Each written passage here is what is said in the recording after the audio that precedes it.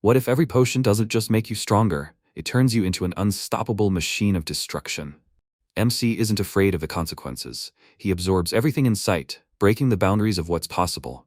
While others fight for survival, he becomes a creature that no one can resist. Don't forget to like this video and subscribe to the channel, and also click the bell. Enjoy watching. The main character drank the contents of the flask and smiled and said, "They'd worked hard today, and now it's time for him to go." One of the workers asked if he wouldn't join them for dinner. Hanyul refused, because he had things to do tomorrow. Another worker asked what he ate, so that even after a day of working together, he was the only one who remained full of energy. The first worker asked if he'd seen the main character just running back and forth. Maybe he was on some kind of stimulants, or was it the vitamins that were affecting him? Another worker asked if he thought it was the vitamins that made him so active and resilient. He explained that he regularly took red ginseng. At this time, Hanyul had already left the factory and was thinking, vitamins are the best solution for situations when there is not enough strength. After all, his peculiarity is that medicines work better on him than on others. He discovered this when he started drinking nutritional supplements that a military comrade gave him. 2 vitamin tablets were enough to make his fatigue disappear after a whole day of exhausting work. From taking omega-3, his mind became clear, concentration increased. His ability is nothing but pluses. Maybe he should stop for coffee on the way back? Suddenly, Yunhee called out to him and said that she was saying this to someone for the first time, but he has a pleasant appearance. If he has a free minute, can they talk about dough? The main character began to leave discontentedly. She excitedly chased after him and noted that she is not a bad person. Her name is Yunhee. She is from the 38th parallel north of the Korean peninsula. Hanyul backed out and ran away from her. Tearing himself away, he thought she had to ask him specifically about do. He thought that he would never meet sectarians, but it turns out he was wrong. He dislikes everything related to celestials and sectarians because of his father. His father was generally a very hardworking and stable person. However, one day he said that he would create a medicine with which he could later become a celestial. After saying this, he quit his job and went to his parents' house, which was in the village. There he mixed medicines with different ingredients and consumed them in large quantities, because of which he was hospitalized many times with stomach pains. But one day he left home in an unknown direction, because he could not achieve what he wanted. He left a letter where he said that he would return as soon as he regained his energy, but 20 years had already passed. The main character was 2 years old when this happened. Hanyul went into the store and thought it was so long ago. His mother had a hard time after the sudden disappearance of his father. Father could just take vitamins and dietary supplements like him, and not try to create a magic medicine. Hanyul left the store and noticed an incomprehensible huge object in the sky. He thought in bewilderment. When he entered the store, this had not yet happened. He doubts that this was done with the help of filming equipment. Is this really a spaceship? Suddenly, a powerful earthquake began and a demon crawled out of the hole. The main character, having drunk coffee, thought in horror, should he also run away? Suddenly a system window appeared, which said that the nutrients were absorbed. Active components, caffeine, sugar, providing the body with energy, stimulating the nervous system. Senses and reflexes are sharpened. The demon swung his club when suddenly everything slowed down for the main character. He wondered, how did this happen? Did he really have similar abilities before? Is it because of the coffee he drank? With such powers, he can easily escape from the monster. Suddenly he heard people screaming for help. Hanyul started to attack and thought, in this state he feels that he can resist them. He kicked the demon and abruptly ran for the club that he dropped. The monster also ran for a weapon, but MC got ahead of the monster and dealt a powerful blow. Having dealt with one, several more monsters attacked him. The protagonist began to throw them left and right with a club. Having dealt with all of them, MC asked, "Is this all yet?"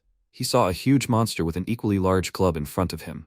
The protagonist excitedly grabbed his weapon and thought there was nothing to do. He needed to join the fight, because he could be much weaker than it seemed at first glance.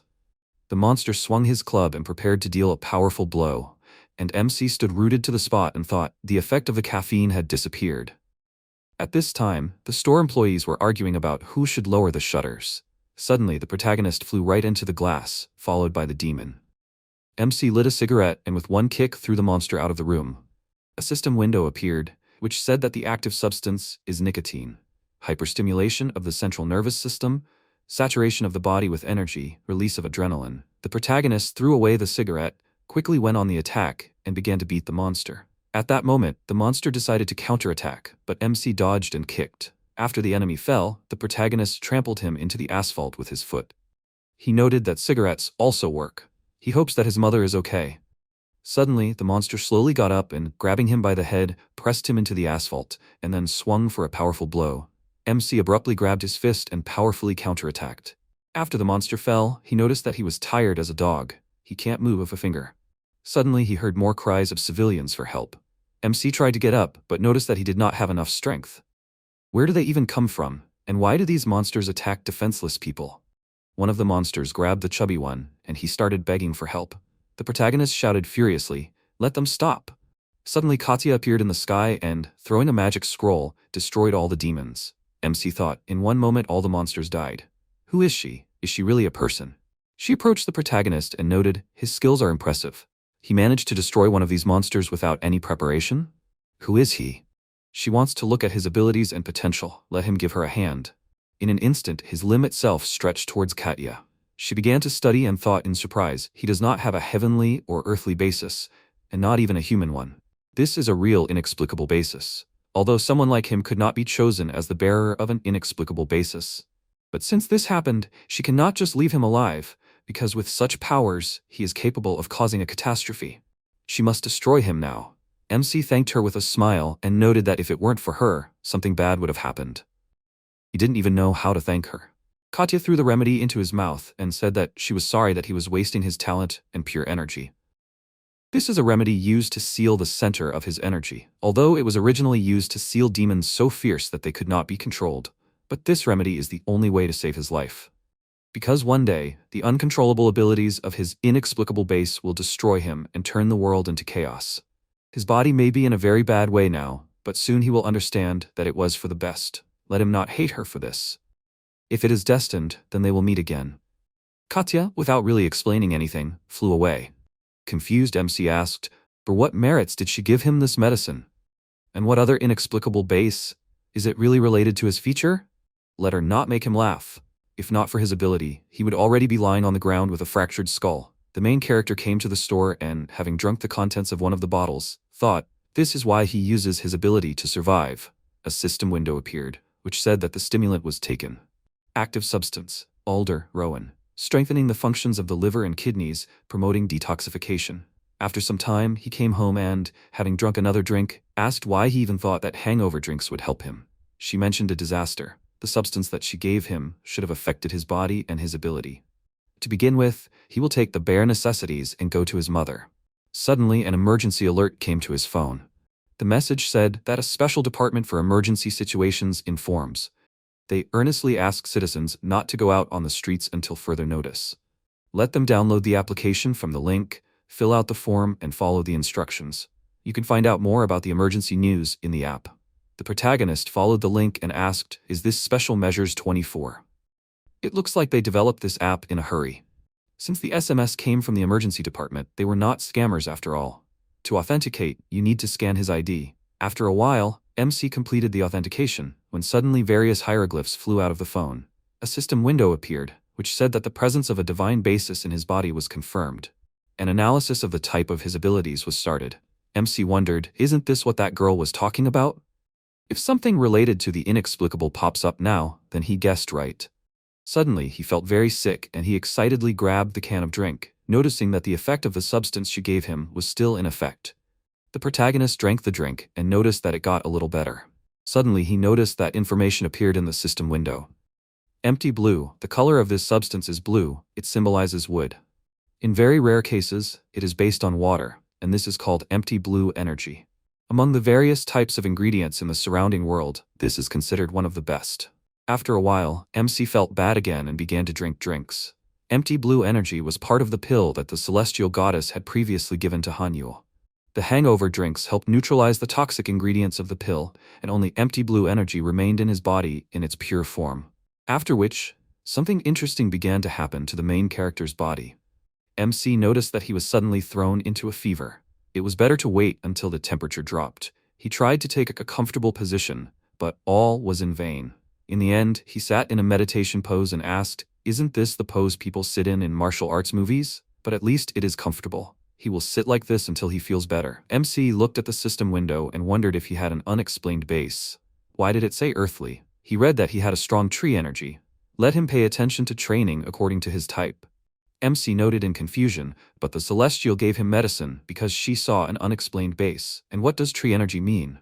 The poison seemed to be neutralized. Maybe some components of her medicine remained in his body and changed something in his predisposition and ability? Either way, it was good. If an unexplained base had been displayed, then he would probably have to run away. Suddenly, another system window appeared with the president's speech. He informed that everything he said next was the pure truth, for the safety of all citizens of their country. 10,000 years ago, the world was a much more impressive place than their current world. The creatures they now call monsters walked the earth, while creatures from other worlds crossed galaxies to come to their world. During that time, humans were brutally exploited and had no rights. Amidst all the chaos, a select few gained godhood. Incredible power they never knew they had. Human lifespans increased and their stamina increased. Their world became one where anyone could have power. Later, those with powers were called Celestials. They sacrificed their lives to close the gates and allow only humanity to thrive on Earth. The exploits of the Celestials have been celebrated in legends and myths for generations as they continued to protect the gates as human civilization advanced. Or, at least they did until recently. The Celestials will patrol their assigned areas. They will ensure the safety of the citizens. All patrolling areas are qualified and have the authority to enforce the law if necessary. The protagonist reads an inscription in the system window, saying that the letters of the solar winds are open. He wondered if this was what they meant when they said they would select skills according to his abilities. He pressed the button, and suddenly a lot of system windows popped up. MC asked in surprise, "Were these all the skills? There are the upper, middle, and lower centers. Aren't these the places where he feels the heat? And the posture is the same as his now. After systematic training for some time, he will feel the heat in at least one of the 3 zones. Once the heat spreads to all 3 zones, he can begin training in the earthly directions. So at this stage, he should practice breathing techniques? Just yesterday, he hated everything related to the Celestials, and now he is sitting here and practicing the mystical breathing technique. MC began practicing breathing and noticed that it was easier than he thought. Even despite the presence of a divine basis, it still takes quite a long time to feel the heat in the 3 zones. For some people, this process takes months and even years, depending on their abilities. With intense training, you can reach a state where a person loses track of time. Hanyul took his first step in becoming a Celestial. After a while, the protagonist woke up and, seeing a lot of vegetation next to him, asked in bewilderment, "What is this? How long has he been sitting here like this?" He went out into the hallway and noticed that his phone was dead. There should definitely be a watch somewhere in the hallway. MC looked at the date and pointed out that it was June 22nd. Has it really been 100 days? After a while, he washed himself and noticed that something was bothering him. His wounds had healed, and he was not hungry at all. Although he had not eaten anything for 100 days, it felt like he had not even lost weight. On the contrary, his muscles had become more pronounced. And his phone had just charged. At least he could find out the latest news. MC thought about the last time he looked out the window. He had seen a huge dome-shaped barrier outside. Since there was a funnel here from which monsters came out, they had apparently decided to isolate this area. And he was forgotten because he was unable to evacuate. The protagonist looked out the window and, seeing a huge monster, asked in horror, "What is it?" He looked out a little further and thought, "Are there monsters everywhere? He should get out of here as soon as possible." After a while, he opened a special application on his phone and thought he spent 100 days in the lotus position in order to moderate the heat in his body. Apparently, this breathing technique is something unique and amazing. A system window appeared, notifying that he was not connected to the network. Some functions require a network connection for full operation. MC began to press different buttons and asked, "Maybe there is at least something here?" The only thing that can be opened without a network is information about yourself. The main character noticed in the list of information that the available technique is Solar Wind. Available abilities are Light Steps and 2 ability cards.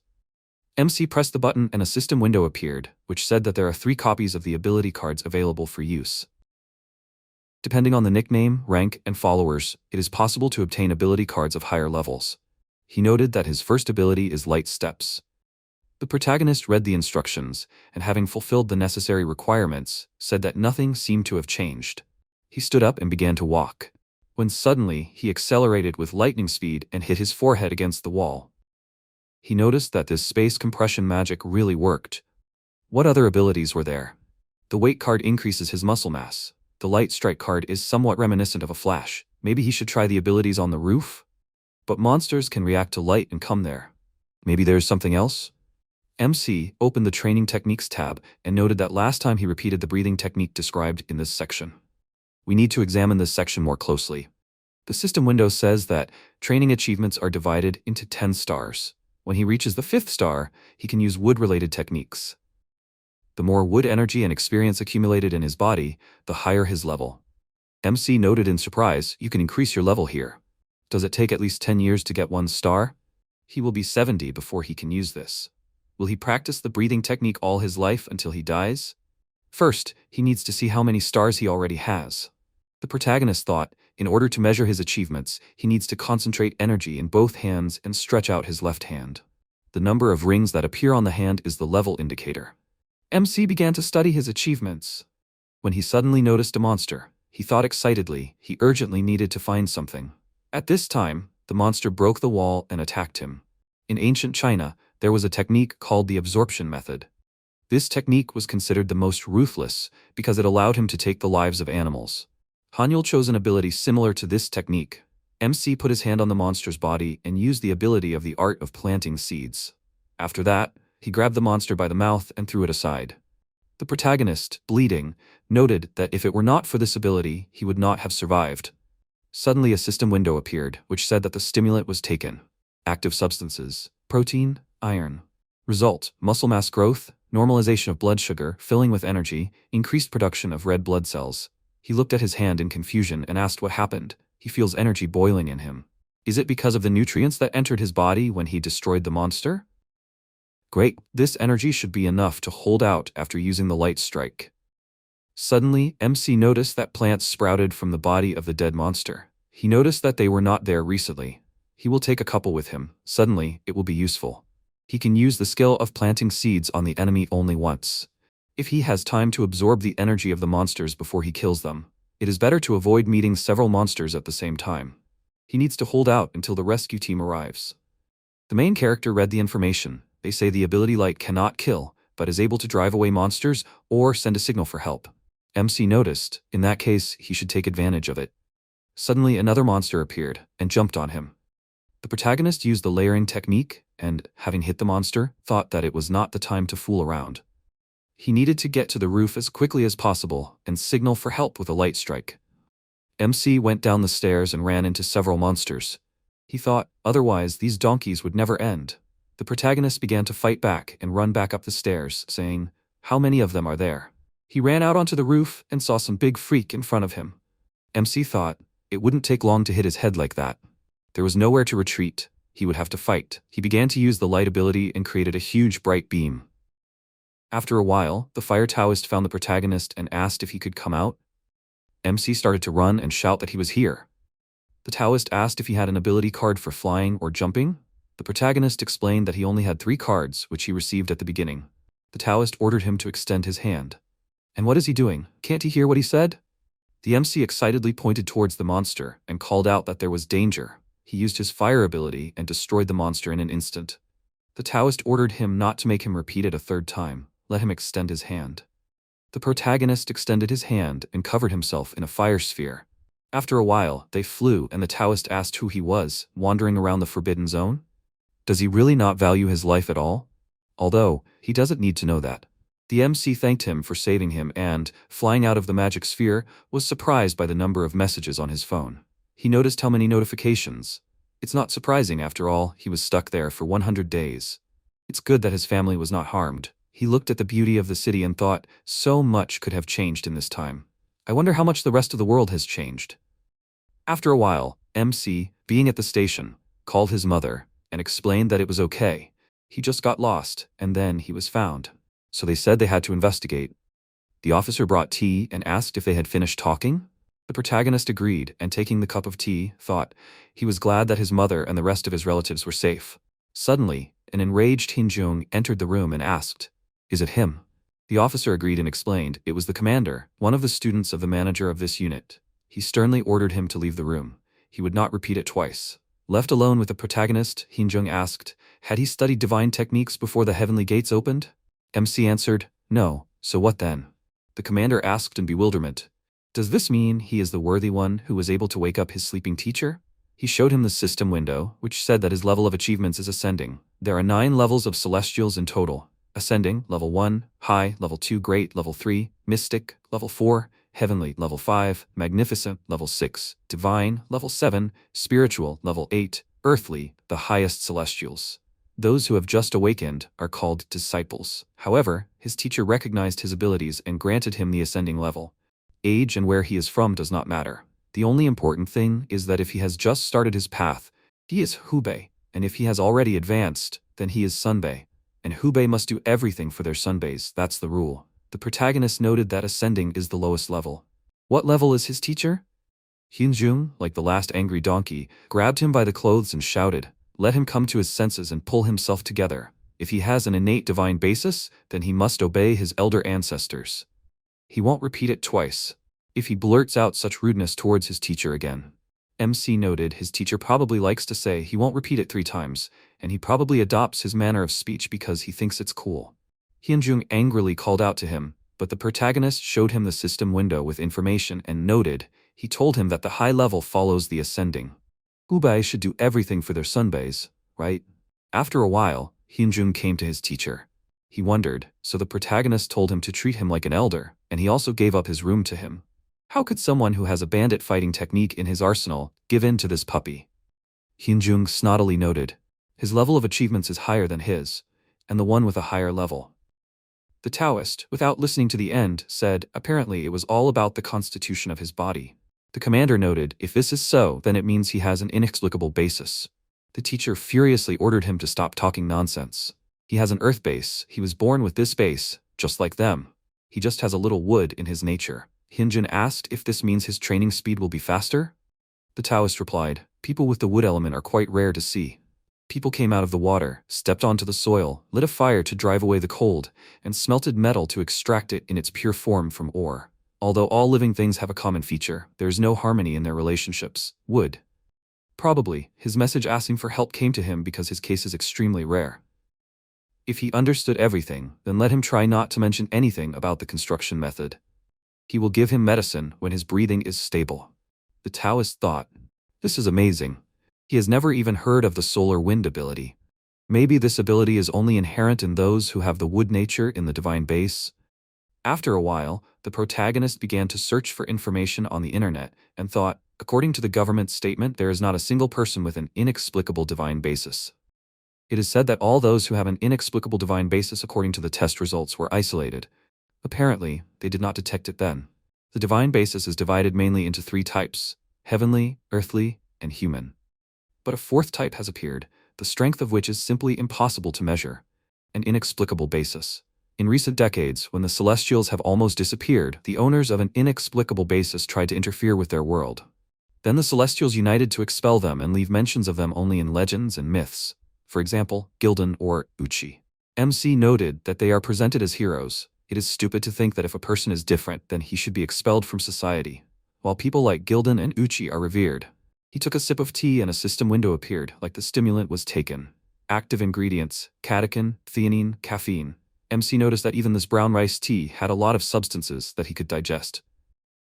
He thinks that in that test his base was displayed as earthly because he took the empty blue substance. Before the effect of this substance wears off and they find out about everything, he needs to find something with a similar effect, but for some reason he can't find anything. Apparently, the government has limited such information for ordinary people. The protagonist typed in a request for medicine and seeing a familiar object, asked if these were the same seeds. He took them from the monster he fought in his dorm. Apparently, these seeds are more common than he thought. However, he has never seen where these seeds sprout. After a while, he found a request on the forum and noticed that these seem to be the same seeds. Purgatory grass is a wild plant that grows near the Sanzu River. If you eat it raw, you can get sick, but the sprouted seeds are an elixir that gives dark energy. MC wondered if they are difficult to sprout. He thought about it, the seeds he had quickly sprouted. He put the bundle of seeds on the table and said that he would try to experiment with the seeds that did not sprout. The protagonist thought about it if he followed the solar wind breathing technique. In an instant, the seeds in his hand took root. After a while, Hyunjun furiously entered the room and asked where he went. He couldn't go far anyway. Did he steal anything from him? He opened the refrigerator and, noticing that one peach was missing, he remarked he knew it was a thief. After some time, MC, sitting in the garden, grew a whole tree. He noticed in surprise, 2 hours of breathing was enough for the seeds to sprout like that. The protagonist approached the plant and thought about it. With the help of breathing, an exchange of energy with everything that surrounds him occurs. His solar wind ability helps plants grow faster. If he continues to grow medicinal herbs like this, he will be able to live with an inexplicable basis without any problems. MC put his things aside and noted that he would try to eat them now. He deliberately put the things away so that the effect of the plant would not ruin it. He ate the sprout and a system window appeared, which said that the stimulant was taken. The active substance is a sprout of the purgatory herb. The protagonist thought, like last time, heat began to spread throughout his body. If the absorption continues in this way. Suddenly he cooled down sharply and asked in bewilderment, what did he do wrong? MC tried again, but all to no avail. He wondered, there seemed to be an effect, but why does he feel it only in the stomach area? Because the empty blue substance as a medicine is much better in quality. And how can he get it again? He thought that he would try again, although he does not know if there is any difference at all. The protagonist ate the sprout and felt a powerful heat throughout his body. He wondered what was written on the internet? That's right, dark energy. This plant has a dark nature, and the blue substance has a wood nature. The solar wind breathing method is a method of absorbing wood energy. Does this mean that he should learn this breathing method to absorb the dark nature? No. If someone finds that the energies have mixed, then his life may be in danger again. It's still good. The efficiency, of course, decreases, but the power increases. MC stood up and, tearing out a sprout from the ground, thought, judging by the description of the power of the solar wind, if he uses this. Suddenly, an emergency alert for a level 2 natural disaster came to his phone. The 65th son of Poseidon of the Western Sea has passed away. Due to the farewell ceremony, heavy rain is expected along the entire coast of the Han River and the west coast today. Residents near these places are urgently asked to evacuate until the end of the ceremony. NPCs running nearby began to shout, why did they only receive this message now? They need to evacuate faster. Suddenly, the clouds suddenly tightened and a heavy rain began. After a while, the protagonist and several NPCs hid indoors. They shouted that there were huge worms lying on the ground. MC calmed them down, saying that they only live where there is access to loose soil. Let them just leave them alone. And while they are here, they will not come here. He noticed the dome and wondered, are they attached to the buildings? Then it is good that he followed the others here. Suddenly, a huge monster appeared, which ate a couple of worms, and next to it a woman pitifully begging for help. Suddenly, the monster grabbed the woman and threw her into the air. She fell right into a horde of huge worms. The NPC noted that if he had hesitated at least a minute more, he could have been in her place. He called out to the man and asked if he also smelled cigarettes. At this time, the protagonist lit a cigarette and thought, this should not be. Even if all these terrible events happen because of grief-stricken Poseidon, ordinary innocent people can't be left to die. He rushed to attack with lightning speed and, swinging a branch, struck the monster. The monster immediately flew off into the building like a feather. MC thought in bewilderment, was he always this strong? Or was it because of that purgatory grass? No, it's the rain. Those are Poseidon's tears. A system window appeared which said that the stimulant was taken. The active substance is Poseidon's tears. Water nourishes trees, thereby making them grow faster, which makes them stronger, by activating and enhancing the energy of the wood element. The protagonist thought, now he is capable of a lot. He created a demon-banishing sword from an ordinary branch. The harpy fiercely flew into the air and began to attack him. MC, blocking the attack, thought, if he now even a little loosens his grip, the monster will immediately throw him back. We can't let this happen, there's only a little bit left to the protective barrier. The harpy tried to strike, but the protagonist deftly counterattacked and threw the monster back with one blow. He thought in surprise, despite the power of the attacks, there was not a scratch on the weapon. Is this the peculiarity of this sword? The monster can't take his eyes off the blade. Maybe because this tree is peach, and they say they drive away ghosts? The harpy focused on the wounded woman, but MC quickly ran up, struck, and caught her in his arms. The monster screamed furiously and threw the protagonist back with incredible force. He flew into the wall and thought how lucky he was that he avoided fractures due to the substances he took. He hopes that the woman managed to run to the shelter and is okay. The harpy hung over him, getting ready to attack. MC noted with a smile that when a monster of such size, attacking in flight is absolute cheating. He thought that he wouldn't make it to the evacuation point because the stimulants were wearing off and he was losing strength. Maybe he should plant the sprouts? They would be hard to use against the flying monster. And whatever he chose, it would be a gamble with little chance of survival. In that case, he would use a weapon. The demon exorcist blade wasn't just an ordinary sword, it had the properties of a plant that was rooted deep in the ground. This weapon needs a lot of time to exchange energy to become sufficiently developed and strong. Now, when it is raining Poseidon's tears, you can increase its durability with the help of magic that absorbs this rain, and also store the demon's subjugation energy in it. The main character charged the sword with magic and used the ancient technique of lightning strike. He attacked the harpy with lightning speed and dealt a crushing blow, from which she flew into the building. The monster turned around, when suddenly MC dealt a powerful final blow, from which the harpy's head flew off. The NPCs who were nearby began to film what was happening on their phones, and say that this bird was the favorite of a powerful deity. Therefore, even when someone died from its mouth or claws, the government did not react to this in any way. And in such a situation, someone appeared who did not care about this. The one who saved a person in danger without hesitation, he is like a superhero. Suddenly, a powerful fire charge flew into the back of the main character. The Taoist called out to him and asked if he had any idea what he had done. He had just killed the lady's favorite creature. Wow, and ignorance does not exempt him from responsibility. Burning him for something like that would be enough. After a while, all the citizens watched the video and began to write comments, like, "Isn't this the monster that simply devoured people, and no one could do anything about it? What did this guy do to deserve this? And where was this bearded Taoist when the girl was dying? He just showed up when everything was ready. Why is the old man worried about some deity? Didn't he see that the man almost kicked the bucket? Is saving a person a sin? Who else is supposed to do this while everyone else is sucking up to officials? He had just saved a person, and now he is also to blame. The world has gone crazy. It is better for a bird to die than a person." After a while, Lady Yuwa asked, "Was the baby killed? Did they burn the impudent fellow who dared to raise his hand against her pet?" The maid explained that they had taken him into custody. The lady wondered, after that, they would just take him into custody? Let her convey this to all the people. If they did not want to experience her wrath, they should tear him apart right now. The maid tried to explain that the recording of his crime had become the hottest topic of discussion. The new leadership was counting on her leniency so that society would not become uneasy about the actions of the Celestials. Lady Yuwa remarked, "This is such a boring world. Their government is afraid of its own citizens. Well, have they probably already found a way to satisfy her anger in another way?" The maid agreed. They had prepared a tribute so as not to lose her favor. The lady noted that the rain was stopping, so Poseidon seemed to have stopped grieving. She thought it was just an illusion that the higher beings were free from their desires. Poseidon would not mourn the death of a boy who was not even his legitimate son. He must be pleased with the rain ritual. In any case, she got what she wanted. The maid noticed the block in her hands and called out.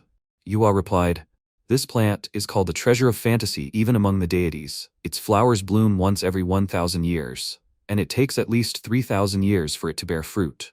This magical tree grows only in the garden of the Queen Mother of the Western Paradise, the peach tree of immortality." No one desired the peaches of immortality after the Monkey King and show, because the orchard disappeared after the Queen Mother of the Western Paradise sacrificed herself to close the gates of paradise. If she can make it grow, she will become the new Queen Mother of the Western Paradise. Sometime later, the protagonist was walking down the street. He remembered how he was told, doesn't he understand that with his thoughtless act, he made all the Celestials look bad in the eyes of people? He should no longer do anything conspicuous in public. Here, all the decisions are made by them, so if he does something like that again, he can blame himself. MC thought about it, of course, he didn't do it for the sake of praise, but still, he doesn't think that his action can be considered a sin. He was guided by common sense and used supernatural powers to save a life. He just wanted to make the world a better place. Even though his sword was taken from him, he got a trophy. The protagonist remembered how after killing the harpy, he noticed an unusual object and asked, "Is it a log? Why was it tied to the monster's leg? Is it really alive?" MC took the sprout in his hand with a smile and thought about it. He used the power of solar winds to get the sprout. So, maybe he should grow it? A year later, a correspondent reports on the news that, amid growing public discontent due to the smells that continue to appear here and there, the government is discussing the adoption of various measures to purify the water.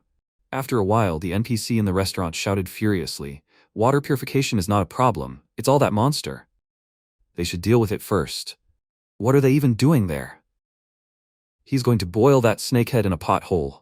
A month ago, when there was complete chaos with the heavenly energy, a monster hid in the Han River.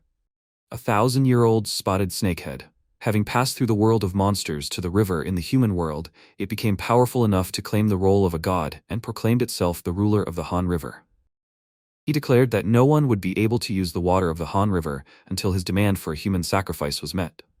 After a while, Jeju, reading the news, noticed that this snakehead was so slow-witted. A disciple of one of the 8 sacred celestials on the Korean peninsula, the Heavenly Wolf King, the guardian of Jongseom County, Sumin called out to him and asked him to refrain from making statements that were in no way related to the topic of their meeting. So she asks them to take their respective positions as best they can. Somin is the youngest disciple of one of the 8 sacred celestials on the Korean peninsula, the immortal Taebaek, the guardian of Mount Paektu. Jeju mockingly said that the topic of their meeting would be his butt. This is not a problem they can discuss and solve on their own. Besides, she thinks that solving this problem would be wrong, right? Initially, all this is based on the deepest will of the elders. Like, let them just act like everything is fine until these ungrateful mortals get into deep trouble and start to protest. Somin shouted furiously, "Is this what his master taught him?" Already more than 10,000 civilians are suffering from infectious diseases, including intestinal infections, so they have to find a solution as soon as possible. And how dare he, a disciple of the Heavenly Wolf King, insult her master? Jeju wondered, so she will be able to kill the Lord of the Han River? Just yesterday, the 4 mystical celestials who came to the Han River to destroy the Overlord failed. How many of those who are at the rank of great celestials who are even lower in rank than the mystical ones are here? And yet, she wants them all to work together and boldly step into that fish's mouth?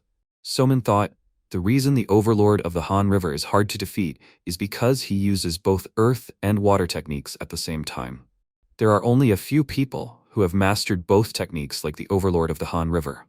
So the only celestials who can defeat him are those who have a territory far enough away to drive him away by force, or those who are higher in rank than earth and water combined, like wood. Jeju pointed out that he wouldn't stop her from making any plans, but he was leaving.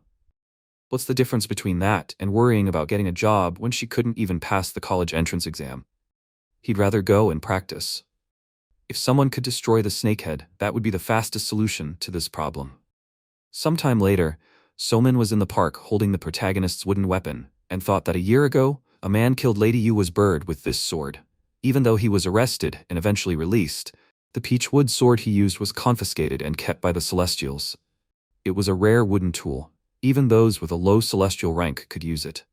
Because it was in the form of a sword, the disturbances it caused in the heavens were quite noisy. But after the energy that this sword was filled with gradually disappeared, the disturbance stopped. Hanyul has not left Gwangju in recent years, and works at a restaurant nearby. Sometimes he shows up at various establishments with his mother or friends, or he goes to the movies in his free time. Didn't he say that he doesn't use the app anymore? And his phone is always turned off. Then he won't be able to use the talisman or appreciate his achievements. Well, considering what he's been through, it's not out of the question. Suddenly she noticed MC going for a jog. She wondered why he suddenly turned aside. She can't miss him. Somin used the technique of sudden pursuit and thought that she could not catch up with him. She is running with all her might, also using a talisman, but the distance between them is not decreasing. She ran out to the meadow and noticed that she lost him. Suddenly the protagonist appeared and asked if she was related to the Celestials. He did not want to run away, he was just surprised that someone was chasing him. Somin thought that he was sweating. So he did not use a talisman and ran from her so fast, using only physical strength? Who is this guy anyway? She threw him the phone and offered to take it. MC began to show her the screen and asked if he would leave her alone if he showed her this. Somin saw his stats and wondered in surprise, is he still a tall celestial and shorter than her? After a while, the protagonist asked if she wanted to use his wooden element to kill the Lord of the Han River? Do celestials really wish death on monsters? Maybe this is just his perception of the situation, but he perceives it as willful ignorance. Somin excitedly pointed out, the reason their heads aren't taking any action is because they want to see the students handle this problem on their own without relying on their masters. MC said, so thousands of people are suffering right now because their masters are waiting for their students to develop. Well, fine. If he cooperates, the sanctions placed on him will be lifted and he will be compensated. Right? Can he take that sword back? She wondered in surprise, how did he know that? The protagonist took the briefcase containing the sword and noted that when he inhales, he can interact with the trees around him. This is a function of the technique he is currently learning. Somin wondered, is this the reason he can run fast in the forest? since the earth base of the Celestials is influenced by the environment that matches their element. MC wondered if his curfew can be gotten rid of. She replied that it was temporarily cancelled for a mission. It was an important mission that attracted the attention of others. Besides, there was no one here who would scold him just because he helped. Someone thought about it. To begin with, the curfew was set by the higher-ups to punish Hanyul for killing Lady Yuwa's bird. Now the incident was almost forgotten. The problem would be easily solved if she, the disciple of the celestial Taebaek, did her best to persuade this man to help finally get rid of the Lord of the Han River. After some time, on the riverbank near Yoinaru, the fighter asked if they had to go all the way here. He didn't know if she came here to try something, but if she came to gawk at this human being, then it was disgusting. Somin replied, it was necessary to kill the Lord of the Han River. She looked at the protagonist and wondered what he was going to do. MC poured the soil with sprouts on his hand and thought, he prepared it just for such a case, but he didn't expect to have to use it so soon. He came closer to the water and started to scatter sprouts into the water. Somin excitedly noted, it's too dangerous to come any closer. In an instant, plants grew in the water. MC wondered if she hadn't seen this when she was in elementary school. He used to grow this in his class. She asked if this was a water hyacinth. He explained that this plant is great for purifying water. He had done half of it, and now. Suddenly, a huge monster crawled out of the water. MC took out a wooden sword and attacked. The huge monster said that he is the god of this river. He is not the one who should obey. The monster started to attack, but the protagonist deftly dodged and, getting closer, threw 3 sprouts that injured the monster. The monster started to attack even more when suddenly a barrage of blows fell on him. Somin, watching this, thought, this is amazing. Using hyacinths, he completely purified the water polluted by the Lord of the Han River. However, at this rank, he still cannot win. The monster fiercely pounced on him and said, even though he deals with energy that is difficult to see, his insignificant tricks will no longer work. The Lord of the River delivered a powerful attack and threw the protagonist away. MC, who was in the air, took off his vest and a large number of charges fell into the water. In an instant, many lotuses bloomed on the water and the protagonist threw a tree struck by lightning. The monster absorbed the impact and asked, so he is going to destroy this body with some small toy? MC noted that he put his heart into this toy. The fish backed off and began to swim away. But the protagonist dipped his hand into the water and said that this was a lightning dart of the storm, which he spent a lot of effort to create, so he cannot let it go just like that. In an instant, a powerful discharge of electricity appeared on the water, and suddenly everything sparkled with purity. MC noticed that it smelled like fried fish here. Now it's quite refreshing here. Hanyul destroyed the Lord of the Han River. After a while, the protagonist stuck a wooden sword into a big fish and noticed that he ended up doing a bad thing. He attracted attention again, and it seems to him that this time it will not end well. If the reason why the Celestials have ignored the Lord of the Han River until now really lies in trials and growth, then this is definitely only possible for their own students, and not for ordinary people. After digging a little in the fish's body, he found a magic stone and noticed he thought there would be more. This is the inner core of creatures living in the water. The crystal of efforts that appeared in the hope of becoming a dragon. Chintamani. MC noted with a smile, this will be his reward. Suddenly the heavenly wolf king appeared in the sky and aggressively asked what he was doing. He used a technique and instantly tied up the protagonist with chains, asking if he even understood what he had just done. One of the 8 sacred celestials on the Korean peninsula, the heavenly wolf king. Somin, watching what was happening, thought in fear initially. All of this was based on the deepest will of the elders. The fact that they appeared at the same second, when the Lord of the Han River was defeated, means that they were just thinking about the time to kill this monster. But because of Hanyul, this can't be. She quickly ran up to them and, after greeting them, noted that she didn't know how they got here. But the Wolf King interrupted her and asked, did she want to tell them how it would be safer and what they were allowed to do? Wasn't she Taebaek's disciple? Somin agreed and he asked, so she wanted to say that the disciple of such a brilliant master doesn't understand the seriousness of this situation? The guy she brought here has only been training for a year, and he doesn't even have a master. Even though the wood element is rare, a guy with no master mastered a technique in just a year that was enough to kill the Lord of the Han River? And she didn't doubt his intentions? If she opened her mouth one more time, she would bring Taebaek to great shame. The protagonist smirked at his words. The Wolf King asked if he had lost his fear. The protagonist asked, what should he be afraid of? Did he do anything bad? Are they doubting him because he has an unusual base? Unfortunately, this is not the first time something like this has happened. Besides, it was already verified using the app. Speaking of which, about 3 minutes have passed, so they appeared right after the fish died. Right, just as they planned. They must have been watching that fish pretty closely since they appeared right after he killed it. Did they think that if they killed that fish, the public would show them favor? And after he destroyed the stage that his disciple was supposed to ascend, they ran here as fast as they could. The Wolf King said furiously he had enough of this chatter. He fired a powerful blast at him and remarked that it was his own fault. The protagonist, having withstood the blow, noticed with a smile that it was a blow to the stomach. Just like that time. He pointed his sword at him, and the Wolf King asked furiously, does he understand what it means to point a sword at him? Does he have anything to say before he dies? MC remarked with a smile, it doesn't look like he's going to die, so what's the point? He will never kill him. The Wolf King furiously fired a powerful blast at him, when suddenly Bake appeared and parried the blow. He asked in surprise, what was the caretaker who was supposed to be guarding the gardens doing here? A high-level spiritual celestial of the 3 heavenly kingdoms. Bake explained, there was a request from Lady Yuwa. He hoped it wasn't too rude of him to intrude on his show of strength, but it was so unjustified and cruel. The Wolf King shouted furiously, wasn't the lady trying to drag him away because she wanted to take out her anger on him for the cherished death of her bird a year ago? Beck began to use the teleportation technique and noticed, he realized that he was even more stupid than he thought.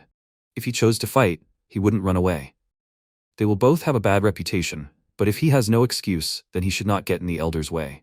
After they disappeared, the Wolf King asked why this cunning and scheming lady had to call the elder for help to save this brat. After a while, they found themselves in a garden. Bake wondered if he knew that he would appear. That's why he was so arrogant. He will give him advice, maybe he thinks that he is exceptional, but immense arrogance often leads to a fall. MC replied that he will think about it. Bake ordered that he go straight ahead. The protagonist set off and thought, a year has passed since that day. He still clearly remembers how confused he was and what he faced that day. No matter how good his intentions were, no one understood it. So he was carefully prepared ever since the rumors about the Lord of the Han River first began to appear, so that he would not have to go through that again. MC entered the room, and upon seeing Lady Yuwa, he thought that he would not act rashly now and allow himself to be treated like a fool. A maid approached him, and when she handed him the purgatory grass seeds, Lady Yuwa pointed out that they rarely sprouted. These precious seeds were found on mortals who were buying them on the black market. She asked about the seller so that she could punish him severely in the future, and let him guess who he was. The protagonist fell to his knees and shouted, he had sinned madly. He begs for forgiveness, he had no choice, and he didn't really have any money left. Yuhua said he had already paid enough for his sins. Even though she spared him, he still had to be punished. The price for killing her bird was not that small, but she would spare him again. Why doesn't he work in her garden? She has one garden with trees and herbs.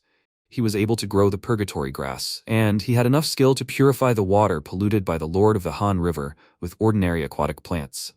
He can make her garden smell good too, right? MC replied. He was very grateful that she thought so of him. He knew, and it was called the solar wind. Using the technique would make an ordinary plant bear fruit in a day or two, but the purgatory grass wouldn't grow further than these sprouts, no matter how many times he tried. Yuwa noted that he was so confident that he didn't have enough skill. But his guts weren't as thin as they seemed at first glance. She couldn't believe that he was already arguing with her. Fine, she would send him back with some medicinal herbs and provide him with the necessary tools. He would work with the youth to achieve success quickly. Now that he was subordinate to her, she wouldn't skimp on him with power. The protagonist bowed his head with a sly grin and thanked her for her mercy. After a while, Yuwa called out to Jijumbi and asked what her verdict was. She replied that he was suspicious. He was so obedient, as if he wanted to see the garden in person, and not because of her orders. She heard that he was the one who killed her treasured bird. He was the one who defeated the Lord of the Han River. He was inexperienced, but the fact that he achieved all this means that he was either a genius or a crazy person. She knew that he was up to something, but she still accepted him? That's probably why she asked him to keep an eye on him. Yuwa replied that she shouldn't worry about it, since she would only let him manage the 6th garden at first. Even if he had bad intentions, he wouldn't be able to steal a single seed from her garden. And if he was truly useful, he would be a great fertilizer for her plants. Jejumbi thought. They agreed to work together because of the peach from the peninsula, but she is the kind of person she would never like. She hopes that he will be more useful than ordinary fertilizer. After a while, MC, being outside, thought, the strength of the celestial who was hiding there was more than 300. and Lady Yuwa was almost 400. He achieved 10 solar wind stars in a year, so he can roughly calculate others' strengths, but he is not sure about these two. The Heavenly Wolf King, that hot-tempered man, had 600, and Baek was about 400. The protagonist took out his phone, and, after seeing his stats, noted that he deliberately lied to Soman about his rank, but if he is rated as a mystical celestial, then he is about 45. He thought that he secretly learned all the solar wind techniques in the past year, but all this is just a theory. MC walked up to a large cherry blossom tree and said that he had brought him something today. It was the Sintamani of the Lord of the Han River, and since he was giving the tree the stone, let it give him something in return. After a while, he sat down to meditate when he suddenly noticed that the smell of peaches was simply delicious. He thought that ever since he learned to strengthen his attacks with his breath, he had been training all year. But it was only a week ago that the flowers on the tree had blossomed and produced fruit. MC touched the peach and noticed that it was still quite small. He thought that the fruit looked so juicy and ripe. Why couldn't he eat it? Suddenly, a bear called out to him and pointed out that he should take his time. The protagonist, confused, asked who he was. Gwanak introduced himself, and the protagonist noted that he was the god of Mount Gwanaksan. He thought that after the gates of heaven opened, the deities stopped hiding their presence. The master of Mount Gwanaksan was not such a happy spirit. Hundreds of years ago, when Hanyang was made the capital, the officials on Earth believed that the fire energy of Mount Gwanaksan would have an adverse effect on the city. By adding water energy, using the mythical horned lion statue, digging the southern pond, and so on, they terribly damaged the energy of Mount Gwanaksan. Is that why he is so small? MC noted that he had been training here for over a year, so he was hoping to meet him sooner. Gwanak explained that it was because he had previously seen no reason to interfere with such a devoted disciple's training. The protagonist thanked him and thought he was willing to bet that the master simply did not want to tarnish his reputation even in front of him. Maybe the reason was this peach. But after the tree distorted the area, he couldn't get through the barrier. The protagonist asked him to wait because he needed to eat something. Gwanak called out to him in fear and asked if he hadn't heard what he said. That would be completely reckless. The tree's energy is inside the fruit. If he picked the peach now, the protection would stop working. What would he do if the people who had their eye on the tree took it away? The protagonist asked if he meant himself. Gwanak said with displeasure he wasn't just talking about himself. Sooner or later, people would start to find out about the existence of this tree. Right now, someone was waiting for him at the bottom of the hill. MC noticed a lot of dark energy in the sky. Gwanak noted that if they had destroyed the barrier that much, they definitely wanted to catch him here. Perhaps they had come for the peaches of the holy tree he grew. The protagonist asked if this was the peach that was mentioned in Journey to the West? The peach that was eaten by the Monkey King? Gwanak said the only important thing is that one of the super Taoists was moving towards him with a fire technique. With this preparation, he could awaken the tree's true form, but the human body can't absorb the healing properties of the holy tree's peaches. However, he is different, so let him give the fruit to him. Then he can get his power back, protect him and the tree from these guys. MC plucked the fruit and ate it. Gwanak wondered furiously, who is he? But it is still the peach from the holy tree that made the Monkey King and Bangsak Celestials. I wonder what will happen. A system window appeared, saying that the nutrients have been absorbed. The active ingredient is the peach of the sacred peach tree. Gwanak wondered if he felt any changes in his body. MC said in admiration, the peach was very juicy and fresh. He thought that the heat was starting to spread. But no matter what technique he tried, the heat did not concentrate in one point, but continued to spread throughout his body. What should he do about it? By the way, this warmth doesn't compare to what he felt last time. It's much warmer and more gentle. Gwanak pointed out, technically it takes 3,000 years for even the smallest level peach to grow, but what effect will the one he grew in a year have? MC said that, after all, he stopped listening to him when he talked about death. His student is in trouble, doesn't he want to help? Gwanak shouted furiously. He can't help even if he could, because he doesn't have his old strength. The protagonist threw a sprout at him and hit him right in the forehead. The teacher furiously asked, since he can't help, did he decide to throw stones? He took the sprout in his paw and asked, isn't this a seed of the purgatory grass? And what's more, it sprouted. He gives him this precious thing? The protagonist gave him a few more and noted, this is all he has now. He will replenish his strength thanks to this, right? Gwanak agreed delightedly and began to eat the seeds. MC wondered what he could do now. He happily replied that he could sell caves from now on. Just 3 purgatory grass seeds wouldn't be able to bring back his powers. The protagonist asked if there was anything else he could do. Guanak confidently shouted, "Isn't it time they put those hunting him in their place right now?" MC took out his phone and noted that he could check their location with it. Yes, it really did have that function. Guanak pointed out in surprise. It was a map of the area. The protagonist agreed and warned that for now he would have to deal with the guy approaching them. The teacher asked excitedly, "Is he going to fight now?" MC replied that if he didn't do anything, they would just take his tree.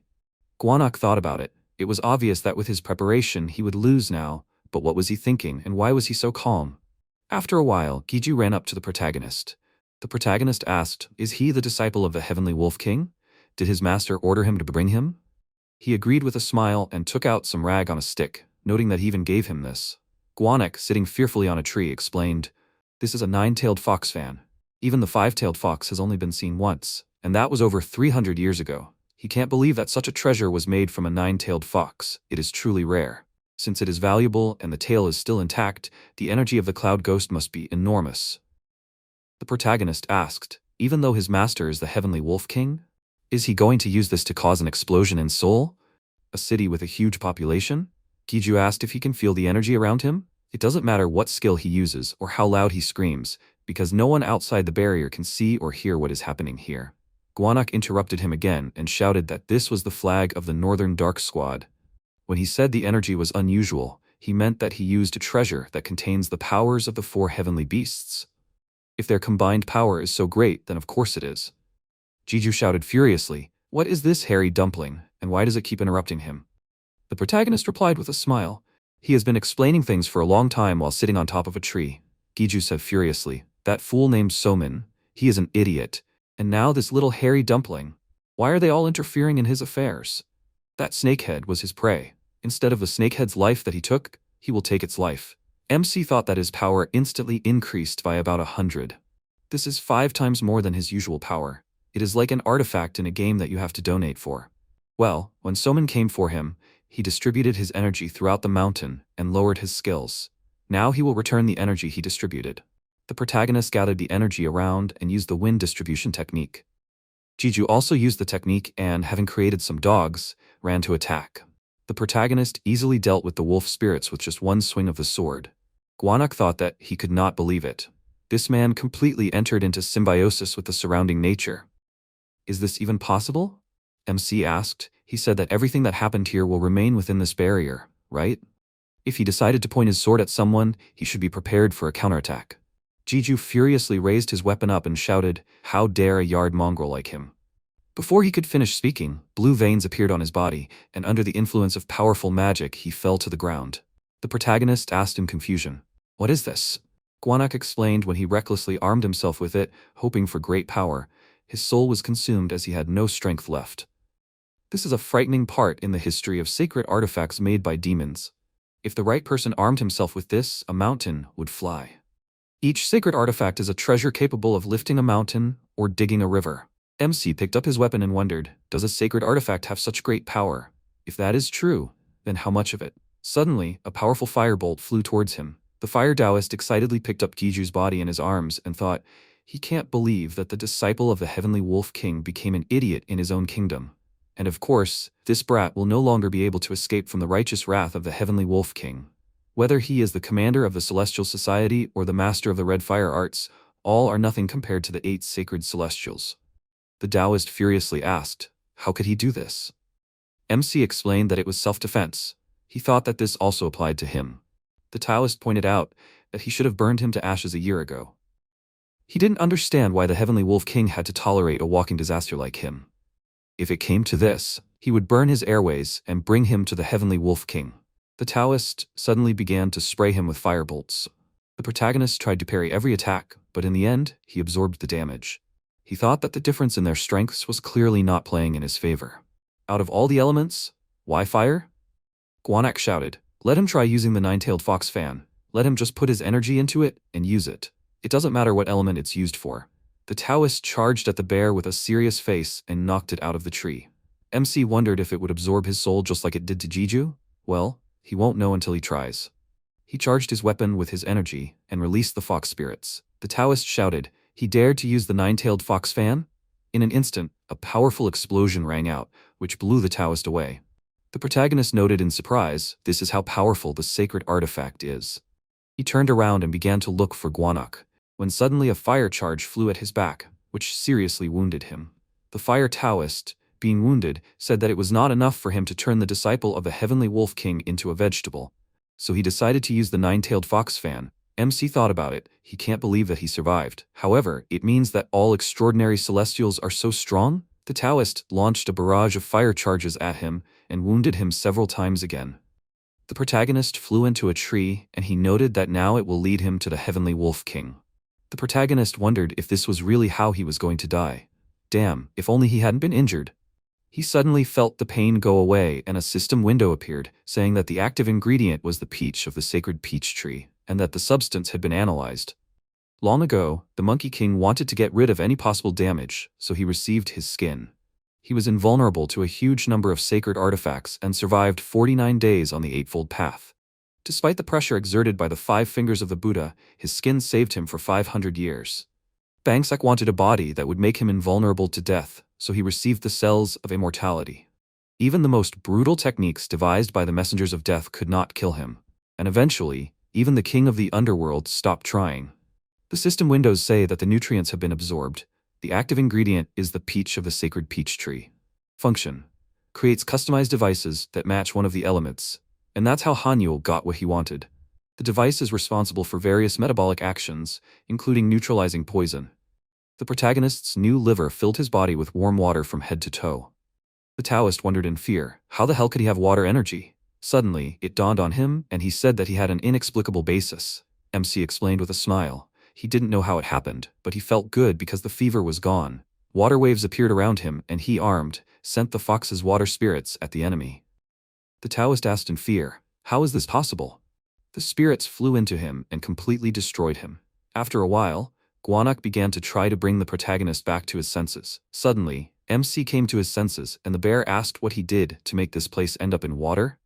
The protagonist looked at the aftermath of the battle in bewilderment and wondered what a mess this was.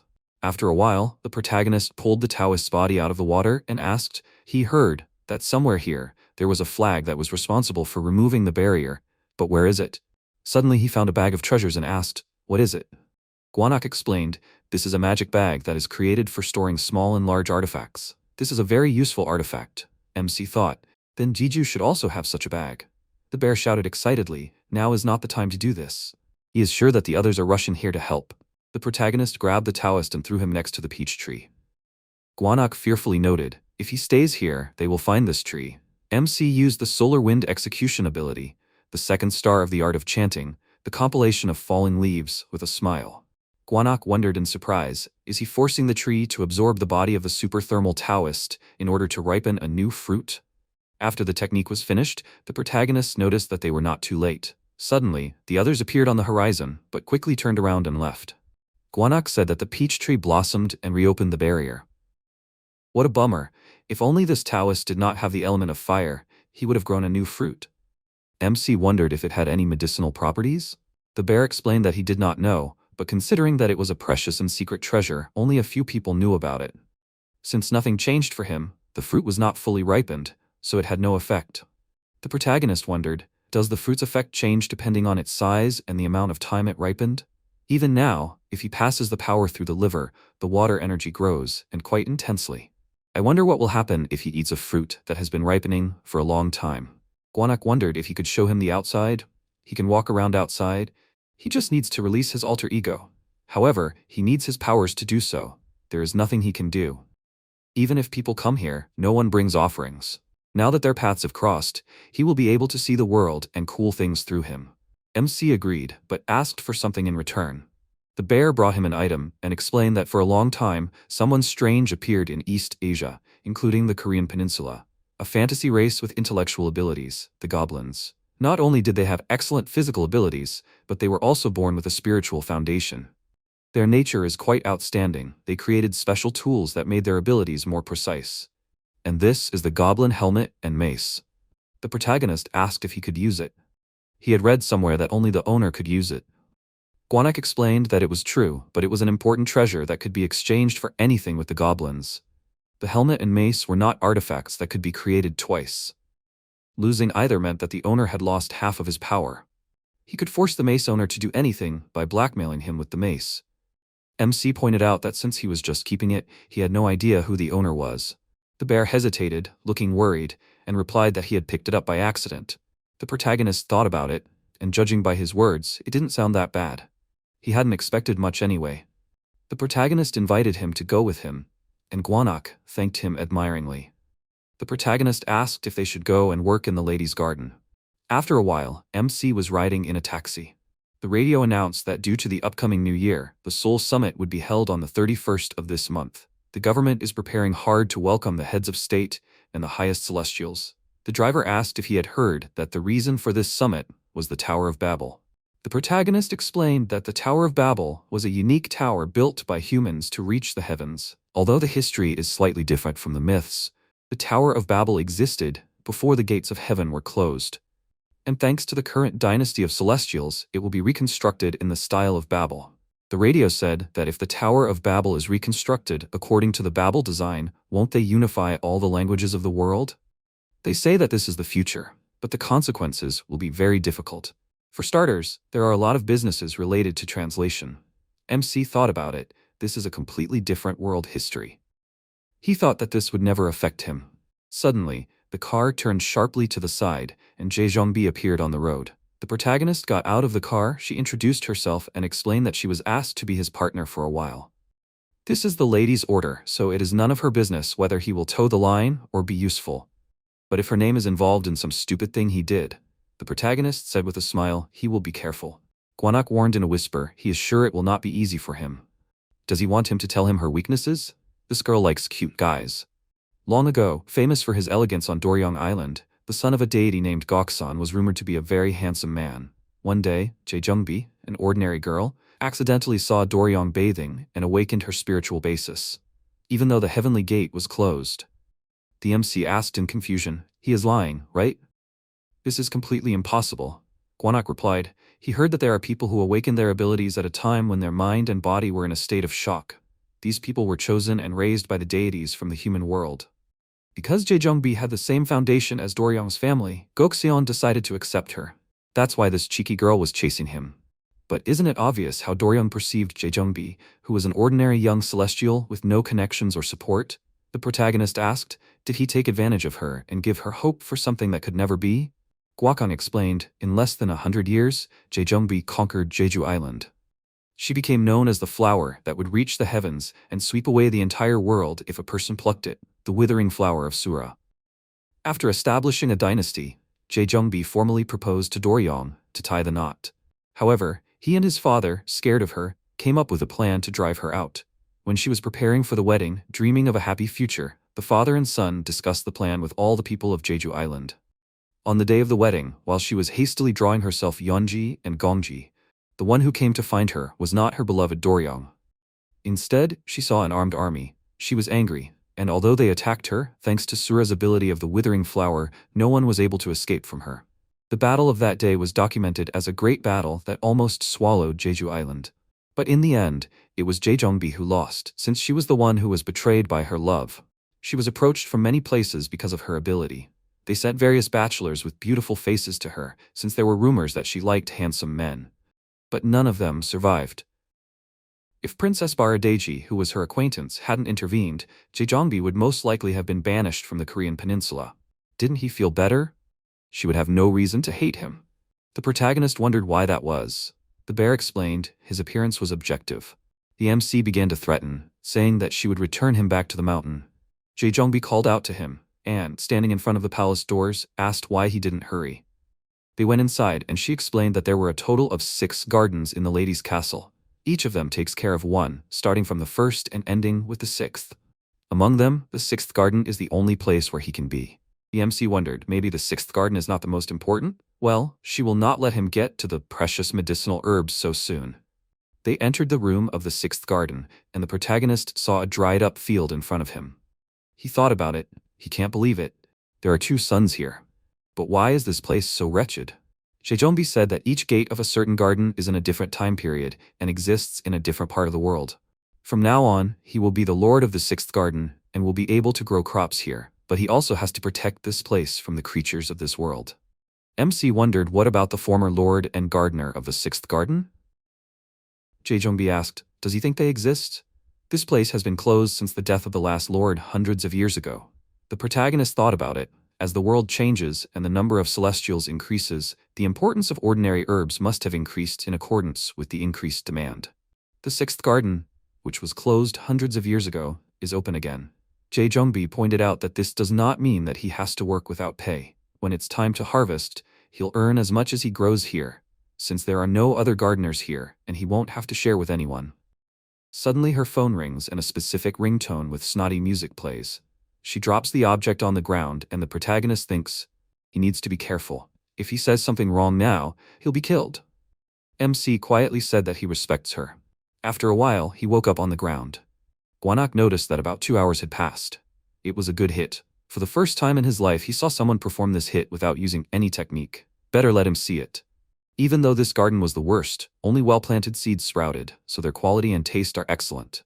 MC thought about it. Anyway, she said that they will keep an eye on how well he is doing until the next harvest season. He thinks if he shows a few of his abilities, they will definitely ask him to grow more significant plants, like a peach sacred tree or something more precious. He should use this opportunity to become even stronger than he is now, so that he does not fall victim to their games again. He will not let anyone touch him or his family in the world of unruly celestials. In order to do that, he first needs to do something about this stagnant field. MC takes out his wooden sword and thinks about it. It turns out he went a little overboard last time. He sticks the weapon into the ground and notices, this sword has saved his life many times. He thanks the item for that. Gwanak thought about it. He can't believe that the protagonist is sincerely praying for this. It's just a plant, but he could take it to the heavens without any regrets. In an instant, a tree grew in the place where the sword was stuck, and it took root all over the field. The bear thought, the peach tree that was burned and needed a month of rest, now it only took 4 seconds to grow like this. The protagonist pointed to the withered trees and used the technique of the 9th star of the art of chance, agricultural work. In an instant, wooden creatures appeared, and MC noted that he would let the two of them be in charge of the duties of an experienced farmer. The walking trees began to fertilize the withered ones and create new ones. Gwanak said with admiration, this is amazing. Reviving trees is a skill that requires a lot of effort even for high-level celestials, but he did it masterfully. The protagonist noted that now he should rest because he spent too much energy. The bear asked if he wanted a Chinese date. This fruit had just ripened. After a while they went into a barn, and the bear noted that the previous ruler of the sixth garden is called Hai-un. He is also known by the alias Gumi Janin. It is written in this memoir. The protagonist put his things away and thought, at the moment, he should replenish some energy using breathing techniques. He spent too much energy restoring the garden. Suddenly, he felt something strange and the bear asked what happened. MC thought. He heard the call of a plant responding to his breath. Maybe he is on the lower floor? Should he use the seeds that were left from the date he just ate? The protagonist created a pickaxe from a sprout and began to chip the floor. After digging a hole, they noticed a special barrier below. Gwanak noticed that it was a barrier drawn in blood. Whoever did this most likely felt a strong dislike, which is quite unusual. He thinks that there is something below. MC began to break the barrier and thought, the call is coming from there. After a while, having broken the barrier, they noticed another room below. On the table in the secret room was a notebook with a letter written by Haeon, saying that he would like to inform the next ruler of the sixth garden about the misdeeds of Lady Yuhua. One day, on the way home after parting with his friends, he accidentally stumbled upon the shrine of the patron deity, and a ghost entered him. While he could not do anything, a good scholar who was passing by helped him get rid of the ghost. But the scholar that day said that if the ghost chose him, it meant that his spiritual basis had awakened. If he left everything like this and remained in the human world, he would be pursued by people obsessed with obtaining the powers of the celestials. He should leave this place before he got into trouble. He knew one celestial, so he only had to follow his instructions. After the words of the venerable scholar, he followed him and came to Lady Yuhua's pavilion. The scholar said that if he worked on himself and practiced, he could become stronger. But because he was born as an ordinary human, wanting to become a high-level celestial was like counting the stars in the sky for him. He did all this weird work without making any progress. Eventually, his debt became his limit. Until then, he thought he could do something about it, but he was wrong. When he was around 30 years old, he met a girl who also came from the human world with an awakened spiritual core. The reasons why this child came here shocked him. They were exactly the same as the reasons why he came here. It came to him that he realized that he was possessed by a ghost, not because he entered the shrine of a patron deity, but because of the scholar who set it on him so that his spiritual core would awaken. After which he forced him to come here. He was an ordinary flunky, a scapegoat for those who wanted to live in comfort, a pawn that could be replaced at any moment. After studying the stories of others, he realized that he could not live his entire life as a servant, so he bowed in supplication to all the masters of the earthly arts that he knew, so that they would teach him. Every time he got a piece of information, he tried to implement it, but his mortal body, which had no strength, became flabby with each passing year. While he was in this state, they even managed to come up with a mocking nickname for him: Foxtail. Every time he bent down to do work, they compared him to the foxtail that grows everywhere. That's how he got the nickname, Gumijinin. When this happened, he seriously considered suicide. He was still unhappy. But then a miracle happened. Lady Yua rewarded him for his efforts and sacrifice by proclaiming him the Lord of the Sixth Garden. She rewarded him with the martial arts of the Earth Element, the Earth Dragon arts, which had been passed down for generations from one Lord of the Sixth Garden to the next. How could he not be moved? He promised not to forget the lady's kindness and vowed to fulfill his duties as the Lord of the Sixth Garden until his death. From that day on, he devoted himself to studying the Earth Dragon arts, practicing in the Sixth Garden. His strength grew with each passing day, and finally grew to the level of a mystical celestial. However, despite all that he had achieved, his body became weaker. Only then did he understand the secret of the Earth Dragon arts. The effects of the arts were excellent, but the power was absorbed by the medicinal herbs themselves around him, and not by him. He turned into living fertilizer without realizing it. And then he realized that he did not have much time left. MC thought as he read the story, he had only seen stories like this on TV before. Would he have thought that even Celestials would do something like this? Gwanak pointed out that he was just guessing, but it was nothing out of the ordinary. It was a common practice. Celestials would do things like this to maintain their comfort. The protagonist thought, did this mean that he could become someone like Gumijin? He wouldn't let himself be sacrificed like she did to him. The letter also said that since someone could get through the barrier he created with his blood and life, he had no doubt that that person was strong enough to burn this damn pavilion to the ground.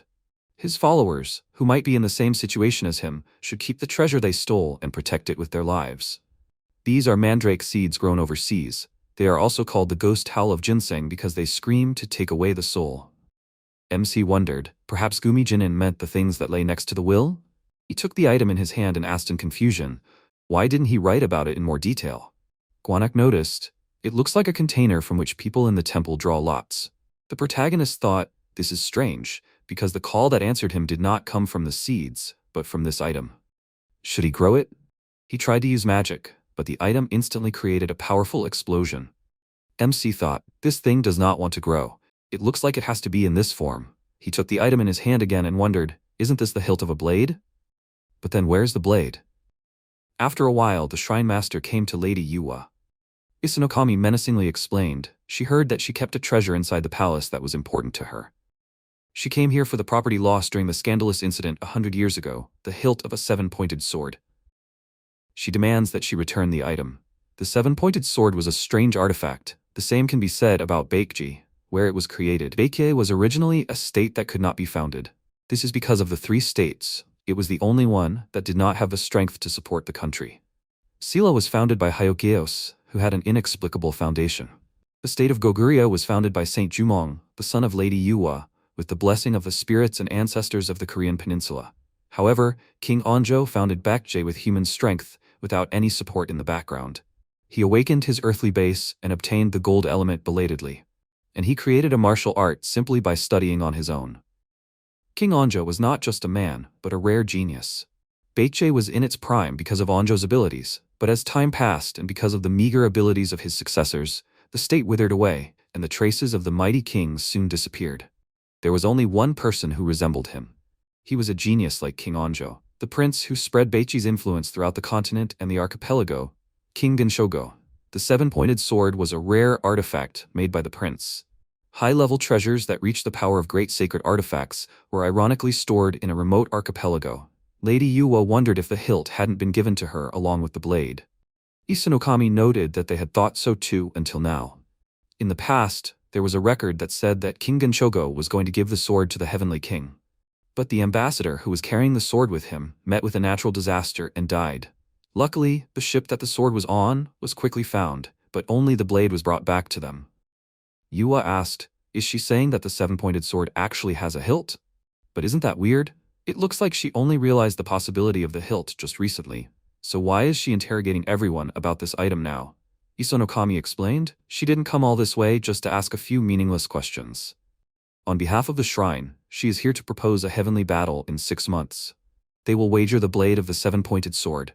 If they win, let them take one thing from the lady's property. If the hilt of the seven-pointed sword is in this place, she promises that she will only take the hilt. Also, of course, she promises that she will never tell anyone what she sees there."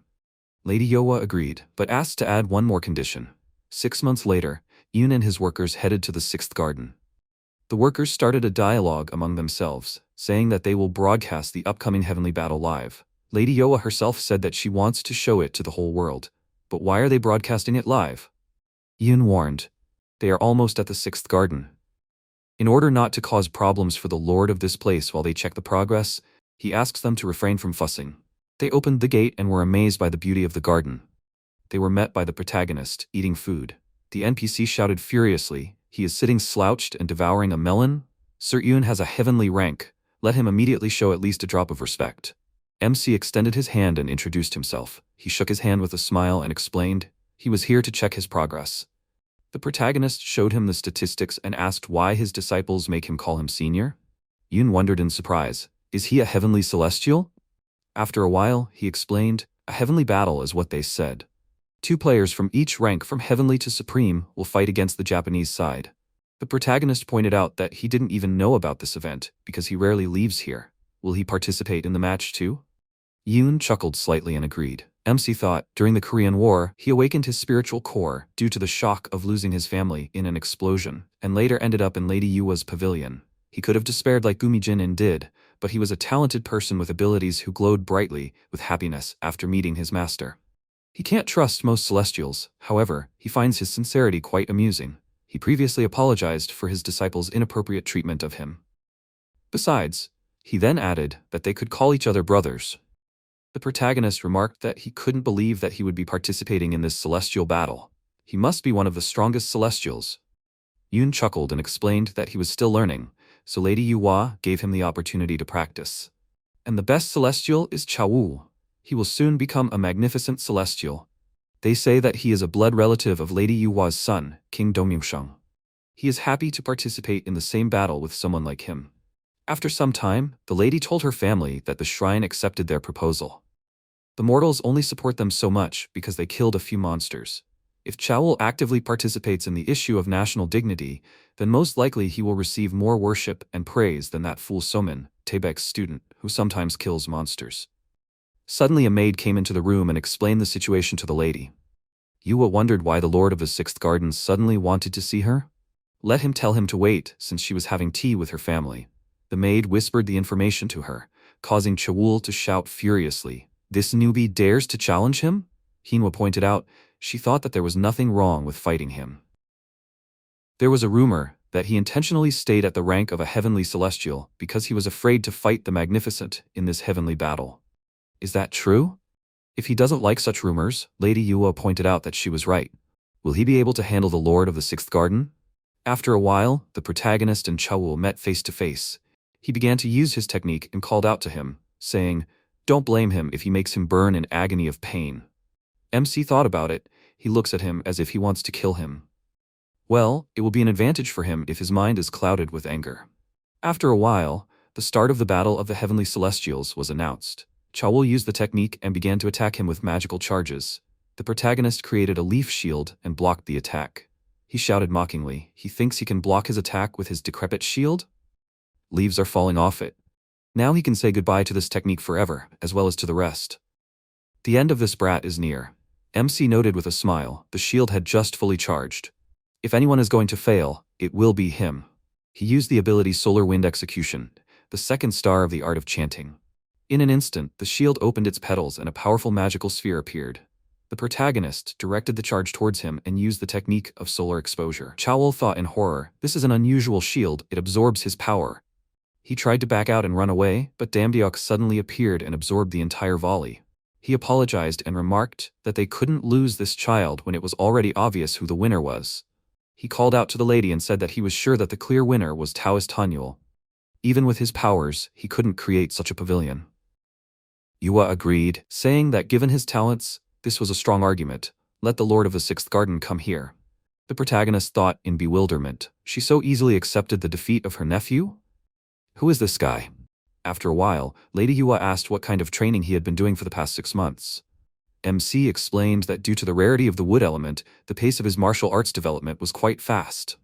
He also knows that she gave him this position to force him to grow something. If she wants, she can order him to grow it right now. If she trusts him, he will never betray her. Yua noted with a smile. That was pretty bold. So that's what he's been thinking since he came here. For now, he should focus on the competition and she'll think about his words. MC asked if he could go outside for a while. After a while, the protagonist met Damdeok outside. He thought about it when the lady said she would find him a companion for a walk. He didn't expect it to be him. The protagonist asked if he could know his name. Damdeok said his name and remarked that he could call him Deok if he felt more comfortable. MC thought, is this great? Compared to how he looked when they first met, he's unusually gentle. They approached a store and he asked if he wanted a strawberry banana smoothie. The protagonist placed an order and after a while, they came out with various purchases. Damdeok said happily, even though he'd heard a few stories about the human world, he never imagined something like this. MC noted that adult celestials are said to visit the human world sometimes. Had he been here before? Damdeok agreed and explained that when he first died in the human world, Lady Yua helped him become a celestial. But he didn't know that, because of that, he would have to live in the celestial world. The protagonist thought, was it true that he died early? He must have been disappointed in the human world many times to have achieved such heights in the celestial world. Damdeok continued that he wanted all people to know and remember his name after he died. Now he understands that these were immature dreams.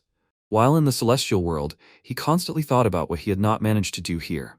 In the end, he remained a mediocre ruler of the past. Even if he didn't have a hand in it, they made this world wonderful.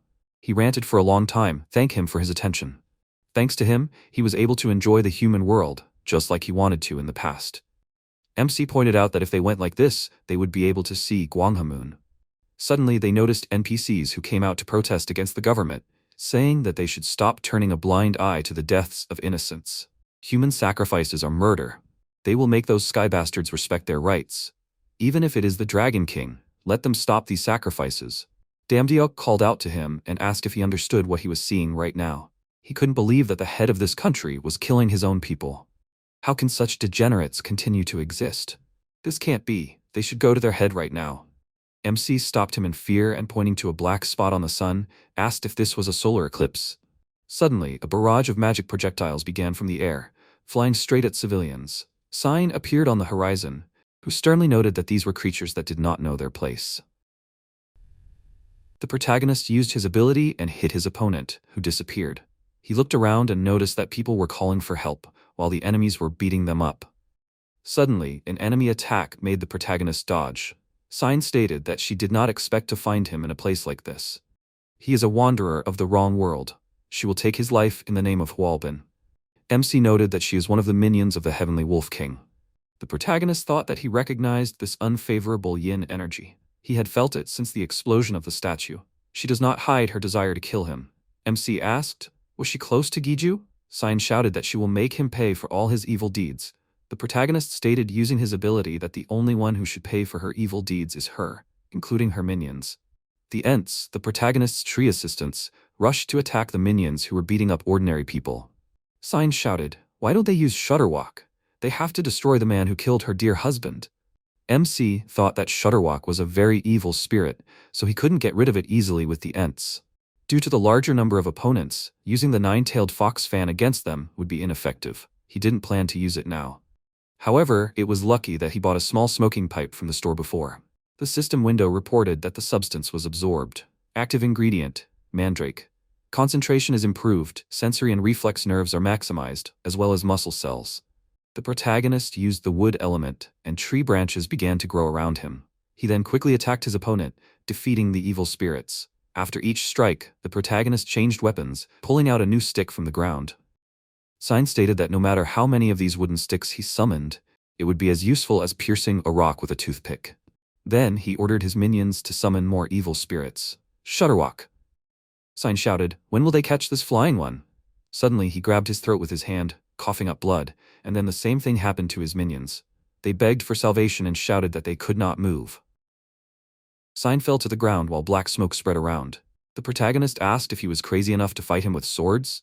Sign said that it was probably because of the smoke. A system window appeared with information that the substance was accepted. Active ingredient, mandrake. MC said that this smoke is not dangerous for him. After all, it causes a detoxification process with the liver and extracts only useful components from it. However, for them, it is real poison. With a grin, the protagonist noted that passive smoking is so harmful. Sign called out for her father with her last strength, and a bright star shone in the sky. Suddenly, the Celestials landed nearby with a deafening roar. Deok asked, holding the beaten Celestial in his hand, was she calling for this father?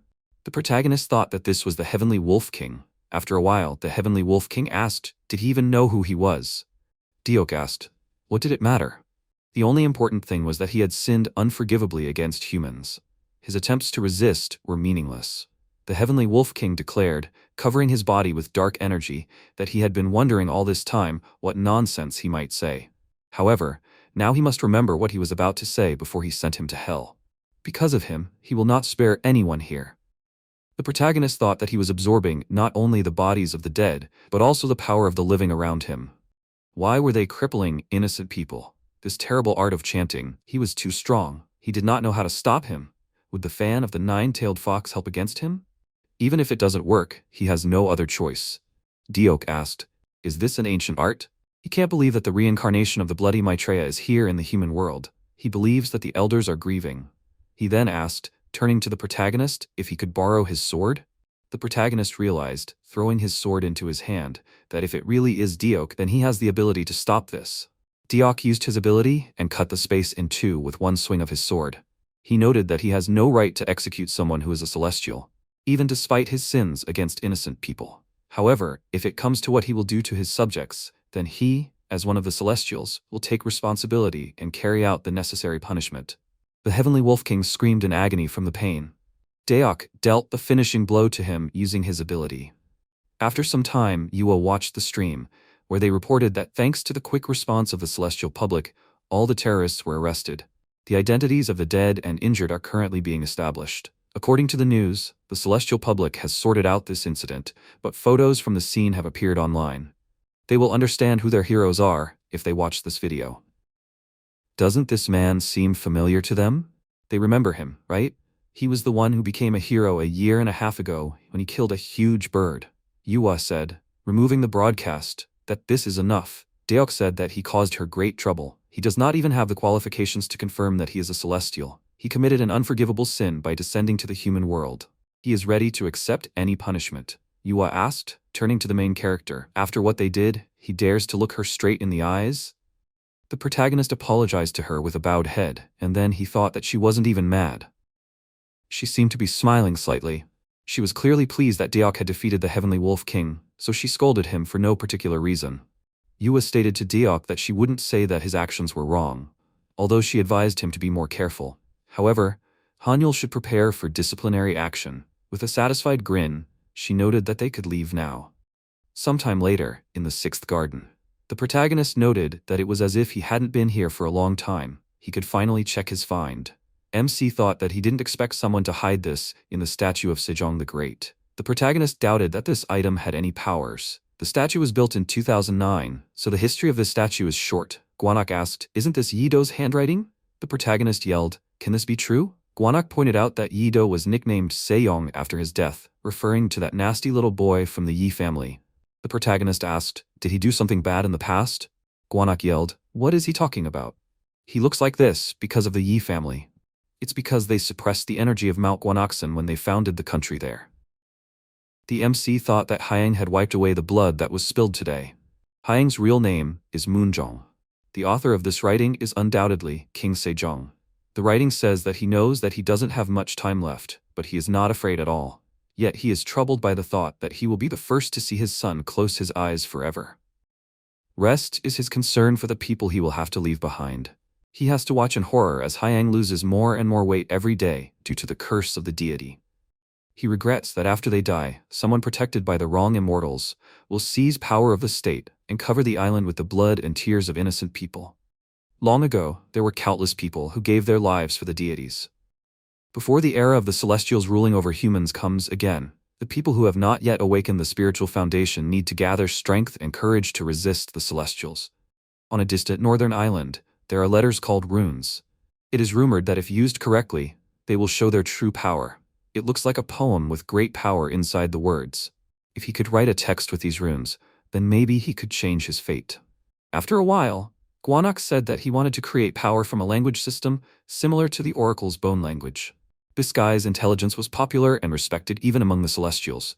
If he lived 100 years more, he would probably be able to achieve greater heights, but humans have their limits. MC stated that he succeeded. The protagonist read Sejong's scripture, that if someone can read and write, then by learning how to activate the power, that someone will be able to use the power of the runes. His last wish is to not let these 28 symbols fade away. And for people who can achieve their goals with ease, they should accept his congratulations. The protagonist noted that the future that the great king longed for has arrived. After a while, the protagonist used his powers and thought that this was his true attack power. It was all about the power contained in these words and sounds. The key was to pronounce them as in the instructions for humans. It said that if he could visualize the words in his head, he could use their power by simply saying them out loud. MC commanded the firewood that was levitating in front of him to catch fire, which burst into flames after his words. He then shouted over and over that it was fire. Guanak asked who was making such a noise outside. He then shouted why he was setting everything on fire. He hadn't been able to control the fire element before. How did he do it? The protagonist admitted that sometimes he wanted to break the established boundaries. Guanak said that he had to be careful not to burn anything else. The protagonist realized that the louder he spoke, the bigger the flames were. This means that he has to say the word as loudly as possible if he wants to squeeze out all the potential from it, right? Or does the louder the word, the more power it absorbs? Then if he shouts or several people say it, will the effect be more widespread? Or maybe if he creates a long and meaningful sentence instead of using one word, he will come up with something more powerful and effective. Since the power lies in the intention of the words, then he should try to put more effort into the words. Then he shouted that the heavens should come in and cry as they please. Let them cry. The protagonist looked at the clouds in the sky in confusion, and then said that saying it so loudly was a little embarrassing. Then he saw Jishongbi looking at him with a smirk. Indignantly, the protagonist asked, "How long has she been here?" Unexpectedly, Jishongbi repeated the protagonist's words about the heavens when he was trying to make it rain. Then she added something more embarrassing. MC said he didn't say that. Jishongbi said he doesn't have to worry. She thinks it's okay to do that sometimes. She laughed and added that she even respects him for it. The protagonist asked why she came here. Jejongbi said that he was rumored to be participating in the heavenly battle. So he defeated Chawul?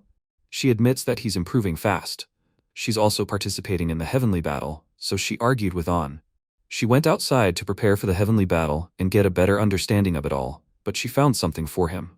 Moreover, she was ordered to keep an eye on him, even though she didn't do it. But it seems like that's no longer necessary. The protagonist asked, "What is this?" Jejongbi said it was a scripture. They told her to pass it on for him since he's participating in the heavenly battle. MC asked who exactly passed it on. Jejongbi said that it was from a sage who was his father. The protagonist shouted, where did she meet a man who dared to call himself his father? Jejongbi said that she met him in a place called Shenfu. Long ago, Huanung, the supreme divine regent, descended from heaven on a sandalwood tree to Mount Paektu, and he gave mugwort root and garlic to a bear and a tiger who wanted to become humans. Unlike the tiger, who ran away, the bear endured a diet of only garlic and mugwort root in a cave, and then became a woman named Ungnyeо. Thus, Huanung and Ungnyeo gave birth to Angwon Wangum and created a new history for Korea. This is the most popular myth among people. What is left behind in this myth is that Ungnyeo was not Huanung's legal wife. And Huanung, who ruled the human world, along with his family, who did not have animal blood, grew the sacred tree of life on the sacred land of Korea that touched the heavens, on the land where Shenfu is located. Jejongbi stated that his father was married to the youngest princess of Huanung and lived in Shenfu. She finished her business in Shenfu and was about to return when his father approached her. According to him, he belonged to the palace. He said that there would soon be trouble here, and he wrote some very important things in this scripture. The protagonist thought that his father forgot about his family and just ran away somewhere. His father squandered their fortune for his own pleasure, and all his debts were placed on the shoulders of his mother and grandmother. Despite this, his father did not take the blame, and in the end, his grandmother died, and now it turns out that he found himself a new family. He has no idea how his father was accepted there, but since he is now part of the Hwanung family, a very influential person, his past family should not mean anything to him. Jae said that he should open it. She can assure him that it is a very good item. After MC asked, "Is it a closed mystical bamboo fan?" The protagonist remembered that the scripture in the form of a fan was created to catch demonic beasts and evil souls with it. A fan with 24 blades is considered to be of very high quality, and the more blades, the better the fan is considered. This fan has 72 blades. Why did his father pass on something so good? Jae stated that this fan is good enough to absorb most evil spirits, only if he uses it. The protagonist noted that he will naturally use this item. He would be an idiot if he did not accept such a treasure. He intends to take good care of this fan. How could a weakling like him not use this item? He might never be able to touch something so precious again. Jae thought that he wasn't looking for the easy way out either. The protagonist realized that there was also an instruction manual on how to use this fan in the box. 8 hours before the start of the heavenly trial, the protagonist felt someone's presence nearby. Daeok remarked that it was so beautiful here. The 6th garden had improved significantly. It was only because of his diligence that this garden would never wither.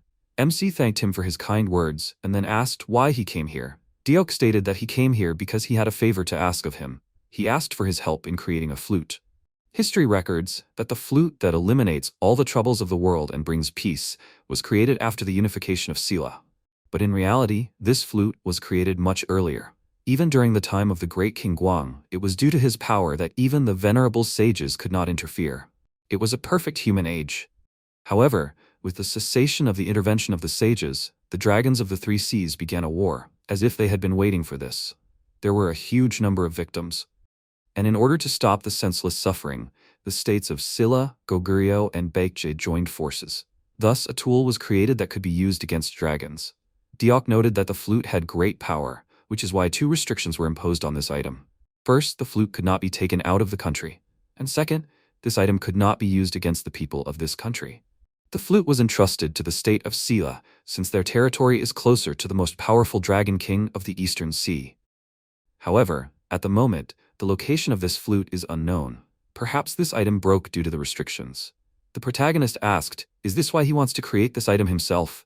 Daeok said that he decided that since he is the master of the 6th garden, he should know what ingredients are needed for this. Since the heavenly battle is coming soon, the borders of the flower garden will weaken. At this time, he is going to infiltrate and get the Black Jade Bowl. However, everything will work out.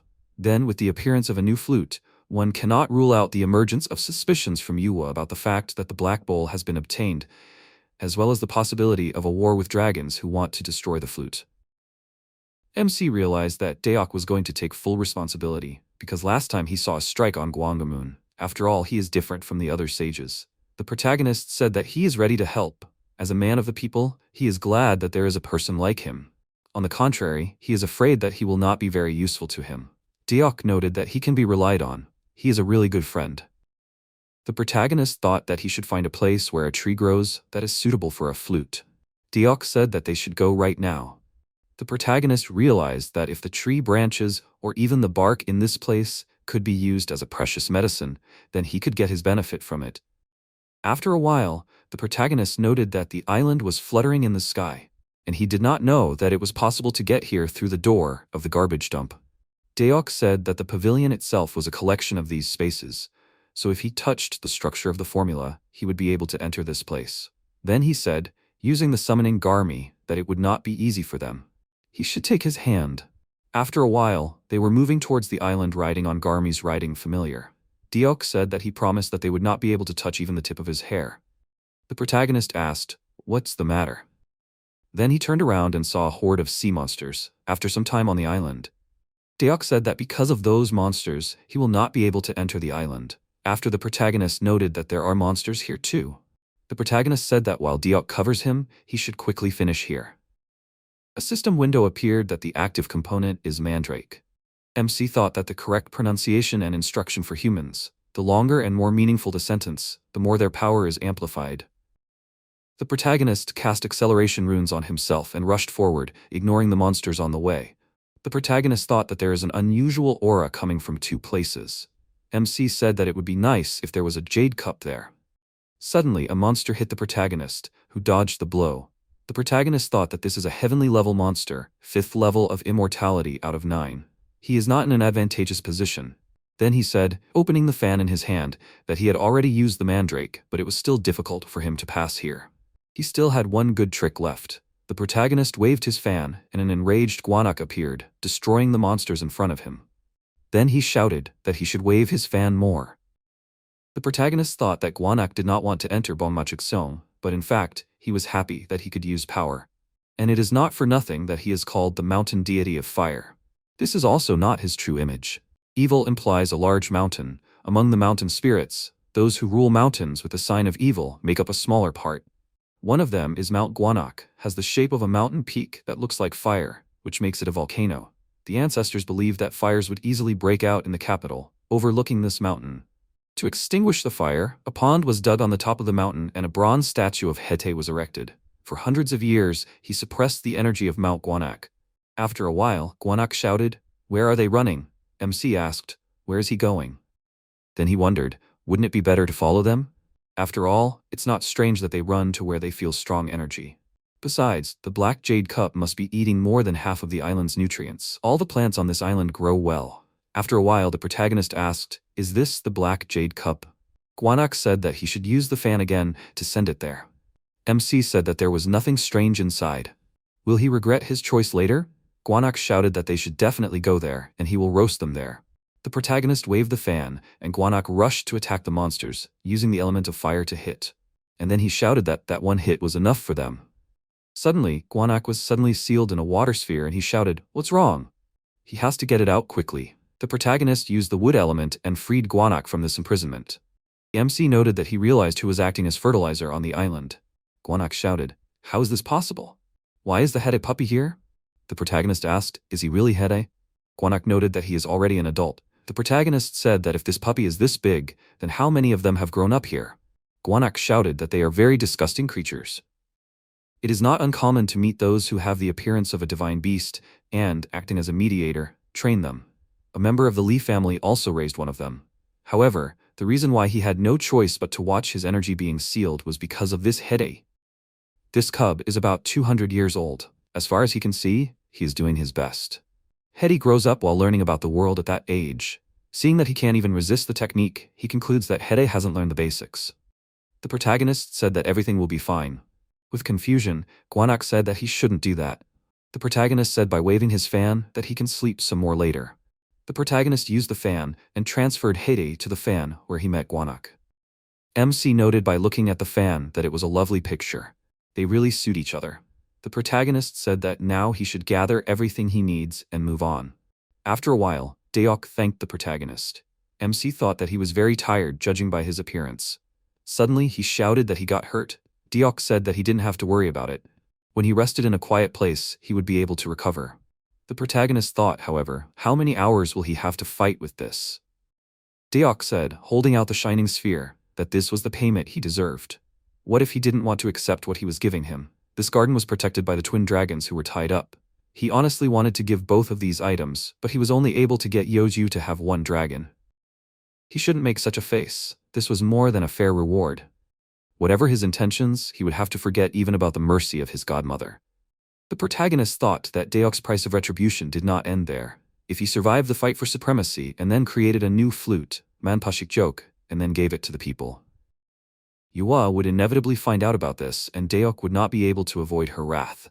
If that happened, he would be forced to make a choice. Deok said that he was not doing this to protect his pride and politely declined. The protagonist noted that even if he declined, he was not the type of person to write everything down.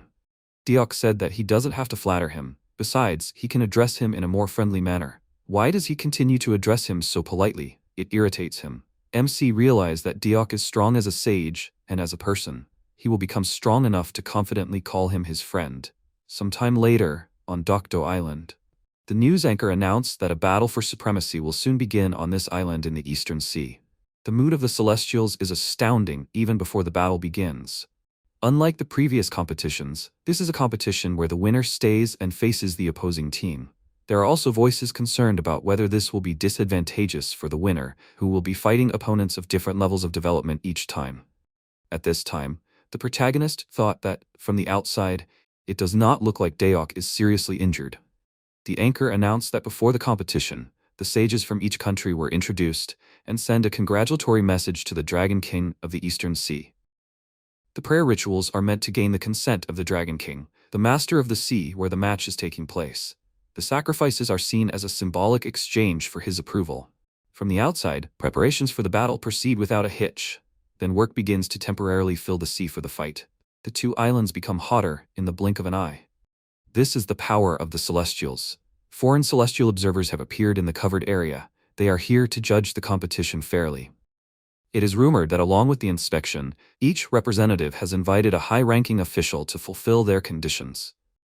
The representative of the deity Shiva said that she will judge fairly with all the part she takes on herself until a winner is determined. She vows to protect the wealth of Yuwa with her own life. The representative of the god Odin said that he will judge fairly with all his honor until a winner is determined. He vows to protect the 7 blades with his life. Suddenly, the protagonist thought that his item responded to 7 cards. The blade of this hilt was a 7-branched sword. To everyone's surprise, the 7-branched sword's blade began to glow brightly. God Representative Odin stopped it with his weapon, and he said that he was sorry. When they meet their opponents, this blade reacts quite violently. He also apologizes for interrupting the event. Yuwa said that if this is a sword that can handle the divine power of a swordsman, then the level of the spirit of this blade is clearly not small. Doesn't this disprove that their treasure is so valuable? The protagonist realized that this god representative Odin is the broken sword. He is also called the Weapon Breaker. This nickname was given to Beowulf because his grip is so strong that there is no sword that he could hold without breaking. Even among the ancestors of Valhalla, he is the owner of a human skeleton with such great fighting strength that his owners can be counted on the fingers of one hand. It is important to note that Valhalla is the palace of the warriors who died on Odin's side. If it weren't for Beowulf's position, the 7-branched sword's hilt must have jumped out of the treasure chest due to the resonance with the blade. The reason for this was probably because he was the one who had the 7-branched sword's hilt. After a while, the start of the first round of the competition for the heavenly level, which is the 5th level of immortality out of 9, was announced. The protagonist wished Yoon good luck in this battle. Manhwa asked, "Isn't this really a pity to watch?" The protagonist thought that she was a member of the Go family that he saw when he was promoted to the heavenly tier. He asked why she felt sorry for that. Manhwa pointed out that he could see it himself. She hated explaining such obvious things. At that time, Kamaitachi summoned Kamaitachi, a weasel yokai with sickle-shaped forepaws, into the arena, and the creature immediately rushed to attack him. Suddenly, a cry of pain was heard, and the protagonist thought that in terms of combat sense and ability, Yoon was ahead of his Japanese participants. But that Japanese celestial had suddenly increased in power. Why did this happen? It was a drachma tool. Manhwa noted that he had just noticed it. The original teacher was a wanderer who was constantly absent, but always returned. The MC asked why she took on a student if she did not have a single drachma tool to pass on. Manhwa said that even if they did, they would get rid of him. The next attacker must have been Brother Chowwool, who was armed with drachma tools. The protagonist thought that the battle in Dokdo was also a place to test the skills of the Korean and Japanese celestials. It was a battle that people all over the world were watching. The hidden purpose of this competition was to make an active performance worthy of their memory. Yuhua, in order to restore the dignity of the Go family to the people of the world, wanted to show the image of the clan defeating the Japanese ancestors on Dokdo Island. From the beginning, Yoon was just an assistant, but he has not given up yet. The host reported that Yoon almost lost consciousness after the attack, but he was able to withstand the blow. His condition seems very serious. Perhaps the problem was the serious wound he received from the Kamaitachi. Did the Celestial from Korea lose the first battle? After a while, Yoon shouted while swinging his arm to strike that he will not lose so easily. Kamaitachi said, using his abilities, that his resistance was useless. Yoon fell to his knees after another blow from his opponent and then collapsed face first onto the ground. The host announced that Japan was winning the first match. The organizers of the competition hurried to provide first aid to the loser. Manhwa asked, turning to the protagonist. Shouldn't he be happy about this? Thanks to this, a stage appeared on which he could stand out even more. Of course, if he could still win. However, he should try to lose gracefully and quickly, so that she could stand out even more against this background. The protagonist noted that he would try his best, but she would not be able to stand out because he would be the winner. The host announced that Hanyul was next. He is known for killing Yua's beloved pet. Will he be able to perform well? Kama Itachi said that he was a worthless person again. They had already seen what he was capable of, right? Then he would feed him to his yukai. In an instant, the protagonist closed the distance and punched his opponent in the face. To everyone's surprise, the host asked how this happened. The Korean contestant had won with a vengeance. However, there was concern that he might pass out from lack of blood like Yoon. Jejongbi yelled that he was crazy.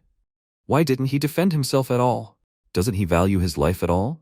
Deok said that he thought this was a brave and very effective decision. Jejongbi asked why he was rushing under attacks as if he were immortal. Besides, how did he know about the fast movement technique? Deok noted that he was just learning the skills like a bottomless cup. A system window appeared that the stimulant had been taken. Active ingredient, folic acid, calcium, vitamin D, increased cell viability, increased blood production. The protagonist thought that iron and folic acid had weakened his bleeding. He wanted to use something that would stop it completely. With this, he can only pretend that everything is fine. The host asked, how long can Hanyul take hits? He should start attacking back. Koktokoksi, a member of the Japanese team, used his ability. The protagonist thought that these were puppets in a protective amulet to avoid close combat. Then he will try another approach. Koktokoksi thought, is he going to use Shikuchi again? He thought he was something, but it seems that this is all. He will easily win. Suddenly, the ants that the protagonist summoned attacked the enemy puppets. The protagonist announced that they can now sing a battle march. The MC used a buff that strengthens the creatures he summoned. The ants pounced on the enemy puppets and crushed them with their attacks. Koktokoksi tried to fight back, but it did not work. The host announced that the participant from Korea instantly won his second victory in a row. Then the protagonist thought that he had only used one move in the battle, which made his next opponent unable to appreciate his strength. This competition was just a show to raise the prestige of the Yua clan. Most likely, they expected him to become a victim like Yoon. However, he was not going to play by their script. He wanted to become the main character of this show. The host said that due to the fact that 2 level 5 Celestials from the Japanese side had lost, the next one to fight from Japan would be a magnificent level 6 Celestial, and from Korea, Hanyul. A shinobi appeared in the arena, and the audience asked why a shinobi was involved in the affairs of the shrine. The protagonist thought that it was really strange. The power level between the heavenly level and the magnificent level was very different. This time, his opponent would be a level 6 Celestial. Naburai Suzuki, a shinobi from the Japanese team, suddenly threw kunai at the protagonist, which were stopped by the ants. The protagonist then dodged the enemy's attack, but the kunai exploded behind him. MC used the art of chanting to create a protective sphere around himself. The protagonist stated that he almost cut him in half. After all, he is on a different level of power. MC thought that he should do something. He then waved his fan and summoned Gwanak to the battlefield, who furiously charged at the shinobi. Gwanak mentally asked, how could he leave him with hate? Why is he like this? Was he beaten? He recognizes this shinobi. There are few who wear the emblem of the three-legged gate. He can defeat him. The protagonist mentally told Gwanak that his opponent is of an excellent level. Gwanak stated that some level 6 can't do anything against him. In addition, his armor is made of gold, so he is very vulnerable to his fire. He can already see how his armor is melting. After a while, Gwanak shouted that he has already lost. Then he declared as he charged, this would be a clear victory. The protagonist shouted that he must stop. Suddenly, Naburai used his ability. Gwanak shouted, how is this possible? He used the forged iron technique, which allows you to manipulate the shape of metal. This armor melts from the heat and binds him even more. It is necessary to use cold energy to cool the metal. The protagonist noted that he does not have cold energy. Suddenly, he realized and announced that the cold is already on its way. Gwanak noted that he has already found a solution. Strange, he feels a familiar feeling. The protagonist waved his fan and released Heitai. Gwanak shouted, why him? He must put it back. The host said that they must look at this. It looks like the national flag of the Republic of Korea, Taegyeokgi. This technique that Hanyul showed them painted the battlefield in the colors of Taegyeokgi. Naburai fell to one knee. The protagonist thought that his opponent's eyes showed that he wasn't giving up. Defeat could be quite a humiliating thing. Although his opponent was exhausted, he might still have a few tricks left in him. Isanokami declared upon entering the arena that they would end it here. The main goal of this battle was to come to a peaceful resolution to the conflict. She didn't think that there was a need to put someone's life on the line. The protagonist thought that this meant that this shinobi shouldn't die because he wasn't part of the shrine. Most likely, they had made a pact whereby Saikaku, a group of mercenaries, handed him over to the shrine. Yua declared that she was putting her in an awkward position. If Isunokami decided that a student's life was more important than winning, then they would follow her example and also admit defeat. She then turned to the protagonist and said that he had done a great job. He was able to reach the third battle. She never imagined that he had such amazing skills. The MC thought that, although she was pretending to grab him, she was actually insulting him. She deliberately raised her voice so that everyone could hear. The protagonist said that if she had warned him, he would have made the show much more interesting. Yuhua asked what he was talking about. The protagonist noted that she was clearly worried that he was attracting too much attention from the Bumgol, the ordinary people. However, he is sane, an ordinary person who became a celestial being, so he understands what ordinary people are thinking better than her. After a while, Jae-jongbi praised the protagonist, moving her chair closer to his seat. The MC noted that he was fine. Jae-jongbi said that she was not worried about him. He knew that in idol elimination shows, guys like this were called the producer's choice. Regardless of their abilities, they would be promoted further. They would resort to any tricks. This guy needed to show his best side to earn a reputation, even if the end result of his efforts was a loss. She wants ordinary people to worship her, but she does not understand their nature at all. He did not understand anything she said, right? The protagonist thought that if we draw a parallel with football, it was like replacing a striker who was still strong.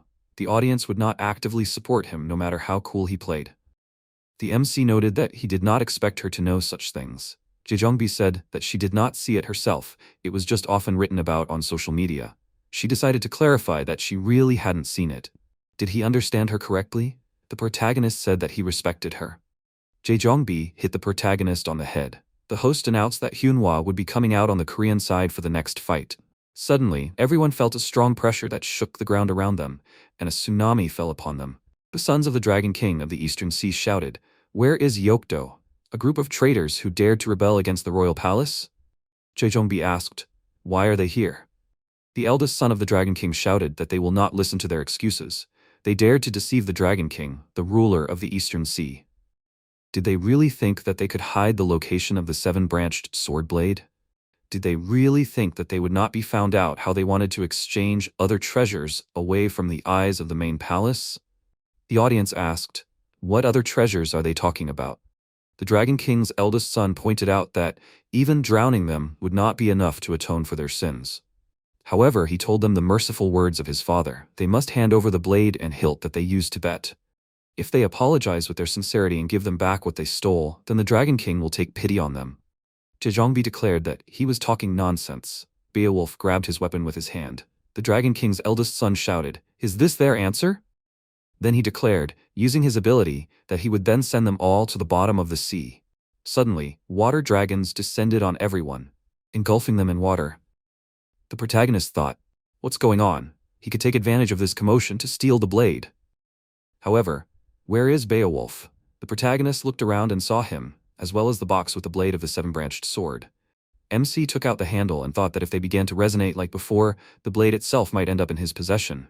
Suddenly, the entire island was flooded with seawater, and the protagonist thought that he had not yet managed to get the blade, although the resonance had already begun. After a while, the protagonist jumped out of the water holding the seven-branched sword in his hand, but then fell into the water again. The protagonist thought that the sword was dragging him to the bottom. He had to get out of the water faster. Suddenly, the seven-branched sword began to shine in his hand. MC realized that the sword was emitting the most powerful and pure energy he had ever felt. Did this energy really belong to the seven-branched sword? Perhaps, because the artifact was divided a long time ago, the sword began to emit so much energy, and this energy began to flow into him. Damn it. This energy is too much. His body cannot withstand it. He must release as much energy as he can. Suddenly, after swinging the sword, the space changed. The protagonist thought that the seven-branched sword's strike had made a crack in space. He then said that it was sucking him in. After a while, the protagonist was thrown out of the crack in space into an unknown place. The protagonist asked if this space was formed by the seven-branched sword. Apparently, he had entered another dimension because it was like he was passing through the pavilion gate. MC wondered if he would be able to return to where he came from if he swung the sword again. However, he wanted to explore this place first. Suddenly, the space collapsed and the protagonist was pierced by an enemy strike made by Nabarai. The protagonist wondered if this shinobi had followed him after his defeat. Nabarai said in his native language that there were many more torture instruments than he could imagine. He had the opportunity to choose which instrument he should use for torture. The protagonist noted that he did not understand Japanese. Nabarai stated that he would then make the choice himself. The protagonist activated the wood element, but the shinobi suddenly grabbed the branch and asked if he really thought he was doing it stealthily. After all, techniques are just techniques. They helped him that time, but now it became clear to him that he was just an amateur. His attribute is wood, right? He will make sure nothing goes to waste. MC asked if he picked this to eat, however it is not fit to eat. Suddenly, the mandrake screamed in the shinobi's hand, who then collapsed to the ground. The protagonist said that he should be careful with plants he has never seen before. He then said that he dealt with the shinobi, but he cannot move. However, he must try to do something. The protagonist used his powers, and Guanak appeared in the form of a man. Guanak shouted that every time he summoned him, he looks terrible.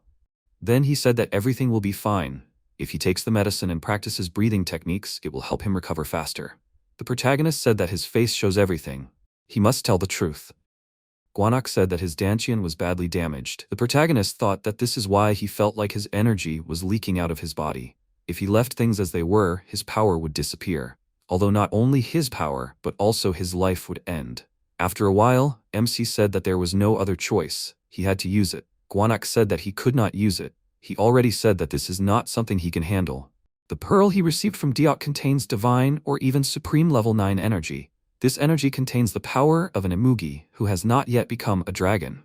This item is imbued with the tenacity and determination of an emugi who is willing to do anything to evolve into an adult dragon. Will he be able to handle such a volume of energy who has not lived and has become a T? After all, being absorbed by this power is worse than death. Even Diok didn't let him eat it.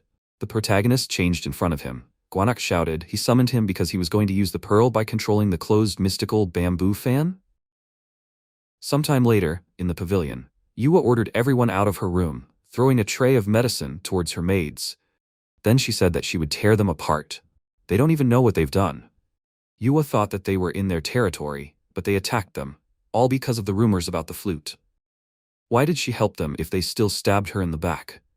Even though the only one who would suffer losses in the end would be the Dragon Palace, she would do anything for this. She remembered that the eldest son of the Dragon King said that there were treasures other than the 7-branched sword. The Dragon King of the Eastern Sea would not give his life for a lie. Where did he hear such a thing? She thought she could trust him, but her plan to make Hinwa the new hero failed miserably anyway. However, thanks to Diok, not all is lost. She should see what happens next. At this time, the news was honoring the new hero Diok, who saved the situation on the island. Yua thought that soon the entire Eastern Sea would bow before her. After some time, the protagonist woke up and noticed that his dantian had recovered, but horns had also appeared on his forehead. MC noted that they were very similar to animal horns. In addition, his senses had become so sharp that he could feel the surrounding temperature. By the way, how much time has passed? His body is surprisingly clean, even his nails are cut. Judging by this house, clothes, and the state of his body, someone has been taking care of him all this time. Could it be Guanak? The protagonist thought that he did not know this place. The last thing he remembers is using the mystical bamboo fan to absorb the pearl and create a barrier.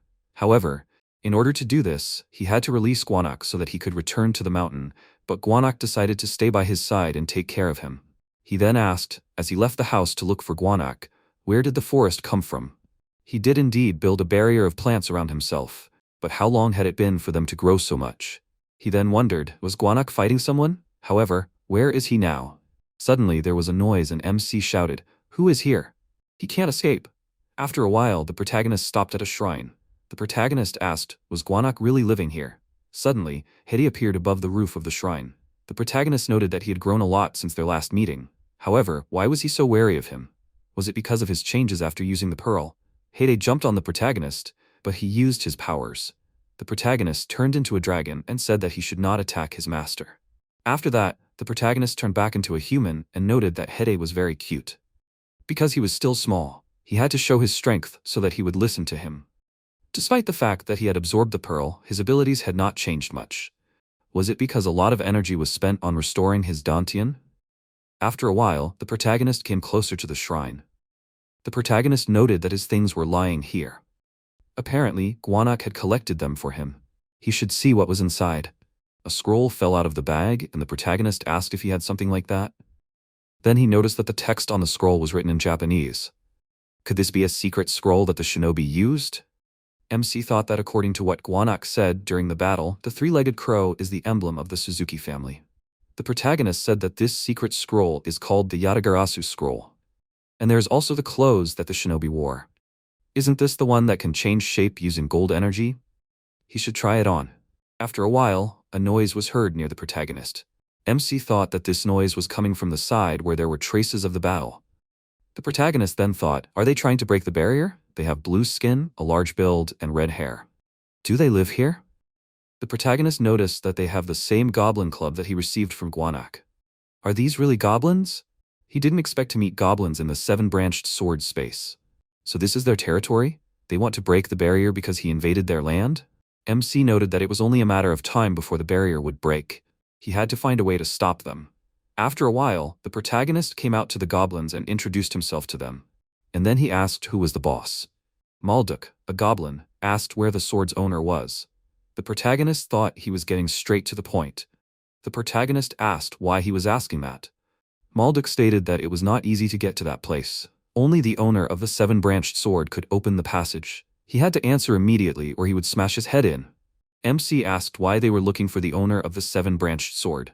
Malduk said that he wanted to take revenge on the owner of the seven-branched sword. King Genshogo promised them that a man with the seven-branched sword would come soon, who would be worthy of becoming their chieftain's mate. However, that man never came. The protagonist thought that he did not know all the details, but it was obvious that the new owner of the seven-branched sword was supposed to come here. Malduk shouted that the promise was never fulfilled. And because of this, the previous chief was seriously shocked and soon fell ill. That is why the owner of the seven-branched sword must be punished. He will take him to the current chief, and he will personally execute him.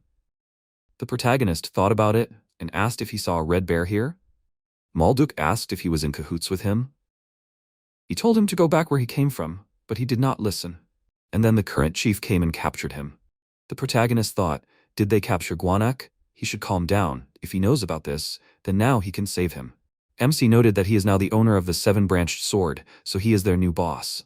Malduk said that this is an obvious lie, because he will die even from one blow from it. He is too weak. It doesn't look like he has ever studied martial arts. Is he even a man? Maybe they should make him take off his pants. The protagonists thought they were just trash.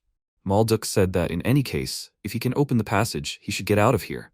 If he does not interfere in their affairs, he will stay alive. The protagonist shouted using a fan that they should not underestimate him. Hide appeared, spitting out a red mixture at the protagonist's command.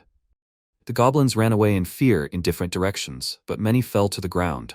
After a while, the protagonist said that if they do not get up right now, he will pour red bean porridge on them again. Malduk, kneeling, begged him not to do it again. They are ready to obey him. MC said that they liked the taste of the porridge. Then he asked, is their leader really that strong? Malduk said that their chieftain was the best with a club. The protagonist asked if that was the only reason he was able to defeat Gwanak. Maybe they missed something, they should tell him everything they know. Malduk said that the chieftain had a shield in the form of a golden pumpkin. The protagonist asked what power this shield had. Sodom, the chieftain of the goblins, suddenly appeared and said that there was no need to ask. Her subordinates were idiots who could not be trusted with anything. She came to see what was going on here. Don't they understand that they were simply fooled? As punishment, they would be locked up for 10 years. Sodom used her artifact and imprisoned her goblins. The protagonist thought that this pumpkin-shaped object was some kind of seal, but how powerful was this object? Let her try some red bean porridge first. Sodom dodged the red bean porridge, and then she noted that this was a very obvious attack. Perhaps her subordinates fell for it, but it would not work on her. The goblin chieftain used her ability. MC thought that her ability was ridiculous. The enemy was too strong, he must give it his all, and he must end this as soon as possible. The protagonist ordered Hada to attack the enemy cartoon demons, who sank his fangs into one of them. Sodom screamed she had not had this much fun in a long time. The protagonist remembered that goblins can create anything with their imagination and a club. Although Gwanak said that the main ability of goblins is to embody images from their imagination, But the point is that goblins do not think about their fantasies. They cannot imagine anything specific, but act instinctively. In addition, goblins already have impressive physical strength and a strong body from the moment they are born. If they had even a little more intelligence, they would have already subjugated the entire world. The protagonist looked at the goblin chieftain and thought that her level of imagination was significantly superior to other goblins, which only broken pickaxes were capable of realizing. The goblin chieftain was on a completely different level. Hete was dealing with them for now. But what should he do? Maybe he should use the barrier? Sodom asked, hitting him with a club. Where was he looking? Did he really have time to be distracted from the battle? The protagonist blocked the blow, and then his familiar attacked the goblin chieftain. Sodom jumped back and then ordered her familiars to rush into the attack. The protagonist was thrown back to the barrier after a series of enemy blows. Sodom asked, "Is this really all he can do? They should finish this. He should be screaming and begging to be saved." The goblin chief thought that once he screamed, she could lock him up like that bear. The protagonist remarked that he didn't understand what was so funny about that. Suddenly, Ints appeared behind the barrier, carrying pots of red bean porridge in their hands, and then, to Sodom's surprise, they poured the porridge on her. She screamed in horror, and at that moment, she was transported into the golden pumpkin. The protagonist said that this is why she was waiting for him to scream. She was caught in her own trap. He knocked on the golden pumpkin and asked Gwanak to come out, who appeared from the object and shouted that he had no doubt that he would come and save him. He deserved to be punished. Because of him, he had to play the role of a pet. The MC asked, after apologizing to him, he doesn't know how much time has passed? Gwanak said that about 150 days had passed. Although the flow of time in this dimension is different, there is no big difference.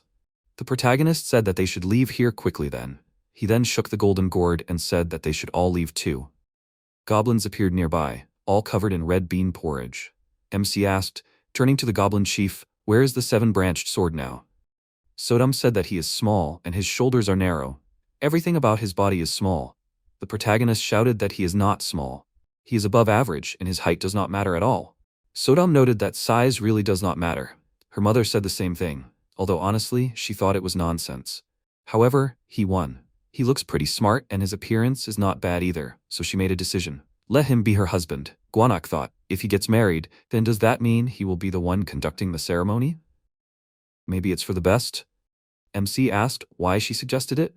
Gwanak asked if he had forgotten what Malduk had told him. The protagonist remembered that the goblin was telling them about how King Jinchogo promised them that a man with a seven-branched sword would soon come who would be worthy of becoming their chieftain's husband. Should he really marry her? The protagonist said that he had nothing to do with it. The man who was supposed to come with the seven-branched sword had long since died, and she was the daughter of the previous chieftain. Gwanak noted that she hardly shared his logic. MC thought that now was not the time for this. He should calm down. Then he asked where she hid the seven-branched sword. If she didn't tell him soon, she would only eat red bean porridge until it burst. Sodom said that she wouldn't tell him anything. She wouldn't give him the sword until she had 3 wonderful children. The protagonist said that she wanted it herself. Gwanak noted that he was using the wrong method. Goblins are stubborn creatures and are not easily persuaded. Is there any reason why they cannot get married? He can even trust him to perform the ceremony. Obviously, the goblins were trapped here, and because of this, only the young ones remained, so they do not understand their full power. Even the artifact, the golden gourd that Sodom used, is a top-ranked treasure. Since they have such an item, they must have an unusual background. Since he is a celestial, he can live for at least several hundred years. And in 100 or 200 years, they will gain strength and then he will have big problems with them. And marriage will only benefit everyone. The protagonist thought that it could happen tomorrow, but Gwanak was right to point out that they should not be underestimated. Instead of intimidating them, he should try to subdue them. However, how should he do this? Then a bright idea struck him. After a while, the goblin chieftain came to her senses. Sodom screamed, he now wants to tie her up? What is he trying to achieve? She was surprised to notice a table with dishes nearby. The protagonist said that she had finally woken up. Sodom screamed that he could do whatever he wanted with her, but she wouldn't say a word until they got married. The protagonist said that it didn't matter. He would eat first and then think about it. The protagonist ate his food with gusto in front of the goblin chief. MC noted that it was very tasty. The combination of soybean paste and rice cakes gave a divine taste. Sodom said that she wanted to eat it too. The protagonist said that she had to try it. Sodom declared that it was very tasty. He had to let her try it again. The protagonist ate the rest of his food with a grin. Sodom screamed that he was a terrible person. Did he really think that she would refuse to marry him because of something like that? Until the kids are born, she won't tell him where the seven-branched sword is. MC said that these rice cakes are delicious. But there are only 2 left. Sodom suggested that if he doesn't want 3 children, then she will agree to 2, 1 son and a daughter. The protagonist said that there is 1 last rice cake left. Sodom said pleadingly that then only 1 daughter. She then bowed down and shouted that he should just let her get married. The protagonist thought that his plan had worked. The protagonist said that they will get married but only when he wants to. He can't do that now. Sodom pointed out that this means that he may not get married at all. MC said that he will get married, but in 100 years. For her, that's not that long, right? And in exchange, he will give her corn cakes.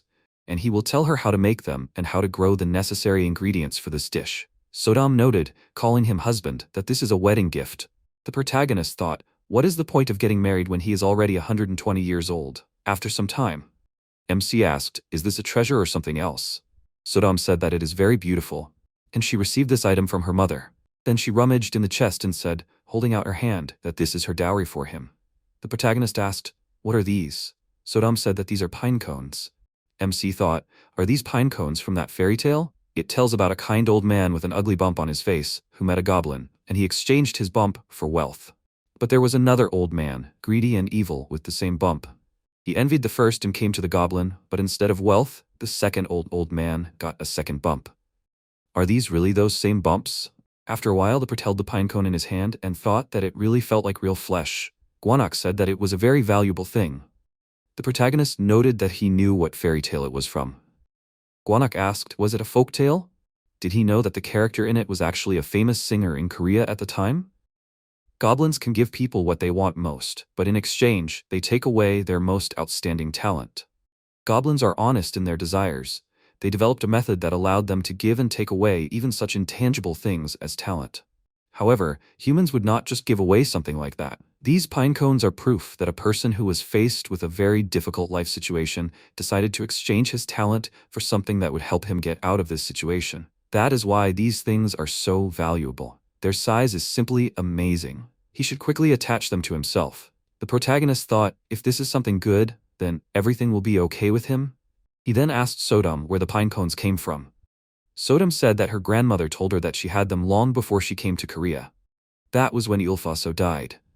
Guanak pointed out that it was during the reign of King Shangsang. Although it was a very noisy time, it was also a good time. In any case, the owner of the pine cone was a doctor. He was very famous for his skills in making medicine and his knowledge of acupuncture. However, when he was traveling around the world, a powerful man forced him to treat an incurable disease. And as a result, he was locked in a dungeon and starved. Fearing for his family, he gave his pine cone to Sodom's grandmother in exchange for her hiding his family. MC asked if he was really a famous doctor. The protagonist thought that when he made medicine according to the prescription that Gumijin left in his book, he reached a dead end. Sodom noted that the other pine cone belonged to a very strong warrior. He was skilled in both martial arts and horse riding, but his vanity was his undoing. It seemed that he took his lover to the battlefield, and when the situation got out of hand, he gave up his pine cone so that his girls could save him. The protagonist asked why he took her to the battlefield with him. Sodom noted that it was the first and last time he sacrificed something for someone else. Do they understand his character now? MC thought that he had nothing to lose, but he was a little disappointed. Sodom asked if she could begin. The protagonist asked why she grabbed her club. Suddenly, a loud crash was heard, and then the protagonist noted that it did not hurt at all. Sodom stated that it was because she did it. The protagonist said that he did not feel any changes in himself at all. Sodom stated that when the time comes, he will be able to use his talent. MC thought it was time to take what he came here for. Guanak said that usually a treasure of this level would have self-awareness, and this one would be especially arrogant. In addition, its main attribute is wood. He would have to try hard, because the seven-branched sword has the opposite attribute of metal, although he should not overdo it. The protagonist said that he had to try. He then grabbed the seven-branched sword in his hand, which was emitting powerful energy. Guanak shouted that he should not overdo it. The seven-branched sword shouted that he was an ignorant piece of trash. Did he really think it would back down? Afterwards, Guanak thought that he had changed. Usually, he had a grin on his face, but now he was so aggressive. After a while, the protagonist said that the sword had finally calmed down. Gwanak noted that he had heard stories of ordinary people who became celestials, subduing the enemy with only their willpower. However, he did not expect that he would be able to subdue the seven-branched sword in this way. The protagonist thought that he had the desire and confidence to subdue this sword. Could this be the talent of a martial artist? MC asked if it was time for them to go back. After a long time, they returned to Korea, and they decided to stop at an internet cafe. They originally planned to go to Gwanaksan Mountain, but they did not have enough energy to get there. After using the sword for the first time, it was full of energy, but by the second time, it had almost no energy left. In the battle with Sodom, he used up too much power, so they had to stop at a city near Gwanaksan Mountain. The goblin chief wanted to go with the protagonist. However, fortunately, she has a strong sense of responsibility. It has been 7 months since the battle on Dokdo Island, but people are still discussing it on the internet. This is due to the unexpected invasion of the sons of the Dragon King of the Eastern Sea. Almost immediately, the representatives of Baikwa Garden and Inosokami Temple accused the Dragon Palace of interfering in their battle. But the representative of the Dragon Palace repeated Yokdo's words and accused them of the opposite. However, about a month later, the Dragon King suddenly began to justify himself. He apologized, saying that he simply made a mistake due to false information. But both sides knew that these were just empty words. Gwanak asked how the Dragon Kings of the Western and Southern Seas responded to this. The protagonist noted that, firstly, they did not express any position on this situation. Although they do not seem to be on the side of the Eastern Sea, Gwanak said that they clearly ignore the Eastern Sea.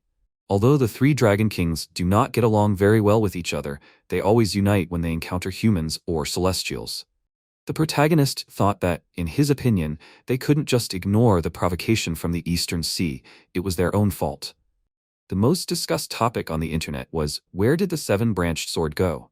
According to rumors, Beowulf notified the Northern Council that he was staying on the Korean peninsula, and he would most likely take part in the war in the East Sea. MC thought after reading the discussion that he was doing this because of the oath he made on Dokdo Island. Beowulf is strong enough to suppress the resonance of the seven-branched sword with one blow. They need to act carefully because it is obvious that he is now looking for the seven-branched sword. Gwanak noted that the Eastern Sea is completely cornered. Even ordinary people are speaking ill of them online. In the discussion on the network, it was reported that Beowulf, who is in charge of Japan's security, said that he would give his life, but he will return the seven-branched sword. The East Sea had long maintained a trusting relationship with the West and South Seas, so the news of the East Sea's conquest was a surprise to everyone. A message appeared on the monitor that their session had expired. They thanked their customers for using their services. Gwanak asked what his plans were now. The protagonist said that he had to go to Mount Gwanaksan. He was currently listed as either missing or dead. So if he returned unharmed, everyone would be suspicious of him. He wanted to quietly observe the situation from the sidelines. Gwanak noted that he wanted to go to Mount Gwanaksan to check the condition of his main body. He was worried that he had stopped feeling the energy of his main body. The protagonist asked when this had happened. Gwanak said that it had happened since they had entered the place where the goblins lived. He thought that the connection would be restored when they returned. However, it seemed that something had happened to his main body. The protagonist thought, has it been 7 months since his connection with the main body was broken? MC shouted that this is very important. Why did he say this only now? They immediately go to Mount Gwanaksan. After some time on Mount Gwanaksan, near the peach tree, the protagonist noted that a hive had appeared on the trees. Gwanak asked how the bees were able to penetrate the peach tree's barrier. The protagonist stated that the barrier was fine, he did not feel that the energy had decreased. Gwanak said that this was very strange. It turns out that either these bees are able to break through this barrier, or the tree itself summoned them. Then he discovered with horror the main body in the leaves.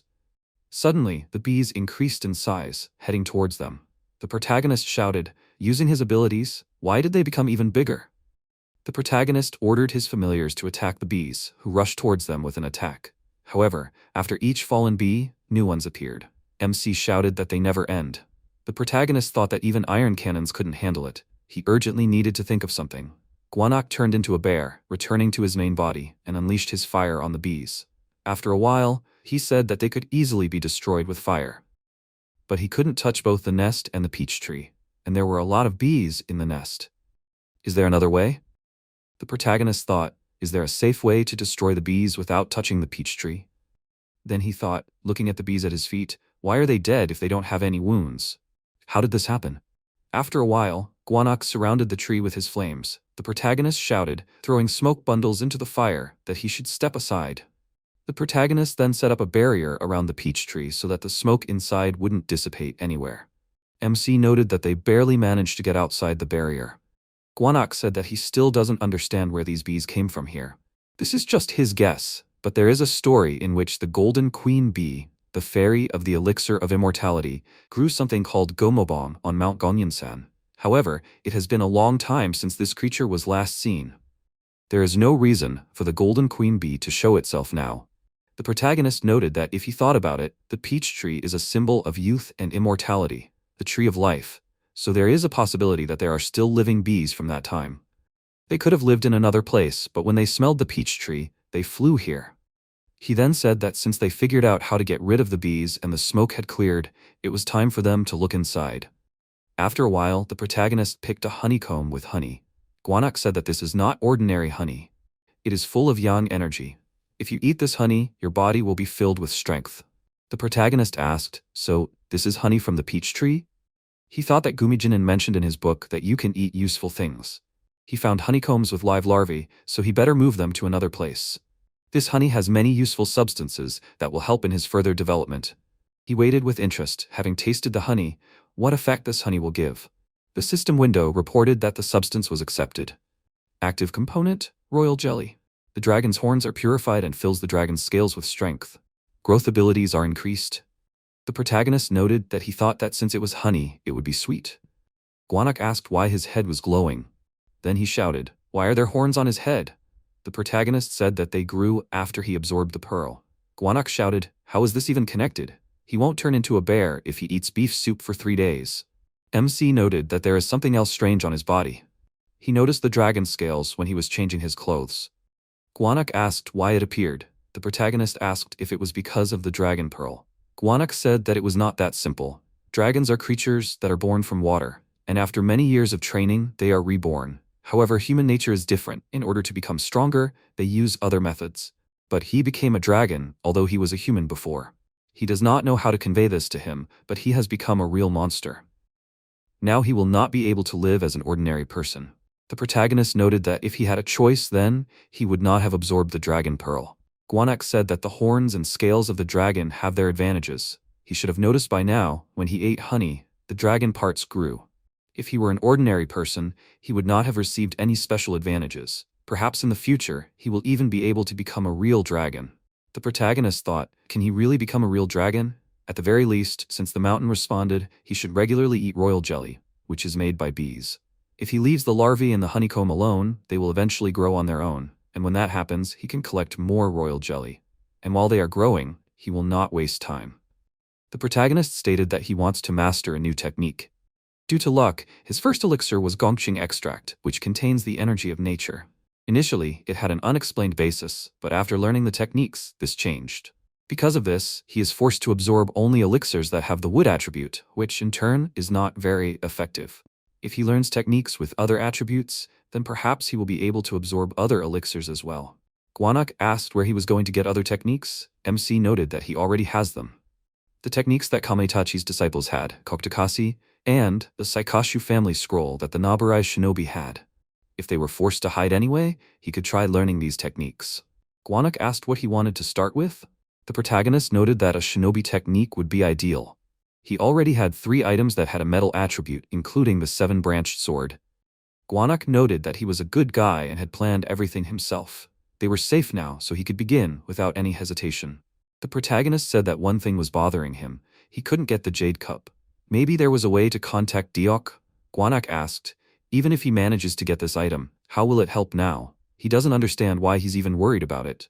Sometime later, near the peach tree, the protagonist asked why he was so serious. Guanak said that he had to learn to look at the world from a wider perspective. He knows what the flute is. Does he really think that if they get this item, all their problems will be solved at once? He shouldn't risk his life for the first person he meets. He's still very young. There will always be someone who will do everything for him. The protagonist shouted, does he really know someone who can help with this? Guanak said that, even if he gets the flute, he still won't use this item, but will give it to Deok. MC noted that he actually wanted to keep the flute for himself. Gwanak asked, "Is he lying?" The protagonist promised that he would never give the flute to Daok. The protagonist thought, why would he give the flute? What if he himself can use this item against the Dragon Palace? Gwanak said that he agrees to help in this case. There is a master he will introduce him to, named Hwadeok Jingun. He has been serving his older sister and nephew for a long time. They must get to Mount Kuwolsun.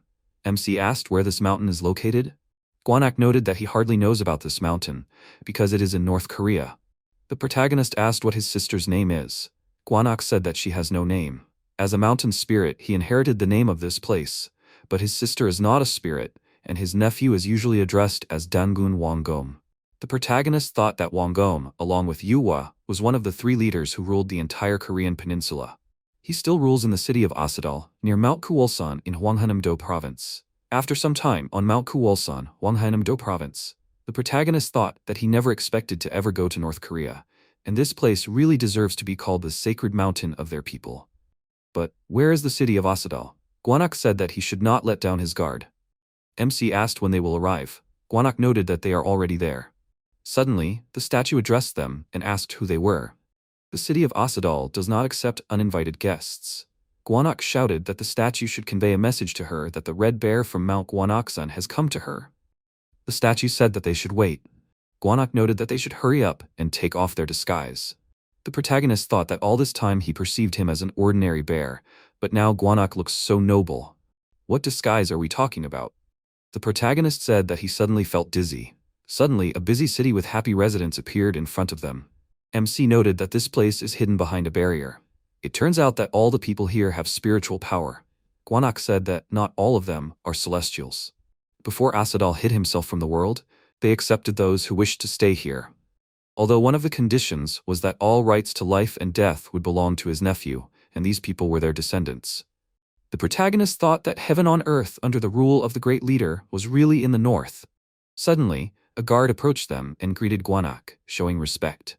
Gwanak asked where his sister was now. The guard said that she was waiting for him in the abode of grace. However, who was this person behind him? Gwanak said that this was his servant. He trusted this person. After a while, at the entrance to the cave, the guards said that they had arrived. The protagonist thought, why was his sister in such a remote place? Why would she be here if there was a magnificent palace nearby? The protagonist then thought as he looked at Gwanak's sister that she was very different from Yuwa, even though they had the same godmother. Unyo, Gwanak's sister, said to the guard that he was busy, but they brought her little brother anyway. She then looked at her brother and said that they hadn't seen each other for a long time. Then she shouted as she rushed out with a hug that it really had been a long time. How could he have been gone for so long? It had been too long. Unyo said using her powers that he had come a long way to come back, so he should rest for a while. To the protagonist's surprise, Gwanak had passed out, and he immediately grabbed the hilt of his sword with his hand. Unyo stated that he didn't have to worry, she had simply put him to sleep for a while.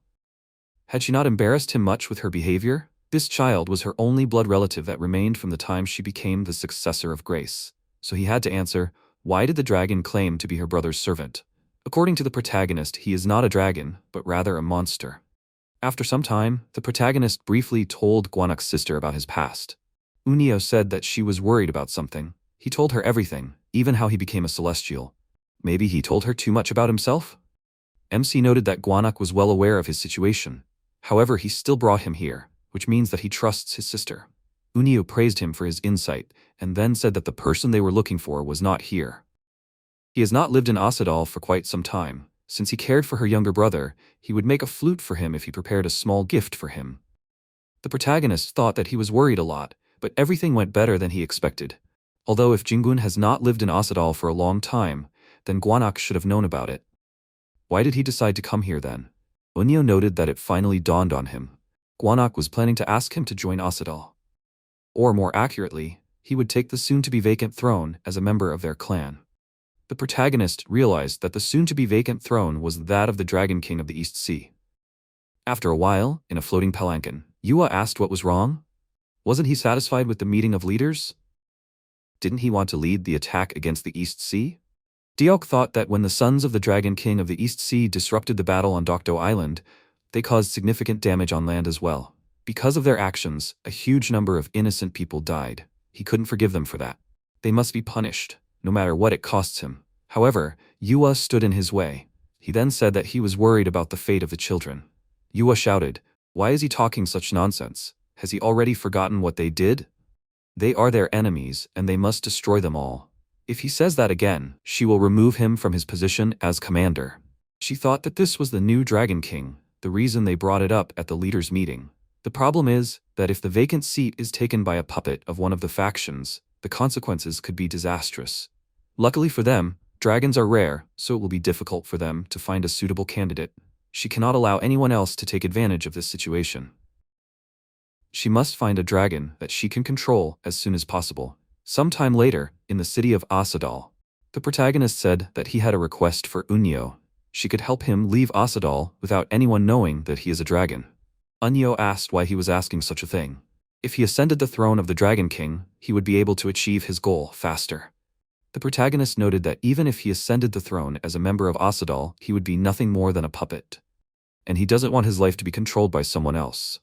And if possible, he would like to ask her for advice on his next steps. He doubts that he will be able to meet those among the Celestials who will dare to help him, so he asks her for advice. Unyo said that she was pleased to hear this, although her brother would be saddened by parting with him. MC asked what she was talking about. Unyo said that she would not let Gwanak leave their lands anymore. Once upon a time, her brother had to leave Asadal, although she was categorically against it. He still became the divine guardian of Mount Gwanak-san, but in the end, he lost everything and became like this. The protagonist asked if she really wanted to exchange Gwanak for help for him. Unyo noted that she would not let her brother go, even if he did not ask her for anything. By the way, the throne that a dragon can ascend is not only in the seas. In places where a large amount of water energy is concentrated, a throne can also form. But the level of such a throne will be lower than the sea throne, although there will still be quite pure energy there. And she knows about such a place. She had a close connection with the Dragon King who lived nearby, and when his line died out, she inherited the rights to his lands. She will pass these rights to him, and he will be able to take this throne. Naturally, this throne will not compare with the sea throne, but this will be enough for him. This place is perfect for him, so that he won't be disturbed by strangers, and he can build up his power in peace. The protagonist thought that he should go before Gwanak wakes up, although he wanted to say goodbye to him. MC said that he will never forget what Gwanak did for him. After 3 days in the forest, the protagonist used the power of the item. The protagonist said that he didn't expect that the throne was on Mount Paiktu. First, he must absorb the water core of this lake. The protagonist thought that he could easily swim and breathe underwater. He felt like he had become a fish. What incredible power! He just got closer, and he felt himself being filled with power. How strong will he become when he absorbs it? MC shouted that it shouldn't be stubborn. He will definitely absorb it. After a while, the protagonist thought that he felt strange. It must have merged with his dragon pearl. The protagonist remembered Unyo's words that after he removed the barrier, the Imugi would appear and sense the energy coming from there. They had trained hard to become dragons. They would be tough opponents for him. After some time, the lake was attacked by the Imugi. The protagonist shouted, grabbing his weapon, that he was not going to give up so easily. The Imugi blocked the blow and used his powers, summoning a lightning attribute that fell on the protagonist. They noted that this was simply ridiculous. Although they sensed the energy of a dragon in him, he was not able to cope even with his own strength. This insignificant thing could not withstand even one blow. In any case, they had very little time left to become dragons. If they ate him, they would speed up the process. The protagonist dispelled the barrier of peach petals. The Imugi shouted that his resistance was pointless. He could enjoy these petals before he died. The protagonist used his powers and attacked his opponents, then summoned his familiars. The Imugi noted that he still had many aces up his sleeve. They should retreat immediately. MC shouted, "Why are they running away?" The protagonist thought that he used too much power trying to stroke the core. He was already at his limit, but he couldn't leave it like this. After all, he got this opportunity in exchange for Gwanak. The Imugi tried to escape, but suddenly the protagonist appeared in front of them with a weapon in his hands. They shouted, "How did he get here?" However, he won't be able to use the lightning rod now. The protagonist used the movement through space, which he did with the 7-branched sword. The Imugi said that it was useless. After a while, the protagonist deals a crushing blow to the opponent. The Imugi thought, "Where did this guy come from? If it stays here, it will also die. It should run away quickly." It thought that it could become the Dragon King. Suddenly, MC appeared and asked where it was going. It is important to note that the plant with which the protagonist subdued the two imugi is called black Chinese bamboo. Even in ancient times, it was believed that it could be used to fight dragons. If the body is pierced with this plant, the dragon will gradually lose its life force. After a while, the protagonist thought, "Why is this building here? Is this the Dragon Palace?" Perhaps it appears when the owner of the watercore approaches it. He should look around here. The snake-shaped imugi said that it will do whatever he says, but it asks to pull out these sticks. It can no longer bear this pain. The protagonist said that he will pull it out if it answers his question honestly. However, if it lies, then it should guess the consequences, right? Is there anyone else here besides them? The imugi said that he means those who guard the Dragon Palace. Now these 5 are hiding in their lair. MC asked how they could appear right after the barrier was removed. Imugi said that they are connected to this place. His name is Yahello, and next to him is his brother Kanbei. They were originally servants of the previous owner of this place. Yahello said that 60 years ago, the owner of this place died. He and his brother trained for a long time to take his place. The protagonist thought that if they were servants, then they should know this place. This means that they can still be useful to him. After all, they know where all the valuables are. The protagonist said that he is removing these sticks as promised, and now he must show this place. Yahello noted that he missed one stick. He should change form because it will be more convenient. He turned into a human form and asked if he could remove this fox. MC said that he will do it only when they are finished. The protagonist thought that he is somehow harmless. Yahello thought, looking at his brother, that they are still lucky to be alive. MC asked why he froze in place. Maybe he should use his sticks again? After some time in the Dragon Palace, Yahello noted that the devices and mechanisms that are in this palace are powered by the energy of the water core. Therefore, the owner of the core can easily manipulate them. Despite its small size, this palace has existed since the Sango era. Until the last owner, no one was inferior to the Sea Dragon Kings. The protagonist thought it was amazing how fish were swimming outside, but there was no water inside. The courtyard in the palace looked spacious. He could move the peach tree here and make a garden. After some time, Yahello said that the treasures of the Pegtu Palace are kept here. Only the owner of the core can open this door, so the treasures remain untouched. The protagonist used his powers and said that he wanted to see what was inside. Then he noted that it was cleaner than he expected. And this did not look like ordinary books. Yahello said that this is a martial art, the technique of the King of the White Sword. MC asked how an imugi should train to become a dragon. Yahello noted that most simply look for a mentor to guide them. However, he and his brother were mentored by the previous Dragon King, but he died. So they were never able to become dragons. MC thought that the Dragon King was teaching them his technique. If everything Yahello said was true, then if they mastered this technique, they would be able to become dragons. In that case, he could use them for his own purposes, right? The protagonist said that he would pass on the technique, the White Sword King, to him, and in exchange, he would become his servant. Yahello shouted that he would do anything to obtain this technique. The protagonist stated that then he would immediately receive his first quest. He should prepare to receive guests. Sometime later, at the Dragon Palace, the protagonist thought that he was surprised that the Lord of Divine Fire came straight to his palace. Although he was only at the magnificent 6th level, he was recognized as the Dragon King. He shouldn't address Yua with respect, should he? Huadok Jingong, the Lord of Divine Fire, asked, so the new Dragon King, who should be busy rebuilding the palace, wanted to see him for some reason? The protagonist said that he had a favor to ask of him. Then Jingong pointed out that it was black Chinese bamboo. The MC said that he wanted him to make a flute out of it. Jingong said that he had impressive ambitions. The protagonist said that he was not going to use this flute. Jingong noted that he could not worry. He knew how to keep his client's secrets. The protagonist thought that he did not believe his words. Jingong said that the size was just perfect. With this, he would definitely be able to make an excellent flute. He would try to put all his skill into this item.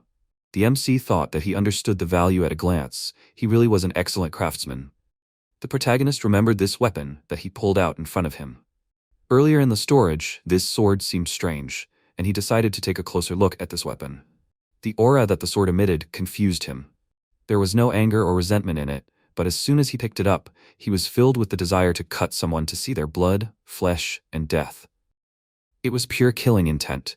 He regretted that he could not use it, but he really did not have the strength to handle this weapon. Jingong declared, grabbing the hilt of the sword with his hand, that this sword was not from this land. The protagonist shouted that he must stop. He then thought that he could not handle the power of this sword even when he used all his strength. However, The Divine Fire Lord is a master of his craft. Jingong noted that this sword was a terrible weapon forged by the dwarves of the northwest. This weapon can grant the wielder great power, but if he is not careful, the sword will only bring death to its owner. If he is worried about the power of this sword, then he can subdue it by making a new scabbard. As long as the sword is in its new sheath, there will be no reason to worry. However, once this weapon is taken out, the owner will fully feel all the lives that this sword has taken. And most importantly, no matter how hard he tries, the sword will calm down only after tasting blood. Then he said that he would come back when everything was ready. After some time in the study, the protagonist said that this was a very nice place. He did not expect it to be so spacious. He regretted that Guanak was not here. They could have explored this place together. While Flute was getting ready, no one would disturb him. Suddenly Haylock shouted that he had a guest. After some time at the entrance to the Paektu Palace, Taebek Sonin, the sage of Taebek Mountain from Balsamdan, asked, introducing himself, if he was the new owner of this palace. The protagonist thought that Balsamdan, or 8 sacred halls, were founded by the monk Myo Cheon during the Goryeo dynasty.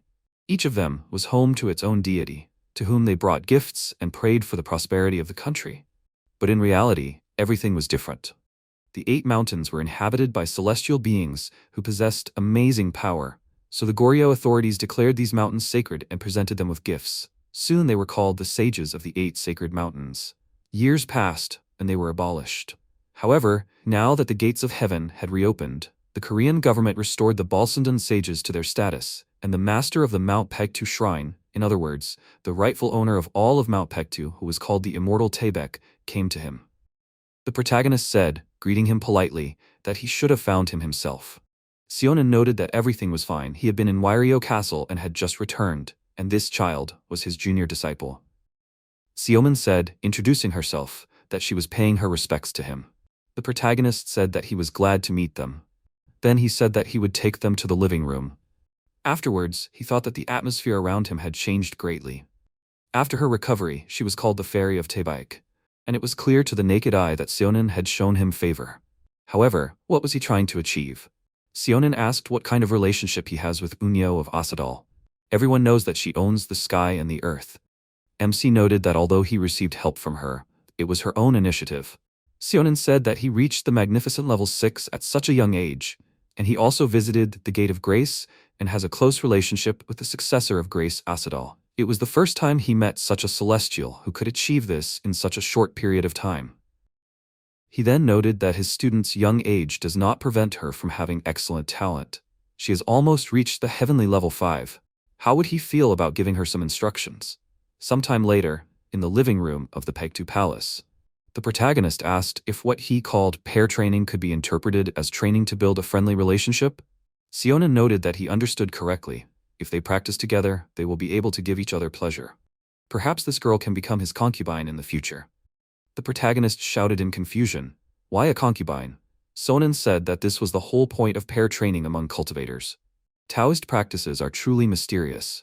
Correctly releasing qi energy can lead to harmony of male and female principles. Only in this way can one reach the highest path in the shortest possible time. MC thought that he was using Somin to tame him, the dragon. The protagonist said that he did not intend to enter into such a relationship. Sonin noted that he should not rush into a decision. Pair training would help him a lot. Besides, he could become his son-in-law, and he is not one of those who treats his sons badly. The protagonist thought that he had felt this feeling before. This is Gongqing extract. It was thanks to this that he was able to hide his basis. He could never find anything similar to this elixir. The rarer the elixir, the more valuable it is. The protagonist noted that he was already engaged to another woman and was planning to marry her. Sonin said that he was difficult, but this practice had nothing to do with feelings. It didn't matter if he had a spouse or not. As long as they paid attention to each other, there was nothing wrong with that. Besides, he was a dragon. How was he going to remain celibate? The protagonist thought that with all due respect to Somin, he would take advantage of as much as he could. Then MC said that he would agree to have a couple practice with her.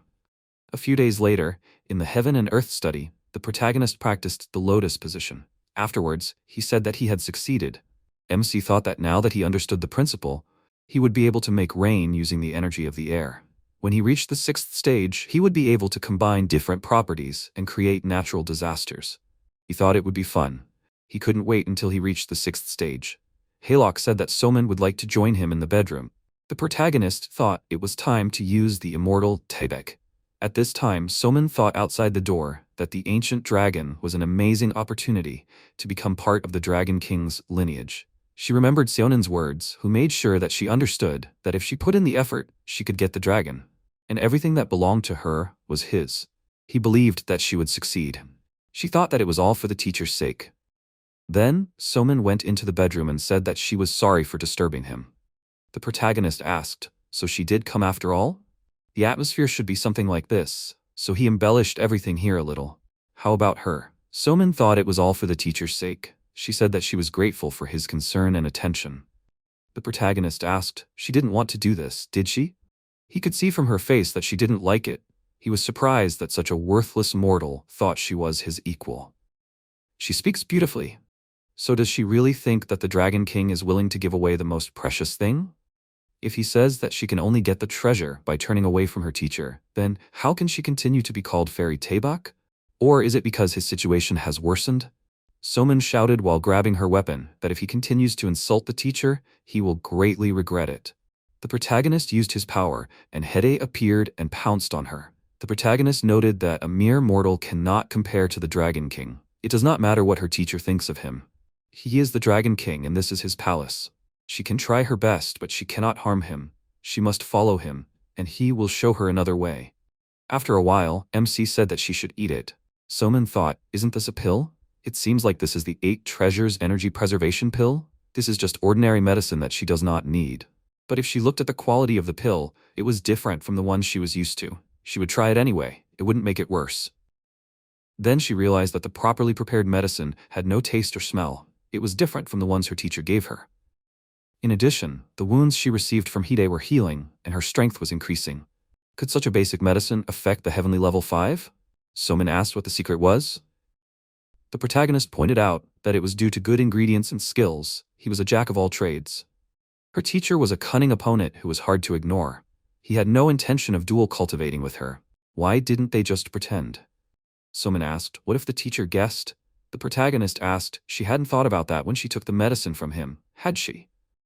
MC said that he would continue to give her the medicine and she would give him the gongqing extract. Somin thought that this would definitely work since the air energy would increase. She said that she liked this option, but she had a condition. The gongqing extract is very valuable, so she wants to know how exactly he will use it. The protagonist asked, taking the elixir, will she really cry and tell her teacher everything if he uses it incorrectly? Somin wondered if she would wish that she had given it away. The protagonist said that they should get straight to the point. Somin asked what business he was talking about. MC said that they should drink alcohol. Somin wondered if she had really miscalculated. After a while, the protagonist noted that the effectiveness of the drug was decreasing. He should increase the dosage, although this was enough for practice. Now he needs to add alcohol to the gongqing extract. Somin said that she wanted to drink more. The protagonist asked, isn't this the second keg already? Somin shouted that she can drink 8 kegs. He should pour her more. MC thought that she must think he was crazy for adding alcohol to the elixir, although he calmed down after realizing that the same trick was used by Pectagon. He then asked Haylock to take Simone away from here. Simone screamed, why does the lizard think of her as worthless? Does he not respect her at all? He can't ignore her. She is her father's daughter. Does he even understand how proud she is of her father? He is a fireman who received an award from the president. She thought that he wouldn't know that she was going to do this alone. The protagonist thought that he seemed to have learned something useful from this chaos. He would decide how to use it later. For now, he should finish this. A few days later, the protagonist said that it should work. The protagonist thought that the aroma was very strong. If the Celestials of Seoul smelled it, he might be in a difficult situation. The aroma alone made him drunk. He made a fig peach. He used bee carcasses as a base to make the drink even sour. Would it be much different? Unexpectedly, Yo Dongbin, the immortal sword, said that this aroma could drive a person crazy. The MC thought, is it a celestial? He didn't smell it at all. Dongbin said that he doesn't have to be so careful. He's just a passerby who likes to drink. If he doesn't mind, can he try this drink? It's hard to resist such an aroma. Then he asked, is he really giving away the whole jug? What a kind young man, in that case he will accept this gift. Dongbin took a sip and said that this was a divine drink. He hadn't drunk anything like this for a long time. He even remembered an old friend. The protagonist noted that he told this friend that he would forever forget the taste of alcohol after his death. Dongbin asked how he knew this. The protagonist said that he apologized for the late greeting. The MC thought that, according to the Baektu Gong records, Dongbin is a wanderer who settled north of Mount Baektu after he became addicted to the alcoholic drink Baektu Gong. He is one of the 8 immortal celestials, a descendant of the Thunder Sword technique, who has killed countless dragons and punished evil. The protagonist said that he is glad to meet the master of heaven and earth, the immortal sword. Dongbin said that he was going to greet the new Dragon King. Since he lost the bet with the previous Dragon King, he is now his sworn brother. The protagonist asked in surprise, so he said that he would not drink until he received a drink from the new Dragon King? He asked, so he knew? The protagonist said that he was the new Dragon King, so he did not break the terms, right?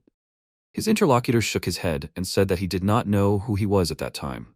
So it does not count. The MC countered that he has been keeping his word for 600 years, and although he could tell from the aroma how precious the drink was, he did not show any malice and was polite.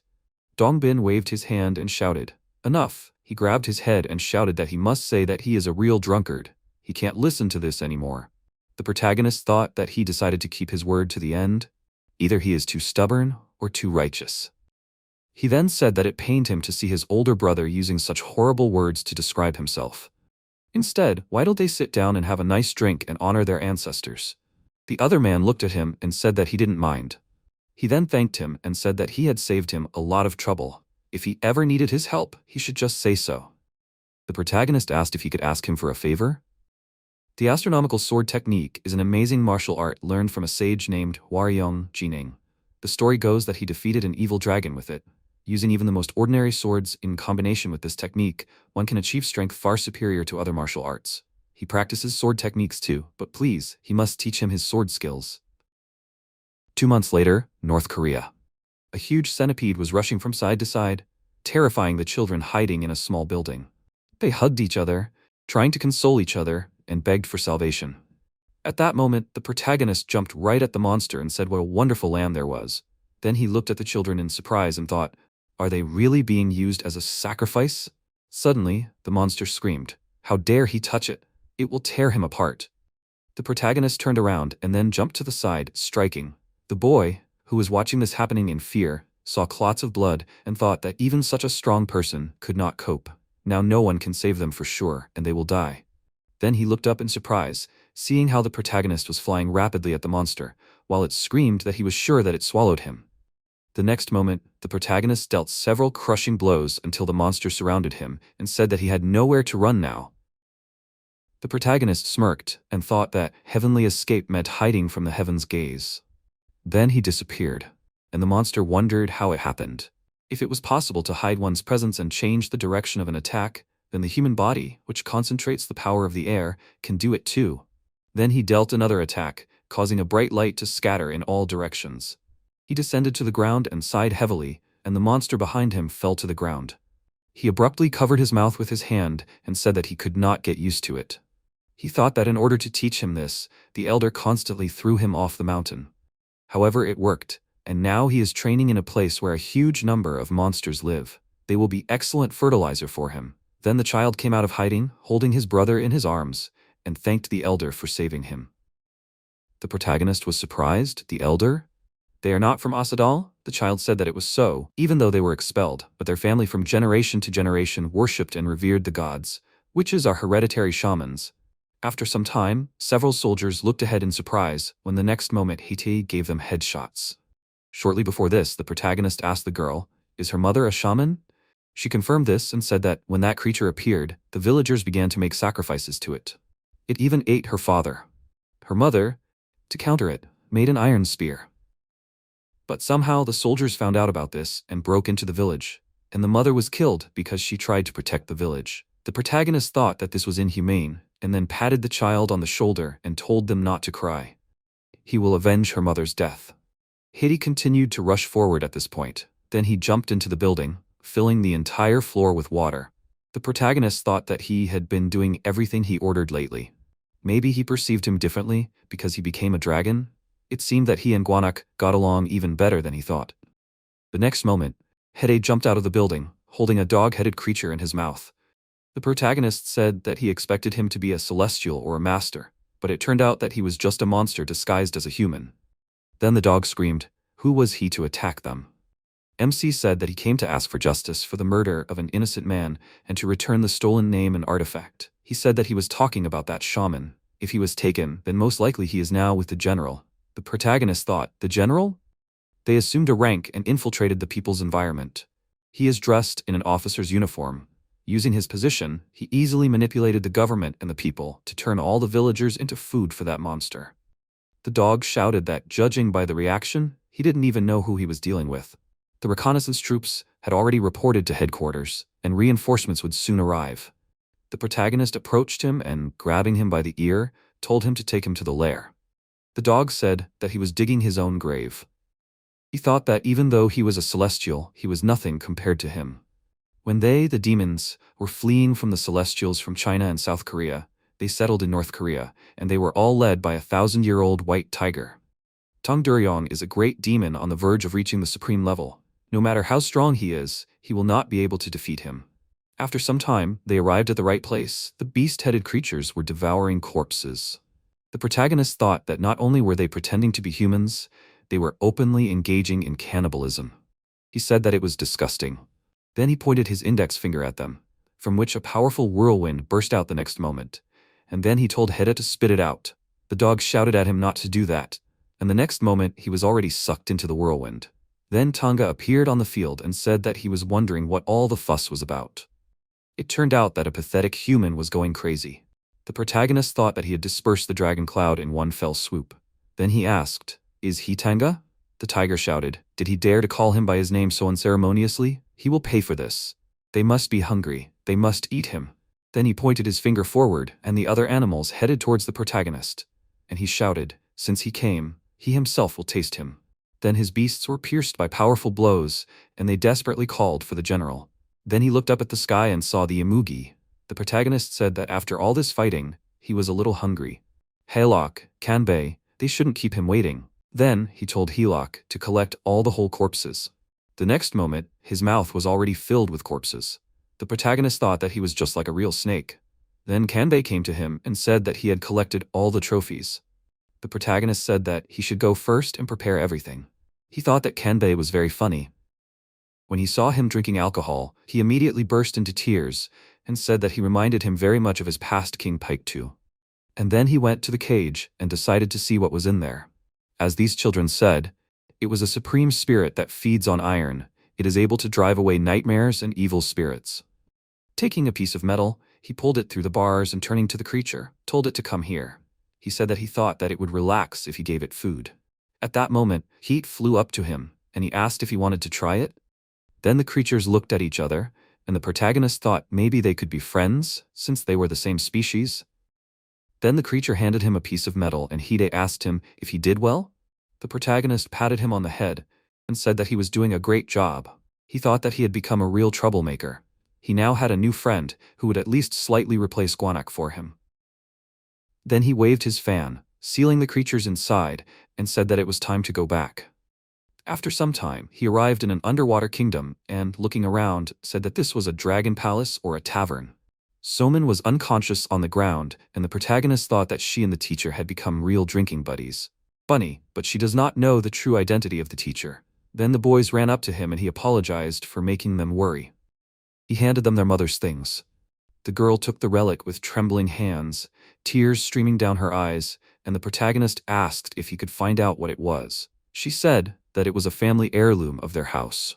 Their grandmother had received it as a gift from someone a long time ago. She said that if they kept it, she would help them in a difficult time. He thought, it's a pity, but even in such a situation, they were unable to use it.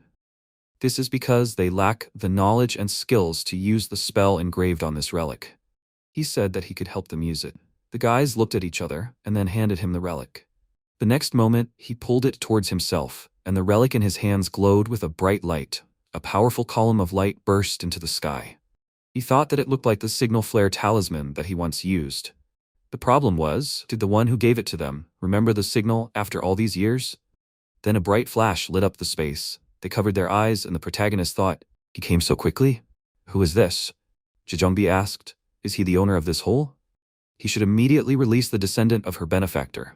He thought, what an unexpected meeting, and then said that there was a misunderstanding. Why don't they listen to him first? Then she came down to them, and with tears in her eyes addressed the boys, hugging them.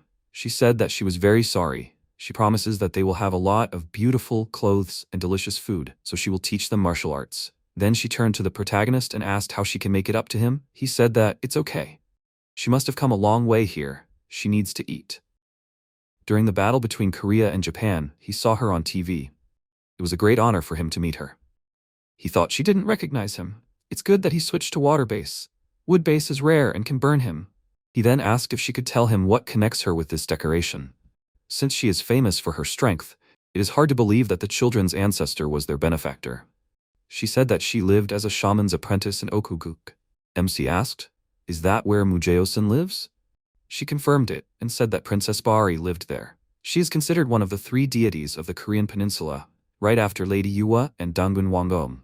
She was treated as the ancestor of all shamans and was the 7th daughter in her family. Like Jaejongbi, who had a very difficult life, the princess was also abandoned by her family, so they became close. It is also said that she made Jaejongbi her main assistant. She said that she was so kind to her that she did not even know what she did to deserve it. True, she did not even want to listen to her request to return the key to the Seochon garden. He asked, did she take the key from her? She said that she got angry and smashed it. She wished she could revive them and kill them again. Then she said that although she could not get the key, she stayed in Okuguk to repay the debt. And then she met her, the ancestor of these children, the apprentice of the shaman from Okuguk, the shaman Gemsoni. She was a nice girl, and asked her for a long time, and then an unpleasant incident occurred with the key. The key was made from a branch of a sacred tree, and in order to fix it, she decided to perform a ritual at a waterfall filled with the element of water and yang energy. But it disappeared.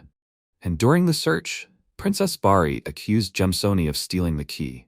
She reasoned that no one except her knew where it was. But even if she had stolen it, she knew very well that she couldn't get into Seochon's garden with just the key. When she objected, she was released, but she was badly injured during the interrogation and then banished. When she met her again, she was already married and preparing to give birth to a child. She was very persistent and could have achieved a lot, but life decided otherwise. She blamed herself for what happened, because it wouldn't have happened if she hadn't lost the key. She was never able to find it. So she blessed her and gave her that pendant. She was able to visit her from time to time. It seemed that she was living quite comfortably. Anyway, after that, she also left the temple. She couldn't stay there because it was her fault that Gemsoni was expelled. The protagonist asked, what happened to the key? She said that she still didn't know where it was. To find it, she literally went through every grain of sand in the temple. The protagonist then reached for the pouch on his belt and said that he had found something in the belongings of the children's mother. Could it be? Jaejongbi's eyes widened in surprise when she saw the piece of the key in his hand. She asked why it was there. He told her not to think so, it wasn't. As she had said, she was very persistent. As he was looking through the trophy, he came across 2 books. They were diaries written by Gemsoni. Even though she could not continue to live as a celestial, the knowledge was still there. She had written it down in these 2 books. In the first, she wrote about Pulgasari, and in the second, she described the mystery of the disappearance of the key. She asked if he meant that this burnt piece was the key? Who did this? He said that in Gemsoni's diary, she called her mother. She was a witness, not a thief. Because Princess Bari needed her, she made her dependent on her. Gemsoni wrote that she saw a man in red try to burn the key with Sanmaijina, and next to him stood the one who ordered it. And that person was Mom. To tell Jaejongbi everything, she gathered the remains of the key. Before she could do it, she was captured and tortured. They accused her of stealing the key. She knew that they would not stop torturing her until she admitted her guilt.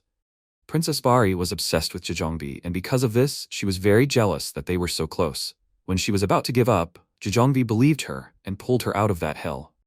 She understood that if she told her the truth, she would try to take revenge on everyone involved, despite the fact that she could die. But the enemy is the head of Okuguk, one of the 3 deities, Princess Bari. If Jaejongbi opposes her, it will further undermine her position.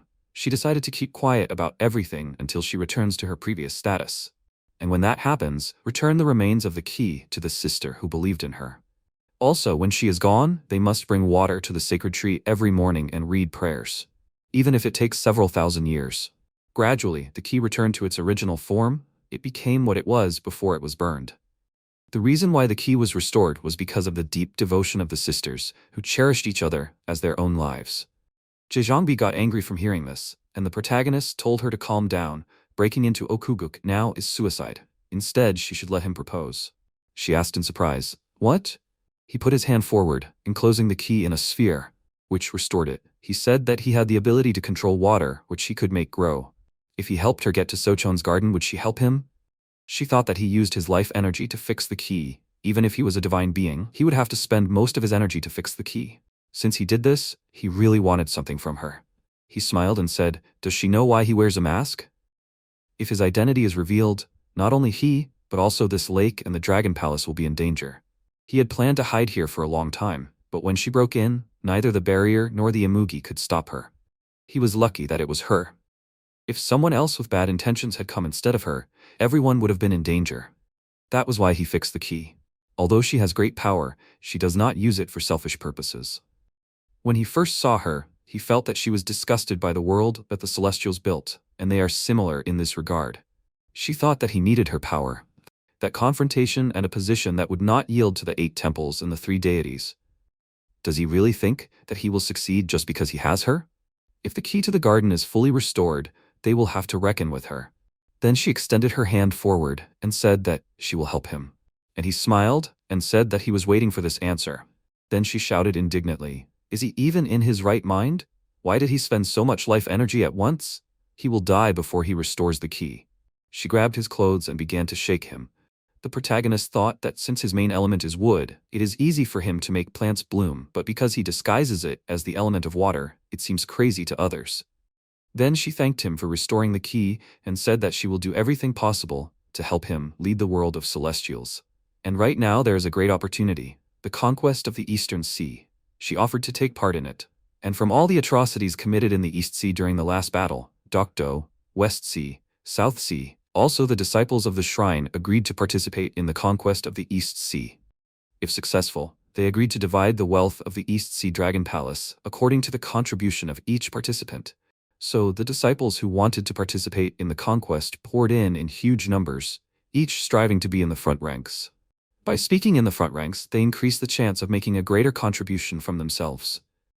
To join them, he still lacks both fame and strength. But since they have a whole year to spare, she knows how to fix it.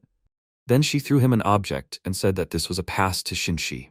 In order to prepare for the conquest, he needed to go there. He thought that this was the place created by Hwanung with his legal wife, where time flows more slowly than in the human world, the place where his father lives. Jejeongbi said that since she had received the key to the garden, she needed to quickly restore her strength. In order to take out any plants from there, she needed his permission. As long as Lord Sarado was allowed to take out all the plants he wanted. But now he was forbidden from leaving the garden, so only she and Princess Bari could bring in and take out the plants from the garden.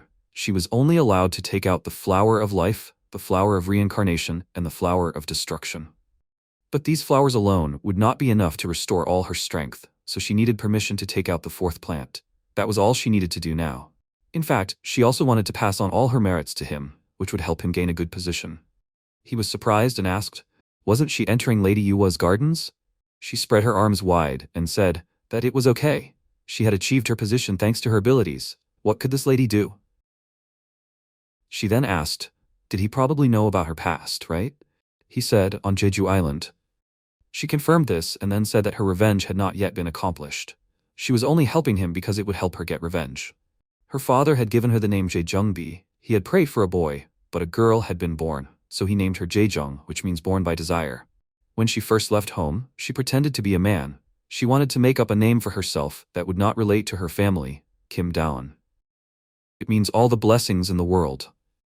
It was just a nickname, but she didn't mind being called that by those close to her. He thought that in the few hours they had talked, he had come to know her much better than in all the time he had spent in Lady Yua's gardens. Since she had asked him to call her by the name she had made up, it meant that she trusted him. Reading Gemsoni's diary, he had learned how much she valued those close to her and how much pain that betrayal had caused her. Then he said that from now on he would call her Dao Nanji. She smiled and said that it sounded good. After a while, the protagonist went outside and said that the children had left with Jejongbi. When he went to Shinshi, he would leave the management of the palace to Haylok and Kanbei. Then he looked at the peach tree and saw some fruits. He smelled a terrible smell and said that it had not been long since he caught them, but the smell was just terrible, even considering that he planted a plant that removes toxins. Taking a peach from the tree, he said that the body of monsters is not bad fertilizer. It usually takes about 100 years for them to grow to this size. I wonder, what will happen if he eats them all at once? Then he ate the peaches and said to absorb them, but before he could finish speaking, a sharp feeling of pain pierced his head, causing him to scream. He did not understand what was happening. The substance has been taken. The active ingredient is menthol, an antibacterial pain reliever. After some time, he sat at the table and took a sip of the drink. He thought that he had grown horns. Looking at the horns on his side, he said that they grew and then fell off. It seemed that nothing had changed in his body this time. He thought that he would get something useful. Maybe he was too greedy? He thought that it was a shame that this happened. I wonder if something can be made from them? And then Yahello came up to him and said that he had a guest. He was from the residence of the Lord of Divine Fire. The protagonist smiled and asked, "Is the flute ready yet?" After some time, they arrived at the place. Looking around, the protagonist asked in horror, "Is this the residence of the Lord of Divine Fire? What happened here?" Then an old man came out to them and, seeing the protagonist, said, "So it was him." He thanked him for his visit and apologized for receiving them here instead of in the guest room. The protagonist said that everything was fine. He didn't have to worry. He peeked through the open door and saw the man. Thinking that there were so many servants surrounding him, it must be some kind of powerful celestial? He was in critical condition right now. Who could do such a thing? The old man said that it was his wife. He originally planned to make a scabbard and then pay a visit. In order to create a scabbard that would neutralize the sword's energy, he used steel imbued with sword energy, and in order to evaluate its strength, he tried to insert a spirit stone that had a fire attribute. The problem was that he underestimated the blade.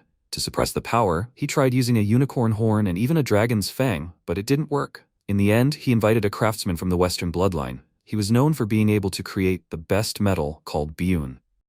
In the process, he had to show off the sword. The craftsman's face changed in horror when he saw how the old man changed when he picked up the sword, his eyes burning with rage. The old man said that, when he picked up the sword, his mind became clouded, and he killed the craftsman.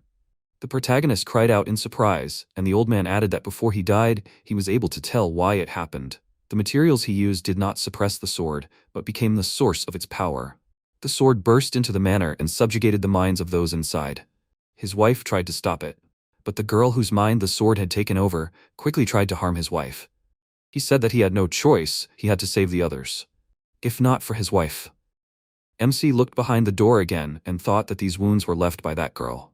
The old man said that the sword took over the body of a girl who recently joined their family. Although it managed to shackle her, the sword still controls her mind. Either destroy the sword or create a new scabbard that will be able to pacify it. He regrets that he could not live up to their expectations. The protagonist thought that he used a dragon's fang. Dragon body parts are extremely difficult to find, so they are very valuable. He asked if a dragon's horn could be used to create a scabbard. The old man confirmed this and said that the horn must be in perfect condition, and finding one is very difficult. The protagonist then handed him the horn and asked if this would be enough. The old man leaned over in surprise and asked where he found such a valuable thing. The protagonist said if that was enough, then we should get started. After a while, he went to the forge where a girl was sitting in chains looking at her phone. Seeing him approaching, she asked who he was. Then she smiled and the sword said that he remembered. He was the one who picked it up first. It was funny to watch him tremble when he felt its power. He tried to sheath it, right? Then she grabbed the sword and shouted that he should come closer if he thought his life was worthless. The protagonist thought that the sword couldn't do anything to him, since it was chained. Then he noticed the cell phone in the girl's hand and thought, didn't he say that the sword had taken over the body of the new girl who had just joined them? But why was the sword using the phone? It had just taken over her consciousness. Did that have any effect on him too? He then leaned over and asked what he was doing. The girl started waving the sword and shouting at him to stay away. If he doesn't have a charger, then he should leave. The protagonist thought that he had become just like a modern child. Then he noticed the text on his phone and asked what the novel was called. Sword replied, "I am absolutely not unrivaled." MC asked, "What is this about?" Sword said that the protagonist was originally a loser. How unexpected. After a while, Sword shouted in irritation that the heavenly sword was annoying her. He hacked his friend to death for touching his sword. The protagonist did not know how to react to this. If you compare it to the first time he picked up the sword, now it does not seem so evil. Sword just has a sharp character. Then Sword wanted to read on, but there were no cookies left in her account, and she could not read further. The protagonist asked, did he use it all? Then the battery on her phone ran out, and the girl sat down on the floor. The protagonist asked, is he okay? Sword held out his hand and said, since he does not have a charger, then he should give up his phone. He said that he does not have a phone. The sword in the girl's body became very sad and asked, is it really that bad? Maybe he should tell a story? The sword asked, is it interesting? He said that this is his story. After a while, the sword said desperately, what a horror. He can't accept it. A father abandoned his wife and little son, and then remarried? He saved people, and for that he was beaten and put into custody. How could they kidnap people, force them to look after the garden? To make their family look better, they only show people talented people? Because of the huge number of dangers, he had to leave that cute teddy bear? They should kill them all.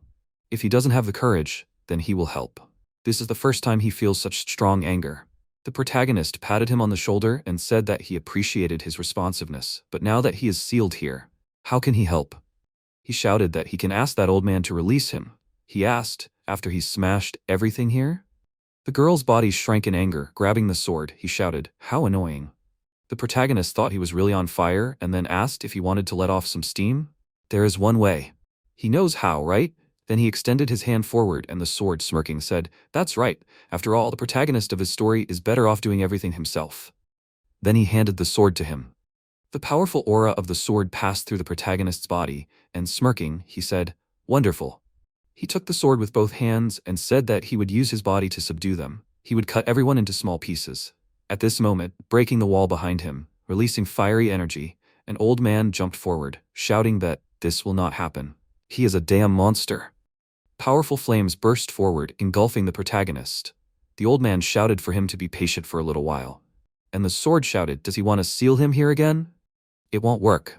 He won't be able to stop him anymore. His attempts are in vain. But the old man released the fire with a powerful new force. A creature was formed from the flames, opening its mouth. The protagonist swung his sword, and the sword said, does he think this will help? Is he giving up already? Then he saw an object on the side and asked, a new sheath? Looks like he hasn't given up yet. Well then, he will break it for him. But at that moment, the sword lost control of the protagonist's body, and he was able to put the sword in the sheath. The sword said, did he plan this from the beginning? He must stop. A bright flash of energy pierced the protagonist's body, causing him to fall to the ground tired. After a while, he opened his eyes while lying in bed. When he sat up a little, Yahello ran up to him and worriedly asked how he was. He said everything was fine. His subordinate said that everything went as he planned, but is he sure everything is fine? The protagonist confirmed it again, and he said that he examined him. There are no problems other than being very tired. He needs to get some rest now. He then handed him the medicine and said that his grandfather asked him to tell him this. The protagonist told him to tell him that he was awake. He then took a few sips of the medicine and heard the sword screaming indignantly, calling him names. The protagonist thought that it was now sealed in the sheath. Covering his ears and getting out of bed, he walked forward and said that the sword was too noisy. But since Yahello didn't react, it turns out that only he could hear. Maybe it's because the sheath is made of his horns. If you think about it, the horns are like antennas to study energy, and that's why he is now connected to this sheath. He then said that it is too noisy, he should be quieter. The sword said indignantly, did he hear it? Still ignored it? He thought that it worked. Maybe it was fate that after he ate the peaches, he grew horns? Then he told the sword to try to calm down. He understands why it is angry, but isn't it better for it? If it weren't for him, it would still be lying in the warehouse, and when they sealed it, the old man wanted to destroy it. And if he copes with it, then he will have a chance to personally destroy those scoundrels. The sword asked, will he replenish the account? The protagonist confirmed this. The taming was complete. After some time, the old man and the protagonist with his subordinate met on the street. The old man asked, are they leaving already? He thought that they would stay a little longer. The protagonist said not to disturb them. They would better leave. He still has houses to rebuild. The old man lowered his gaze and said, if he had not given such precious horns, he would not have been able to create this sheath. Everything happened because of his negligence. The protagonist said that they were just horns. If he had not asked him to help, nothing would have happened. He is very sorry that because of his request, everything turned out this way, so the cost of his work and repairs. The old man shook his head and said that everything was fine and that he didn't owe him anything. He was a craftsman. He never thought that he would ever be able to work with a dragon horn in such a perfect condition in his life. Thanks to it, he was able to create a scabbard that could tame even the most ferocious demonic sword. He was able to create the best masterpiece in his life. That's why he won't charge him. He shouldn't worry. His wife is a difficult person and will recover soon. The protagonist closed his eyes and thanked him, saying that he was in his debt. He thought that this man was a real craftsman. Then, he said that he was curious. Did the craftsman say what kind of sword it was? He said that the sword's name was Tirfing. After some time, MC arrived at his domain and was met by Somin, who said that she would go with him. He asked where, to Shinshi? He turned around and said that one wish was not enough to get there. She said that she had already received a pass from the teacher. He thought that the sage Taebek was behind her, and then asked why she decided to join. She said that she also wanted to take part in the conquest of the East Sea. Besides, they should train together to avoid the teacher's attention. They had made a pact, so he didn't have to do everything alone. The protagonist then waved his hand and said that she could do whatever she wanted. A while ago, she asked in surprise, "What, North Korea?" Kongbei confirmed it and said that the master there saved those children when he was returning from training. But isn't he magnanimous? She thought that demons were hunting those children while she was getting completely drunk, and he was saving people? What is she even doing? She doesn't want to give in to him anymore. They currently passed through the barrier, and the protagonist thought that there was a lot of debate about whether Mount Taebek exists, since it, unlike Mount Paektu and Mount Myeohyang, is hidden behind a spatial barrier. Gual is hidden behind a similar barrier. As he approached the entrance, he saw a crowd of people and wondered if they all wanted to go to Shinshi. It seemed like there would be a crowd because of the conquest of the East Sea. Someone said to go through since she had a pass. They didn't need to stand in line. The people standing in the crowd paid attention to them and started to talk about Somin. But the protagonist looked at his companion and thought that the local celestials did not like her very much. Then they approached Gomsan, who was dozing at his workplace. Somin greeted him and said that they wanted to go to Shinshi. He woke up and asked if she was Taebaek's student. In response, she handed him a jade pass. Then, he looked at the protagonist, and he introduced himself as the Dragon King of Paektu. Gimsan said that he did not know where he got the pass from, but he was going there, and he should not break the rules. Then, turning to Somin, he said that she could go. Hanyul thought that they only let in those who have a patron, and those who do not have one are forced to wait. He is in a hurry, so he does not have time to stand in line. Then he noticed Gimsan's face. Walking up to him, he told him to check it.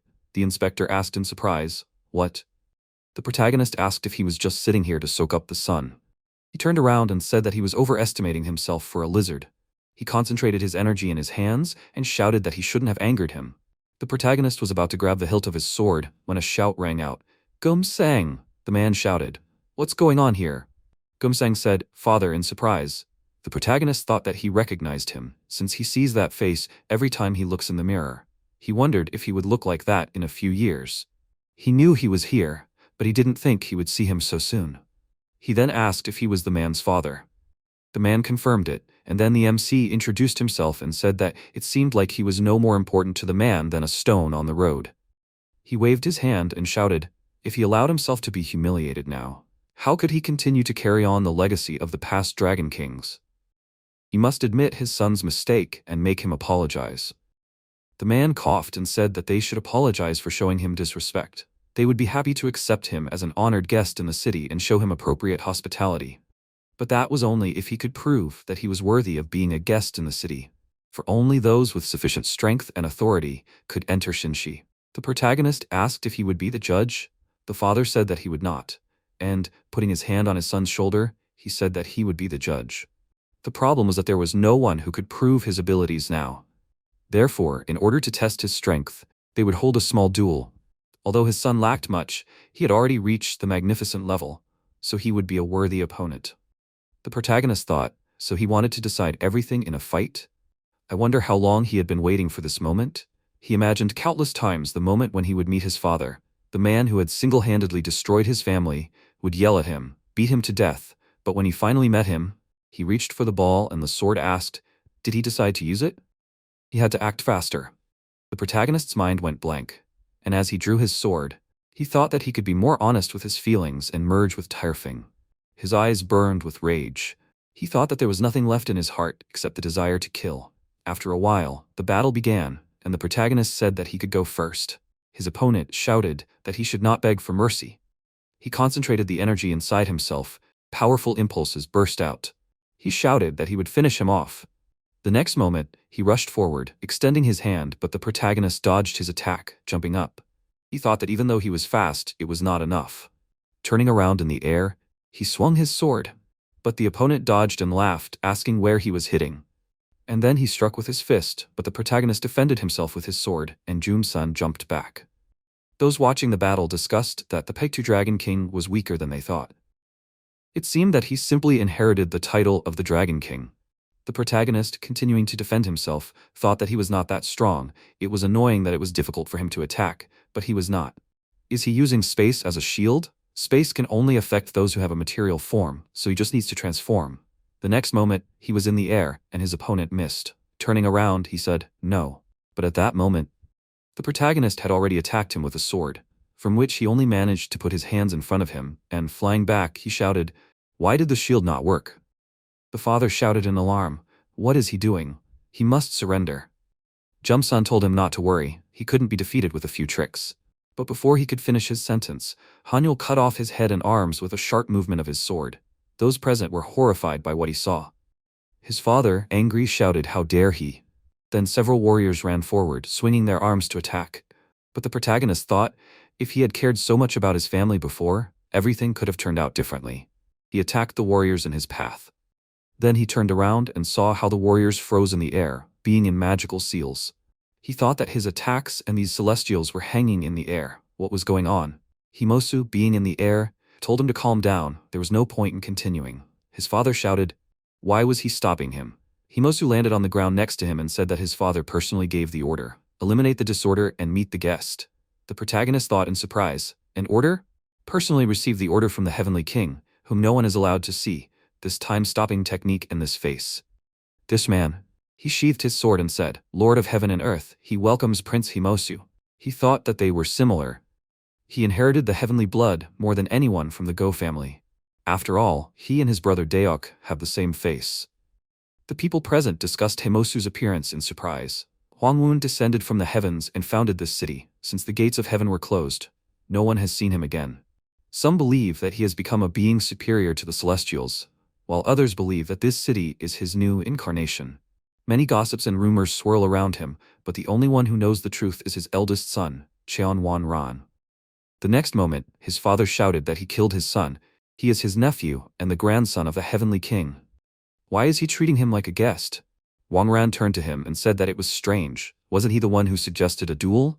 Besides, he hadn't heard him set conditions under which they shouldn't take each other's lives. The protagonist thought that he had drawn a pretty clear line between work and personal life. That was good, but didn't everyone put family first? There was something mysterious and divine in his behavior and manners. Then he said, if he was going to apologize, you should hurry. The time stop wouldn't last long. There were some flower petals from the Seocheon flower garden in the city treasury. If the guest asked, he could attach his head back to his body. The father approached the protagonist, starting to apologize, but he said that he better apologize properly later. Trufing said that he was an idiot.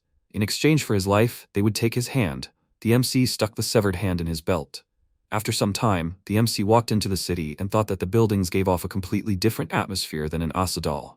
Wang-ran turned to the protagonist and asked, isn't it amazing? The buildings here are made in a unique style that he hasn't seen anywhere else. He thinks that this style was used in his father's homeland.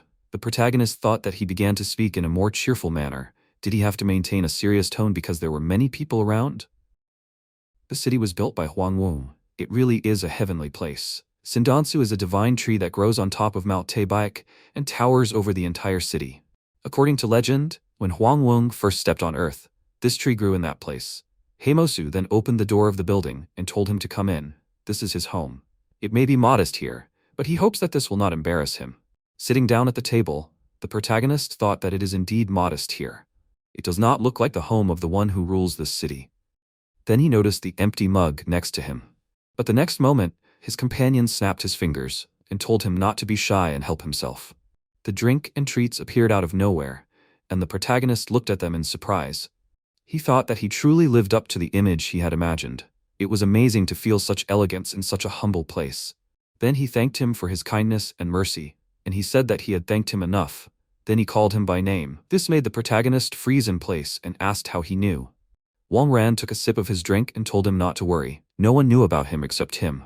2 years ago, in the pre-dawn hours when the heavenly gate opened, he read the stars and saw a sign.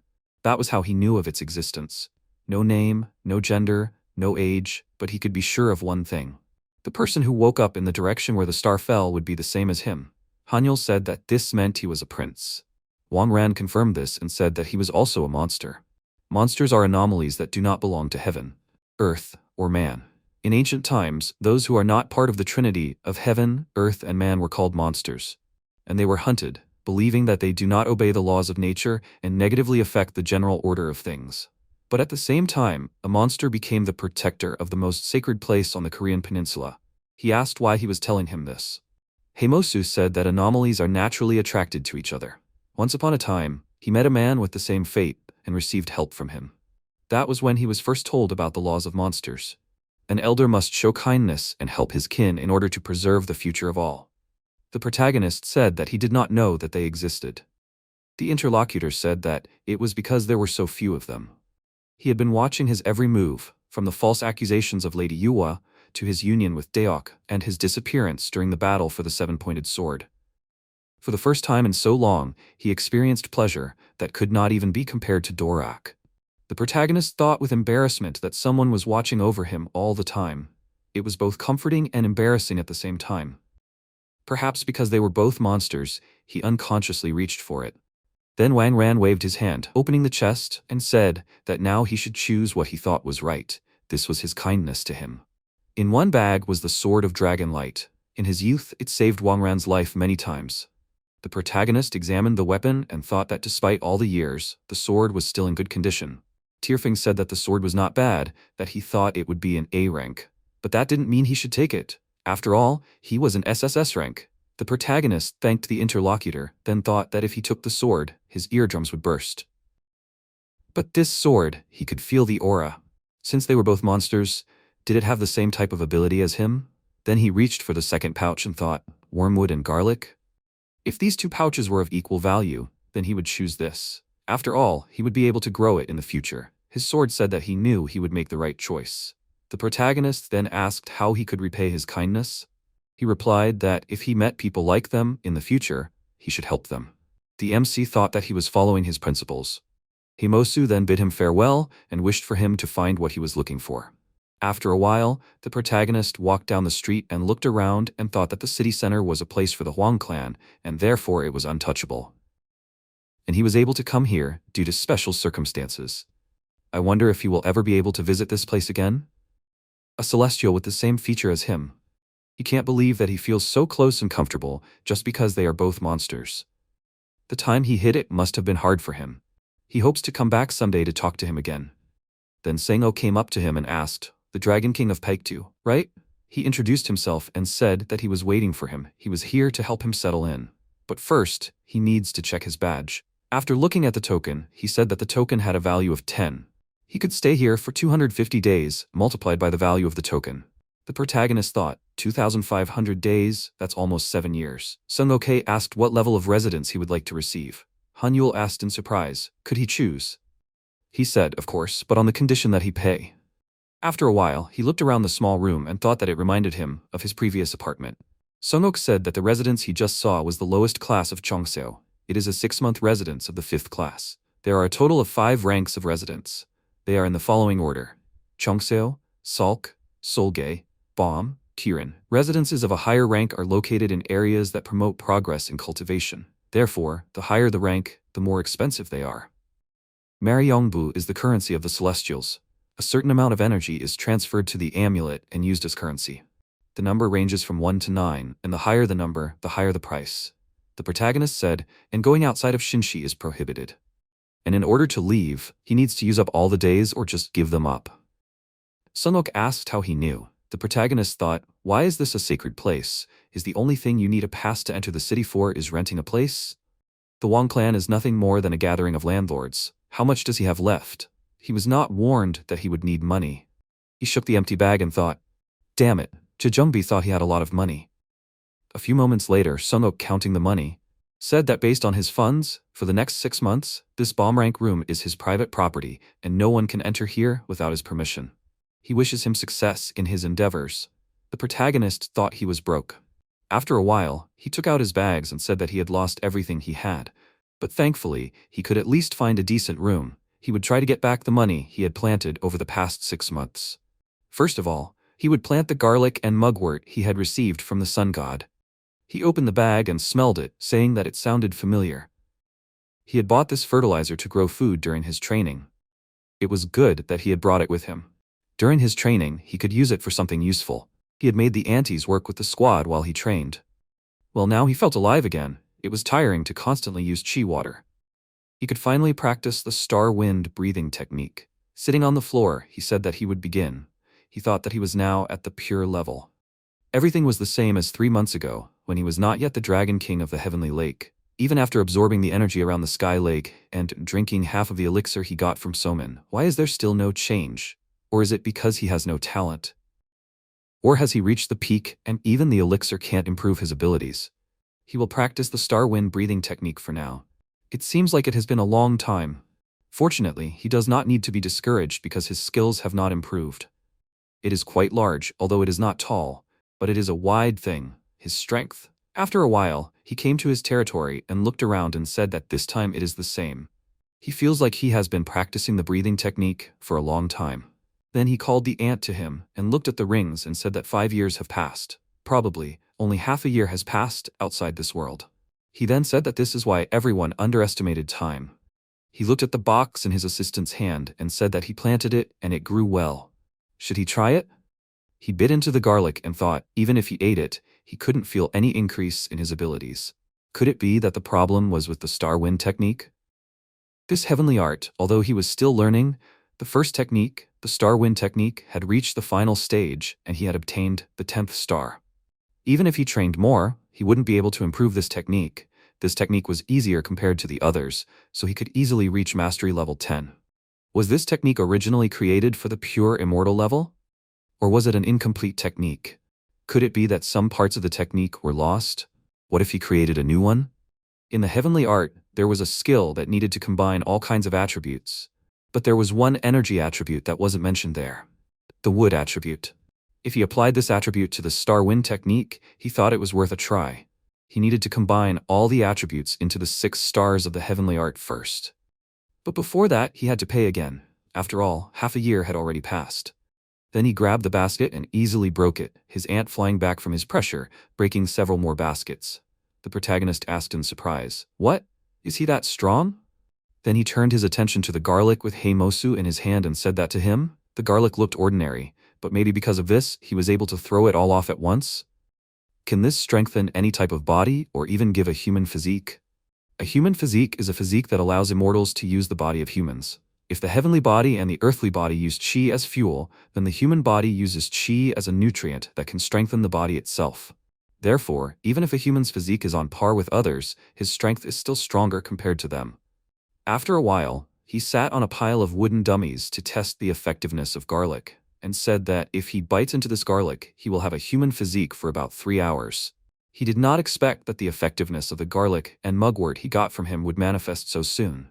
Since he already knows the effectiveness of garlic, he should try mugwort. Then, Song-ok reminded him about the payment, and he said not to worry, and he will pay everything on time. Then he went down the mountain and said that he needs to sort out the rent first. He needs to get his money. After a while, he came to a shopping street.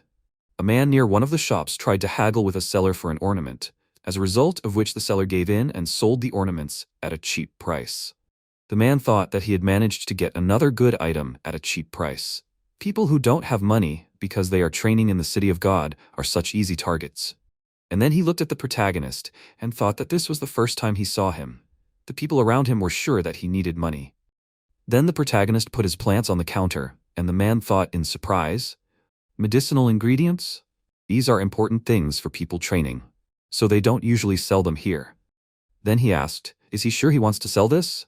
He is selling these medicinal herbs?" A crowd gathered around the protagonist. They were surprised, discussing the offered goods. The man thought that with just one piece, he can increase his abilities. But in the end, he only has one choice: sell these herbs at a low price, right? Then the protagonist raised his index finger and said, "Just an hour." They must write him the name and the desired amount on the paper next to the goods they do not want to buy, and he will sell it to the person with the highest bid. He only got it in Marang. The man shouted in surprise, "What? He's holding an auction?" The protagonist said it wasn't against the rules. He didn't see anyone else selling goods like that around, so he figured it was worth a try. He also wanted to give everyone a fair chance. They could bid as much as they wanted. So, should they start? The man then shouted, "What the hell is he talking about?" The guy next to him stopped him and said, "This is the Heavenly Lake Master. Didn't Himosu personally choose him half a year ago? And he's been training here ever since? If that's true, then all those medicinal herbs are from the Heavenly Lake Palace. They need paper right now." The crowd became chaotic, with things flying everywhere. The protagonist thought things were getting out of hand. Then he was drawn to a person in the crowd. Just then, Songok came up to him and asked what all the fuss was about. The protagonist said he was just in time and told him to keep an eye on things for a minute and that he'd be right back. A few moments later, he caught up with Un at the door and apologized, asking how someone who should be in Baekwa Pavilion could be here.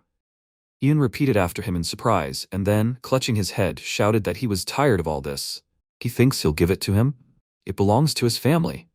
He won't give it to those evil women. Horror was visible on his face, and then he fell to the ground. The protagonist ran up to him and asked if he was okay. He thought that now that he looked closely, he was sure it was Yoon. He was definitely one of those who lived in Baekwa Pavilion. Then why was he here? And his reaction was strange. What happened? First, he needed to find a place to lay him down, but he couldn't enter any room without the owner's permission. He couldn't just throw him in at random. Then he'd have to go to him first. After a while, he placed the guest on his floor and, armed with a medicinal drink, approached him, pouring the drink into his mouth. He thought that this treatment would be enough. He needed to prepare the medicine in advance for him to eat when he woke up. Then he looked in surprise when blood gushed out of Yoon's mouth, and he screamed in pain, clutching his chest. The protagonist screamed in surprise. Are these not symptoms of poisoning? He thought that he did not think that he used any poisonous herbs. Or was he poisoned in the first place? Then who poisoned him and when? Why would they try to poison him? He has many antidote herbs, but if he uses this incorrectly, he can only make things worse. Then he crushed some more herbs into a drink and thought that he should be careful. After which he gave a new portion of medicine to his guest, but he again winced in pain and spat out a clot of blood. Why does it seem to him that he is only getting worse? He's just trying to stop the poison from spreading. He's sure the detox has worked well, so it's not his herbs that's the problem. If he gives him stronger medicine, he can push the poison out of his body, but the problem is that he doesn't know what kind of poison it is. Then he needs to try other methods. After a while, he lit some incense and said, "Junwan, Guangwan, Shinwol Huel, this is his first time. He hopes he's doing it right." He then thought that he should just wait and watch. After a few moments, On coughed up blood again, and in one of the clots, a snake spirit appeared, bursting out of his body. Hanuel, watching this, said that the poison is tainted with great evil intent. Is it really angry that it was expelled? He then extended his hand forward and shouted, "Where did it come from?" He then let the spirit into his body, where it met with powerful water energy. The detox was successful. The protagonist stroked his stomach and said how bad it tasted. He thought that he had removed the poison, so he should be fine now.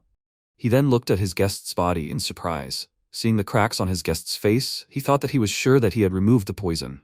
Will he die? Yoon's body began to crack completely, and the next moment, a bright flash of light illuminated the space. The protagonist thought, what happened? Is this coming from his body? He thought that this couldn't be. Is this Yoon's true form? The guy sank to his feet and, examining his body, said, "What is this?" The protagonist wrapped him in a cloth and said that while they were talking, he had a seizure and was in agony, so he needed to examine his body. He is not surprised that he was poisoned. He knew about it. He confirmed it and said that it was his uncle who gave him the deadly poison and imprisoned him for many years. The protagonist asked in surprise, his uncle? Why would he do such a cruel thing? He replied that in this world, people called his uncle Seijo or Suyang. The protagonist couldn't believe that he called King Seijo his uncle. And Yoon said that Un was a nickname his grandfather called him. He then said that his real name was Yi Honghui, the sixth king, King Danzhong. After a while, MC said while pouring a drink into a cup that he couldn't believe that Un was King Danzhong. Did he awaken and become immortal during the Korean War? Come to think of it, something must have happened at Baekwa Pavilion. Did Lady Yua know who he was? He then took the drink to the guest and thought that he would like him to tell his true identity. If he had nothing to hide, he would listen to everything from him. Honghui, seeing him, smiled and said that he seemed absent-minded. Since he was his savior, he would tell his true identity. He was probably curious because it was about the palace. Everyone knew that he was dethroned at a young age. The reason his uncle had not carried out a coup d'etat earlier was because of Songye. He wanted to make him his puppet, so he promoted him. But his uncle had other ideas. And to prevent that from happening, Songye deceived him and often fed him poison. At first, he did not know what it was. Every time he took the medicine, he would feel dizzy and fall asleep. And without realizing it, his body began to deteriorate. It was as if he was trying to tarnish their bloodline. They had to do this to him because the Yi family was afraid that someone, even a non-immortal, would oppose them. Then Songye successfully manipulated his uncle and soon gained control of the royal power. Later, his uncle changed his mind. After all, he could not suppress his ambitions for the throne. So his uncle became the king and punished him with deadly poison. And after that, he realized that he had become addicted. But none of the remedies he tried helped to detoxify. And when he came to, he was already in the ground and realized that he had become immortal. Frustrated that he could not fulfill his duty to preserve his family and take care of the people, he thought about committing suicide several times until Soljam found him. And he said that he was his savior, teacher, and friend. In Songye's era, his name was Kim Si-sep. MC thought it was one of the most famous figures in history. After the abdication of King Donjong, he gave up his official career and devoted himself to hermitage. Honghui said, in order to return him to an existence that had become non-existent in this world, since he taught him cultivation, their relationship became that of a mentor and disciple. As a mentor, he told him to hide his identity, as he believed that it would be dangerous if Songye's henchmen knew of his existence. He is sure that it was not easy for Si-sep to take care of him, poisoned and no different from a criminal. Whenever they met, he always gave him his money and elixir. At that time, he told him that he had to return to his place, and he was sure of it. Honghui then thanked him with tears in his eyes. And then he said that after spending several centuries cultivating, it seemed that he had absorbed all of Si-sep's essence, because only he had retained his youth, while his teacher had aged greatly. Knowing that his time was short, he worked hard to become the master of the Baekwa Pavilion, and then made room for him as well. And so he became Si-sep's disciple, Imun. In the end, he could do nothing for his followers, and had to bid them farewell. The protagonist asked, but if he had managed to keep a low profile all this time, then how did he get caught? He said that it had happened a few months ago. After the battle for the seven-branched sword, he had bowed his head and greeted Lady Yu Hua. She said that he was Soljam's disciple. Did he know anyone who knew him? He apologized and said that he didn't know anyone who knew his teacher. She stroked his chin thoughtfully and asked if he knew that his real name was Kim Si-sep. His eyes widened in surprise, and he looked up at her. She said that perhaps his teacher had been involved in that recent conflict, the war with the Dragon King of the East Sea. He was involved in the corrupted events of this election cycle.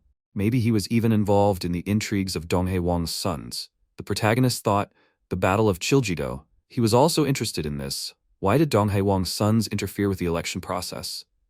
Apparently, Yua is trying to find out if Wong kept silent until the end and whether he will be investigated.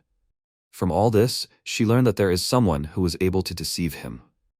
How far did they go to bring the Soljam to their knees? Could they be foreigners?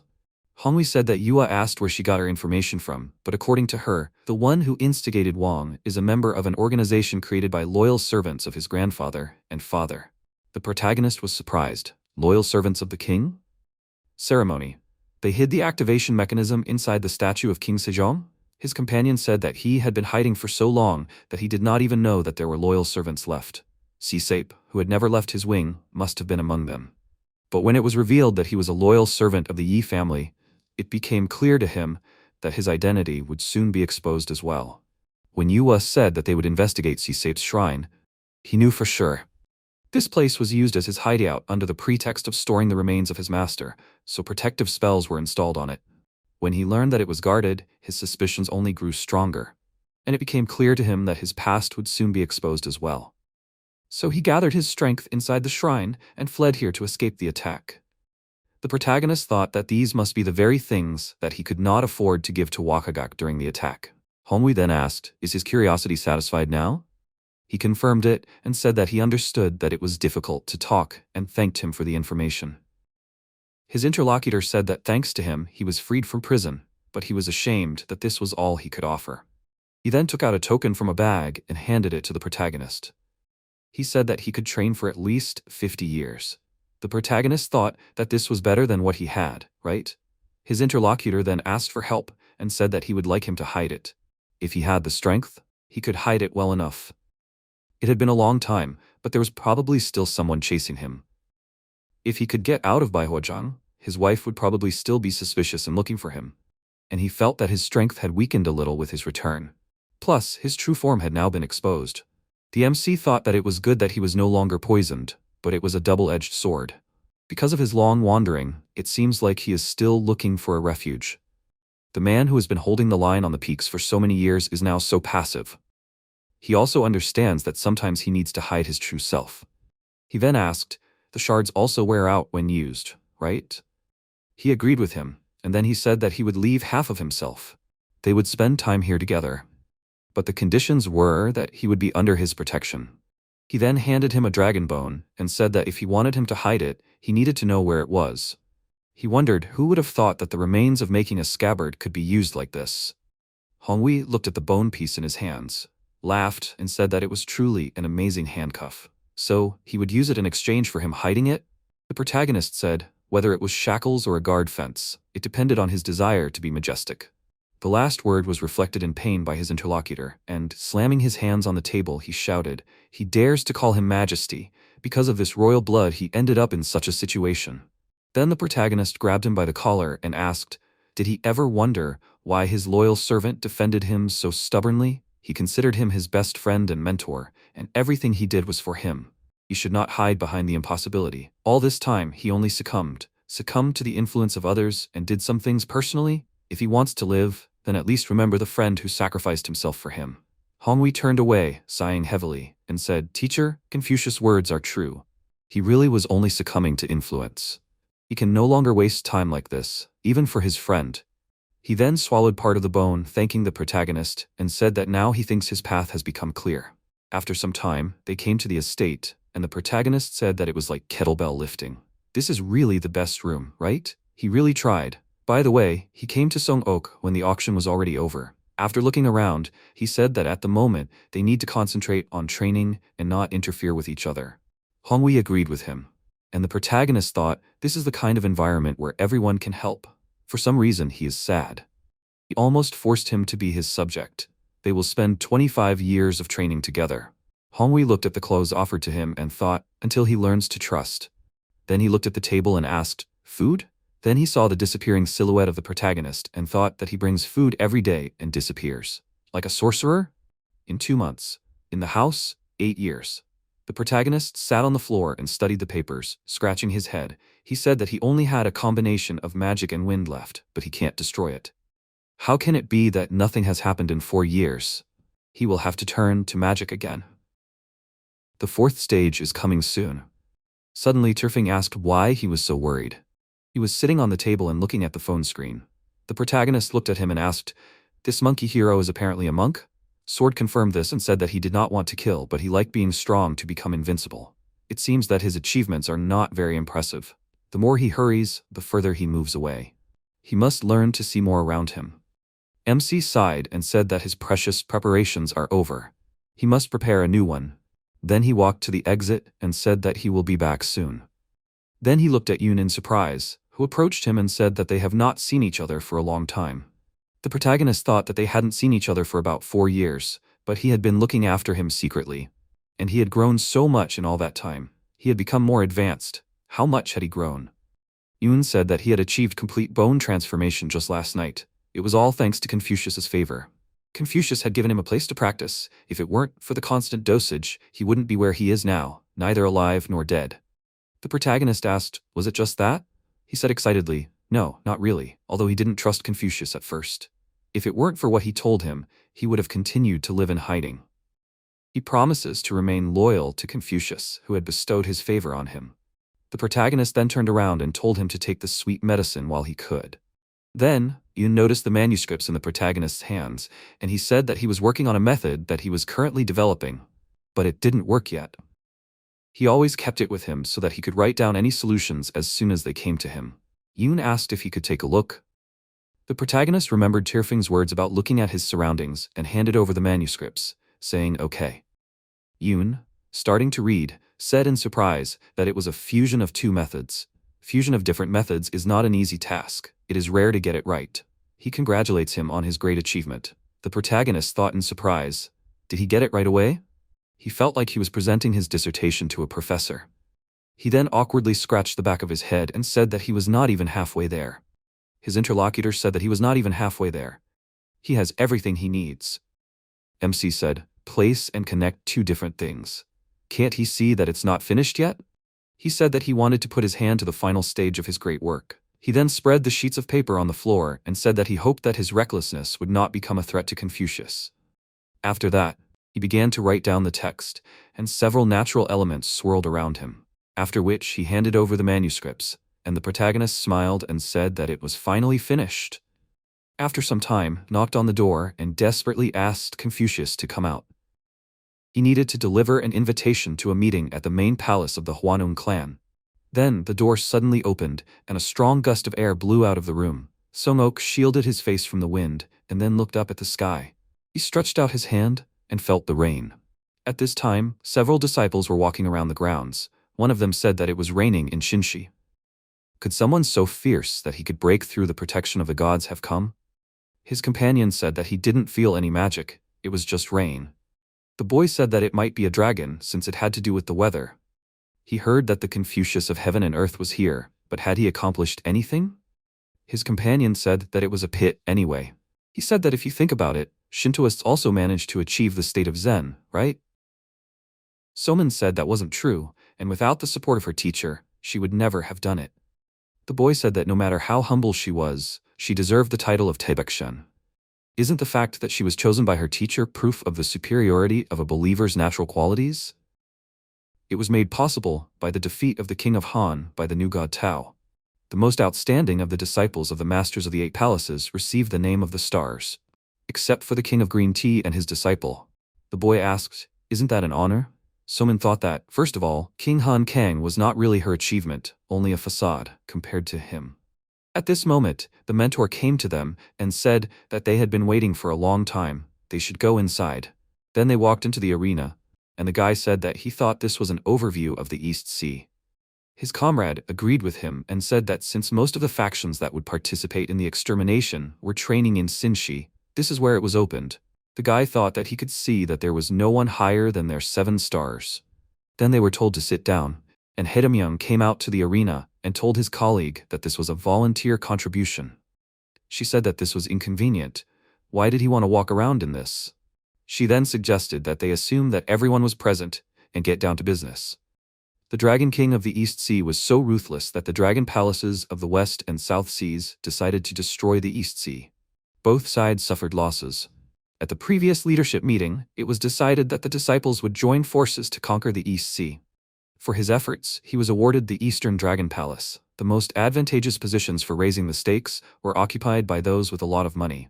However, they received many complaints about this, so they changed the way they distributed the tribal positions. Simply, all the titles except for the lords and ladies are obtained by competition. The people present were inspired by this information. And then the host turned his attention to the protagonist. After walking inside, he asked, was he too late? She thought, Confucius of heaven and earth. After a while, the protagonist took his seat and thought that this was a competition to choose a seat. Since there were many Pantheon members and the Samwonsan clan in the higher positions, at first glance, it seemed that this choice was made in favor of small groups or individuals. But even among the younger members of the Pantheon and the Samwonsan clan, there were many representatives. Members of this circle, even if their spiritual cultivation is low, receive more support in spells than others, so it is natural for them to win. In the end, it was a structure where those with more support were ranked high. He still feels sick from it. The girl then said that since the number of participants was quite large, not everyone could get their desired places right away. So they decided on ranks based on their spirit level. And then she showed the ranking based on their achievement level. If they had any complaints about their rank, they could fight with the one whose rank they wanted to swap with. No change if they lost, but if they won, their ranks would swap. The one whose rank was swapped would move down 1 rank. She then looked at the protagonist again and said that he was late. But which rank did he want to challenge? He said that even if it was a challenge or a joke, his rank was not there. She asked if he had a different rank. He thought maybe it wasn't there, but he wanted to participate. She said that after the opening of the heavenly gate, it became easy to see and measure the cultivation level. So many disciples took advantage of it. She thought that everyone had it, but she did not pay attention to it. She did not know that it was missing. Tirfing thought that Hanyul had gone missing during the dispute over Dokdo, so it was good that he gave it to him. The girl then grabbed her head and said that she made a mistake by not checking it. They should give him a chance. She then asked what order he would prefer. He smiled and thought that with this, he would be able to show off his capabilities. Then he decisively said, first. He asked that they give him the first place on the list. She was surprised and shouted, "What?" The people present looked at him with disapproval. Noctigan stood up from his seat and said, "He wants his place?" How bold. The guy looked at him and thought, this is Baradagi's third son, Noctigan. He is at a higher level of godhood than them. He focused all his energy towards Irin. He was in first place. He then walked up to the protagonist and said that it was sad. Even his level didn't seem that bad. But when he thought that they could lose him in a place like this, he smiled and said, "You don't know until you try." Then the hosts announced, Hanyul versus Noctego. They are starting the competition. Then they entered the arena, and he grabbed the trident and summoned a huge spirit behind him and shouted, "Let me at least show a little bit of the power of the godhood level." The spirit that was behind her suddenly rushed forward, trying to hit the protagonist. Tirfing asked, "This is Jingnam Zhou, right?" MC, rising into the air and running along the opponent's spirit's back, asked, "Does he know this?" Sword said that he saw this in a novel where the protagonist is a monk. "It seems to mean that it relieves the anxiety of the heart." He asked, "Really?" And then he gave a powerful blow, destroying the ground beneath him. He said that it was a good meaning. Then he concentrated water energy in his hands and sent it to his opponent, from which he grabbed his hand and he landed on the ground and said that it is relative to who uses it. Walking up to the opponent, he said that he would be too worried. He smirked and said that maybe he underestimated him. But he will not be frivolous. He grabbed the trident again, and a huge spirit appeared behind him again, then flew forward and delivered several powerful blows, trying to hit the protagonist, but he jumped back, dodging these fists. He thought that he was getting stronger by pouring out all his energy. When suddenly, the next moment, the spirit still hit the protagonist's face, but again flew to the side and thought that this would not help him. Then he swung his sword, releasing powerful water energy forward, from which his opponent screamed. He said that although the laws are good, he doesn't know how to use it. That's why he looks like this. It seems like he sees a sage who has just awakened. Noctego, angry, thought that he poured out all his energy and still fell behind. He didn't use a single technique. This is the pure Guangmi method that Baidagong spoke of. Machzhong Shinkan. Such high levels that can be achieved without the help of this monstrous artifact. He shouted in irritation not to laugh. He is not lost yet. After that, he extended his hand forward, in which lay a flower. The host shouted in surprise, "Why is this in his hands?" The damned Baradagi. Out of gratitude to Baradagi who helped him, Jajombi gave only one among the visitors of the Heart Garden. Only she has the ability to break, among the many flowers containing tens of thousands of different powers, a flower focused exclusively on combat, the destruction of Asura.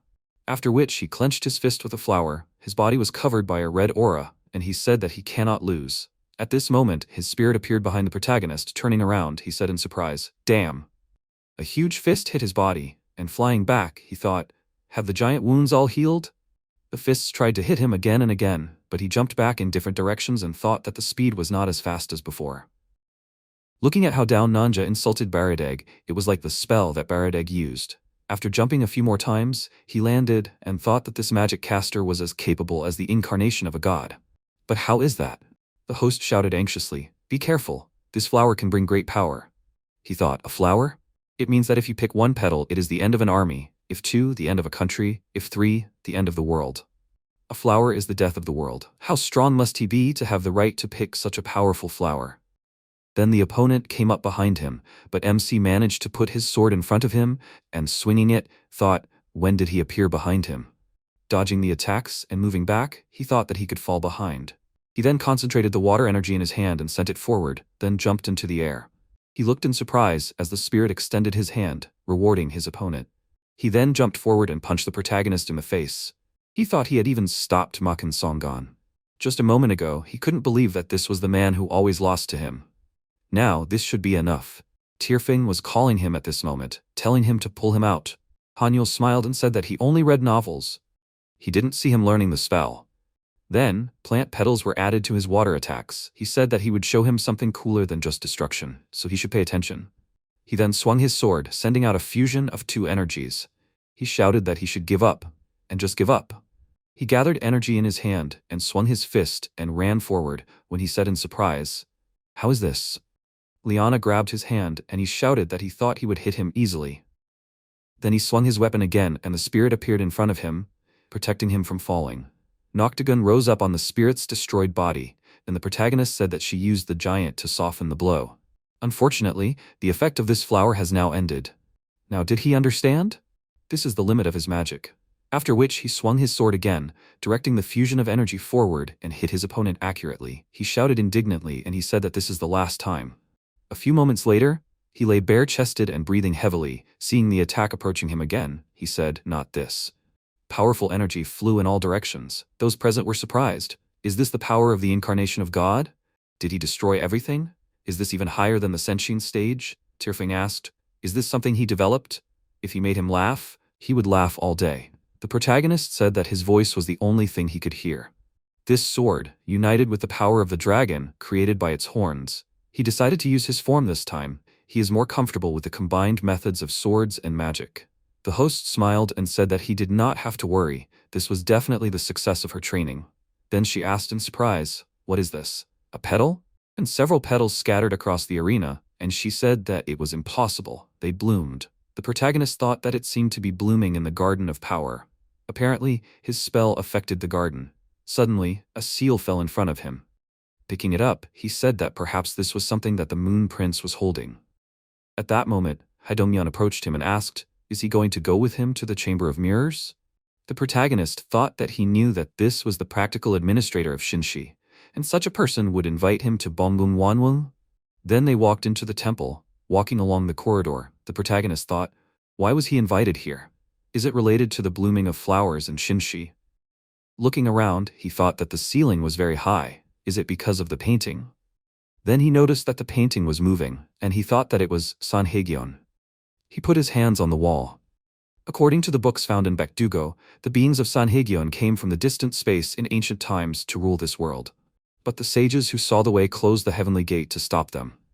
If it were not for the sacrifices of these sages, the world would have perished long ago. But after the opening of the heavenly gate in their time, the modern sages are too busy with personal interests and power. Haidongmyeon said that they are interested in observing the external deities. The protagonist turned to him and said that they called them the outer deities. He said that they were the ones who were the great masters back then. The protagonist thought, if they were great masters, they must have been powerful, but he hadn't heard of them since the heavenly gate was opened. Where did they go? He then noticed the huge flower in the painting and thought, is this the two-star sunrod he used before? Haidongmyeon said that what he saw was Imje Sinnon. The protagonist thought, one of the 3 great rulers and 5 emperors who ruled ancient China, right? He studied agriculture, so he uses this technique? His first technique. Solar wind. It's even better than the 10th star. He asked to see more, and then it went back to the beginning. And he thought it was just a repeat of one section. Maybe this sage created the star wind method? The story in the solar wind was here. It gave a clue to the 10th star. He then asked if there was any descendant of this person. Haidongmyeon said that there was no saint who was known to have such knowledge. Although, if you dig deeper, who knows? He then suggested going further. The protagonist thought that it seemed that other than a very ancient saint like Hwanung, no one knew about it. It would be good if there were at least some relics left. However, he was glad that he learned the clue about the star wind here, and also checked the match with the 10 stars. After a few moments, they came to the right place. Looking at the plant in the center of the room, the protagonist thought, root? Could it be the Sandansu root? Haidongmyeon, walking forward, said that he knew for sure that he was in charge of the Hwanwang lineage. From now on, he must answer without lying. He wants to ask what he did to the altar tree, and was it intentional? The protagonist thought that the situation had changed. Now he was addressing him as the leader of the Hwanwang clan. How unusual it was to see the Sandansu bloom. He said that although he had caused the bloom to happen, it was not his intention. His interlocutor said that in this way, his tension had even reached the tree. Like a dragon with a wood element, like Chongryeon. To make father in such a beautiful state that even he had never seen in 1,000 years. The MC thought in surprise, father? This Sandansu is Hwanwang? Haidongmyeon said that father used the power of this ridge to become a powerful being by using the roots here. Only his brother Hamos has the right to hear the whispers of revelation. They are only allowed what his brother provides. He then put his hand on the root, and the protagonist thought, isn't this a secret of their tribe? Why is he telling him about this? The interlocutor said that he thinks he has the qualifications. It is the holy blood that spilled from his father that binds their tribe. He handed him a cup and said that by taking this blood, he would become connected to his power. He would be able to communicate with his energy, making their tribe stronger than the powers that Zhongji gave him. He should be happy and drink. This holy blood would make him purer, allowing him to take a place next to his brothers. Hanyul said that if it was his right, he would politely refuse. He said that it could not be rejected. It was better for him to accept it. The protagonist thought that because of these elders, he could not even escape. Judging by the color of his hair, his father was recognized as part of the tribe. Listening to the revelation from the voice, in the end, it seems to him that only Hamos can hear the voice of Sundansu. He would have felt it in battle if this holy blood was so powerful. It almost sounds like propaganda. Hardened in their views and joyfully consider others as captive members of their father's tribe, he would rather die. Sundansu's energy will definitely help his strength, but he is worried about the programming. It gives them the strength of the Huangwan clan, but he wishes they did not have programming. If it is a poison that is injected internally to program, he then said, even if he takes this holy blood, he will not become what they want. After which he took a sip and cried out in pain. He grabbed his head and thought that it seemed like roots were piercing his body. A voice appeared in his head, and he thought that his head was being torn apart. Although it was clearly a language he had never heard, he knew what it was. The voice screamed, for God. From such a powerful sensation, the protagonist grabbed his head, curling in pain. And then he thought that his suspicions were confirmed. He decoded this holy blood. The people present were surprised that he did not turn Snow White. Hedomyeon thought that the connection had been established, but was that possible? He then grabbed the protagonist's hand and asked what he had done. He smiled and asked, didn't he say that things would not be as they wanted? He thought that if he had planned something, the connection would not have been established at all. In that case, there were never any dragons in their tribe, perhaps it would take time. He then let go of his hand, and the protagonist thought that he could not believe that his mind had been released. Hedomyeon said, however, the amount of sacred blood bestowed upon him was enough to stand in the same row as him, the head of the clan. From now on, he would consider him his younger brother. The protagonist bowed and said that he hoped for their continued cooperation, brother. After a while, he returned to the arena and looked at Yoon, thinking that he was still fighting for the title of Celestial. So the second place in the competition of young masters to the heavenly realms is taken by Yoon. The protagonist approached him and asked, did he achieve what he wanted? He let his comrade lean on his shoulder and said that his injuries were too serious. It was time to go back. He thought that he did not tell him to take second place, but he still achieved his goal and stood below him. This guy is so damn stubborn. After a few days, he thought that he was watching him, but it seems that the sacred blood is not going to harm him. It seems that Un has recovered well. The order of the participants of the Eastern expedition has been determined, and at the next meeting they will discuss the details. There is very little time left. He has finished training in Shinshi, now he needs to quickly complete the preparations for the expedition. But why is the flute not here yet? It should have been delivered by now. He does not want to rush them because of Tirfing, but the expedition is coming up, he needs to check on them. Then he turned to his comrade and said that if he is free, he should join him. He asked where they were going. MC replied, to the north of the peninsula. They would meet General Huadok. A girl who was under the power of the sword ran up to them. The protagonist said that she seemed to be General Huadok's apprentice who had possessed Tirfing. Where was her teacher? She said that he was away on business. He asked if she knew anything about the item he had ordered. She awkwardly said that there had been some difficulties here. She told them to go through. After a while, they arrived at the place, and the protagonist said that this was the general's quarters. What would they do? She showed a symbol on the floor and said that the item he had ordered was in this hiding place. She didn't know what had happened, but the people from Baikwagak suddenly took her teacher away. Before he was taken away, the teacher hid the item in the hiding place, but they couldn't open it. The teacher told them to wait. Ian looked at the symbol and said, that's how it looks like this seal was put in such a way that only the master could open it.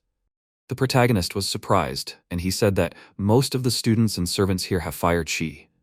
If you pour water energy into the seal's opposite elements, then it can be easily removed.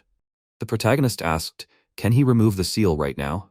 He confirmed this and said that you need to know where and in what sequence to direct the energy. He just has to do as he says.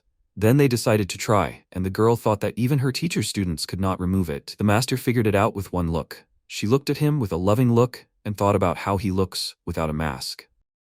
Then the heroes began to open the hiding place. Removing the top board, the protagonist saw the flute and took it in his hands. Yoon said that it was not surprising that he hid it so securely before he was taken away. The protagonist thought that he would receive this from the general's hands during a pleasant conversation. I wonder what Yuhua was thinking of to order the general to be brought to her? Then Yoon handed him a piece of paper and said that there was a note here. He took it in his hands and asked, Mount Daewang? I wonder where this mountain is? Then he asked his companion if he knew this place. He said that this name is not used now, it is more often called by another name. In modern times, it is called the Tomb of King Munmu. Munmu is the 30th king of Silla, the son of Kim Chungchun, a famous ruler who ended the war with Tang and unified the three Korean states. After a while, Haelok asked in surprise, King Munmu? Guardian Dragon, he knows. He is well known among those who meditate on Yeoju. It is said that the flute also went there when it decided to become a dragon and left this there. This was right after the end of the Silla-Tang War. The 7 years, war between Silla and Tang ended with the Tang retreating. But Emperor Gaozong refused to admit defeat. He awakened something that should not have been awakened and unleashed it on the Korean peninsula. To confront the unstoppable monster, King Munmu himself turned into a dragon. They say the monster was defeated, but the details of that battle remain unknown. Rumors spread that the king had turned into a dragon, and everyone, both celestials and demons, rushed to find the secret of his transformation. Others flooded the peninsula, turning it into a gathering place of evil spirits. There were even rumors that General Hwadok knew the secret of transformation, but there was no evidence of this.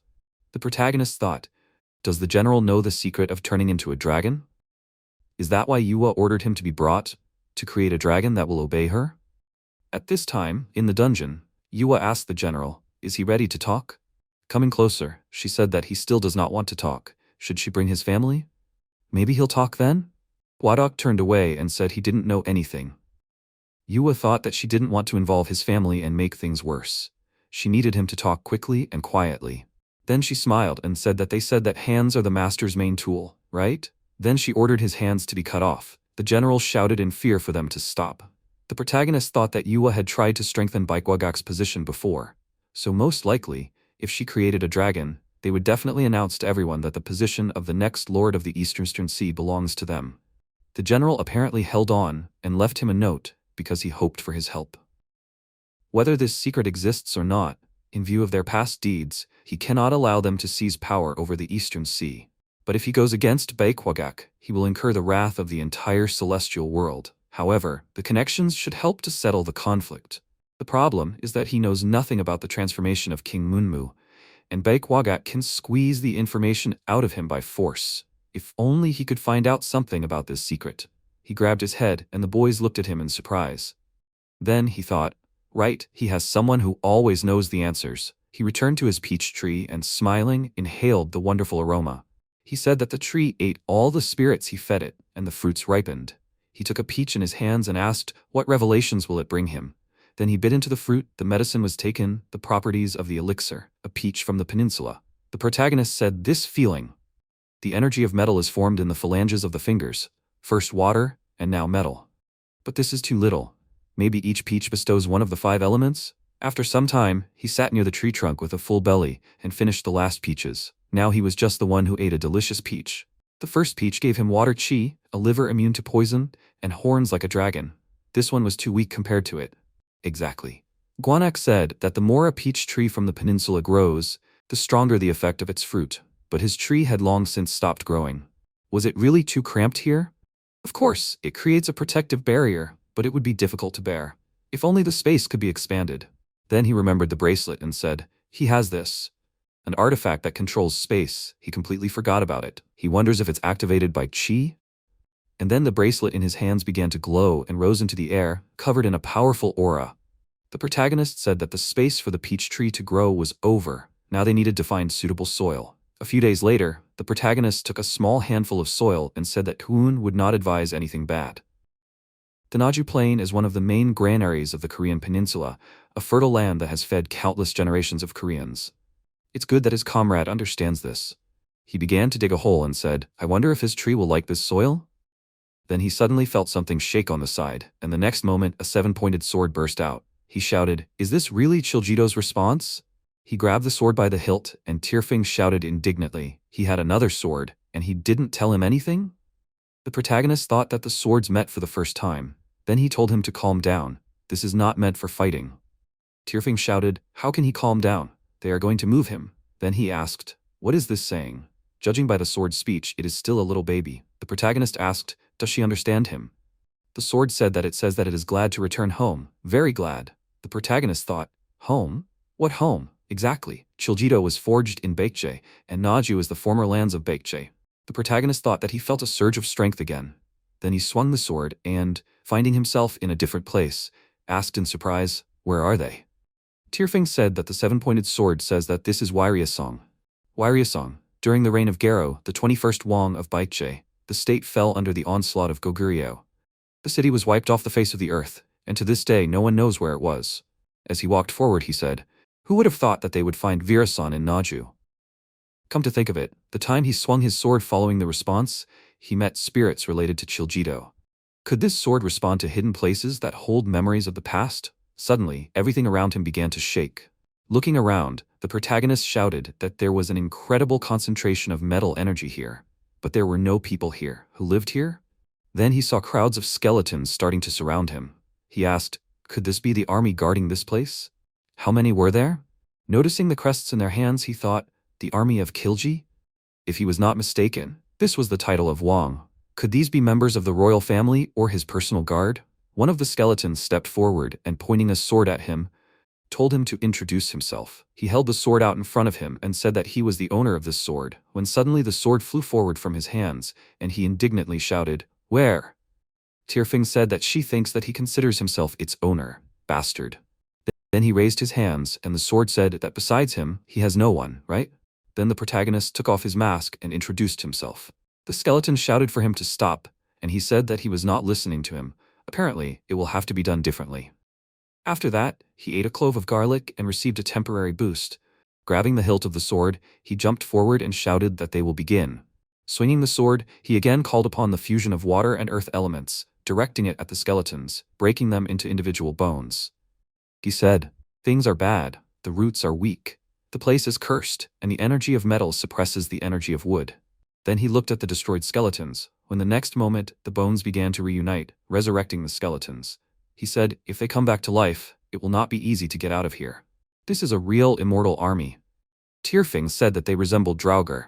In the north, they say, there are tenacious ones like these guys. They are kept in this world by force. To defeat these, you need to break the shackles that bind them to a harmful existence. Therefore, if he wants to kill them, he must break these shackles and give them a dignified death. The protagonist said, in short, he heard him. After that, he took the sword from the sheath and with a few swings cut the skeletons in his path. He thought that he felt the threads breaking. It really works. The sword said, this is what death means. He always dreamed of doing this. The protagonist said that this is his will. Then the sword shouted to look at the skeletons who loaded their bows with fire arrows, and the next moment, a volley of arrows was heading straight for Hanuel. He began to concentrate energy in his hand and blocked the arrows with a powerful wave. He thought that there were too many of them to break the shackles of each one individually. At that rate, he himself might run out of steam ahead of time. If there was an army, then there was a king who commanded it. After that, he jumped to the building and cut the door with a few swings. He thought that he needed to kill the king. Walking inside, he said in surprise that there was an incredible aura of metal here. Coming forward, he asked, is this really their king? He doesn't look very impressive, but he's holding Chiljido, so it must be him. Who is he? The next moment, the skeleton seemed to come to life and said that he smelled of the Ko clan. The protagonist asked in surprise, is it him? How many years had passed since he left Wagak, and he still felt this? The skeleton stood up and said that it was he who took his Chiljido from him and destroyed Baekje. It was because of him that he suffered such humiliation. By getting his body, he would get his crown back, and so he had to give it to him. Several skeletons also entered the building and jumped towards the protagonist. He pushed off the ground and, rising into the sky, shouted, is he crazy? Yes, after so many years of imprisonment, it is natural to lose his mind. But that does not mean that he will give up without a fight. Then he waved his fan and released his assistants, saying that they have not seen each other for a long time. He told them to kill them all. Hedi burst out of the building, releasing water and destroying the skeletons in his path, while Pulgasari climbed to the roof and ate the weapons of the monsters. Tirfing asked, does it just keep growing and growing? The protagonist said that it feeds on metal. That's all it wants. an indestructible metal beast that can grow to incredible sizes by absorbing metal. They say it can fill all 4 seas. That's why it was nicknamed Pulgasari, the unkillable. In Kumseong's book, it is said that it can appear out of nowhere, from the last breaths of a dying monk or a rice ball that an old man shares with his wife. Pulgasari have appeared at all times, and each time, in a mysterious way. In order to subdue these invulnerable creatures, many celestials tried to create them with their own hands, but all their attempts were in vain. Therefore, when Kumseong heard about Pulgasari in the country of Ogu, he considered it nothing more than a tale. However, oddly enough, he found the answer to this riddle. Although Pulgasari is born from human suffering, it is not one person who creates it, but an era of turmoil. A time when the people groan under the yoke of tyranny, and the ruler is blind to the misfortune of others, and greedy officials line their pockets, sucking the last juices from ordinary people. The people who gave birth to Pulgasari were overwhelmed by hatred, pain, and despair. When the country plunges into chaos, despair, pain, hope, and dreams of people form the egg of Pulgasari. And that woman, the mother of that boy, used the knowledge from the book to summon Pulgasari. The protagonist watched the battle from the sky when he saw how Pulgasari instantly became huge and released a powerful volley of fire, destroying the skeletons in front of him. The elements of the assistant of the protagonist spilled, and he said that he worried in vain. Turning to Hida, he asked, "Well, did you have fun?" His assistant licked it happily, and he asked where Pulgasari was. He then saw a small trembling animal lying on the ground. He said in surprise, "It was huge. Why so small?" Hida guessed that it shrinks when it uses up its power. The protagonist leaned down to pet the animal and said that it meant that it needed to be fed metal before the next time. It had already eaten a lot, it was time to go home. He then waved his fan, sealing the assistants in it. At that moment, the skeleton desperately crawled on the ground and said, "Pathetic descendants of Ko, he must give up his body." MC was horrified and said, "What an incredible obsession. Why is he so eager to get his body?" He then looked ahead in surprise and thought, "Why are the crown and clothes lying here and not on him?" He then walked past him and said, "So that's why he wants his body. It's all about this." Judging from his words about losing to Goguryeo, it's Kero. It seems he is cursed for his defeat and cannot wear the crown while he is in this body. The protagonist took the crown from the skeleton's hands and said that the crown is now his. This is retribution for coveting someone else's body. The skeleton screamed, "No." But the protagonist still put the crown on himself and, finding himself in a new place, asked where he is. It looks like Viruson, but this is definitely not the place. The decorations, the building, as if all this was built recently. Was it moved? But here's the same aura as before. Then he was attracted by a silhouette standing in the bright light. Anjo smiled and said that an unexpected guest had come to his domain. He should not be afraid. He is in the world of his dreams. He is certainly an impetuous youth, but why did he recklessly put on the crown? He really hopes that this will not happen again. He certainly wanted to teach him a lesson, but his actions are a real power grab. The protagonist said that he expected anything but this. Anjo introduced himself and said that he was glad to meet him. Then he said that he saw that he had been through a lot. He thanked him for going through this path. The protagonist asked how he, an unworthy one, could be compared to him, the founder of the state. He is ready to undergo any test that he prepares for him. He asked in surprise, "Tests?" The protagonist said that he usurped the crown of Baekje. Anjo laughed and said that it was funny to hear that from someone who already wears the crown. Then he waved his hand and said that he should go. MC said, but he is not a descendant of the Baekje clan. Anjo said that he was born a commoner, but by the will of fate he became a ruler, and even after death he continued to guard his throne, watching his descendants prosper. He wondered why he was still here, why he passed on his throne. The protagonist confirmed this, and he said that it was his duty and his burden. Few are able to easily give up the power they built themselves, even if it has long since died out. So he tests the illusions of those worthy of taking the throne in this world. He watches them, trying to understand if they have the makings of a ruler. It is a pity that that madman did not come here. He would have enjoyed testing him. Hanyul asked who he was talking about. He said the one he met. The protagonist thought, King Kero?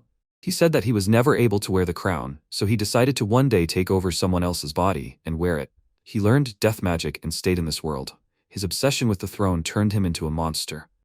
Then he said that he liked Hanyul. He was strong in body, although he was born a commoner. His older brother, Piryu, was the same. The protagonist thought, was he strong? The story goes that, unlike him who founded Viryasan, Piryu founded Michikol, but considering his domain too modest, he committed suicide.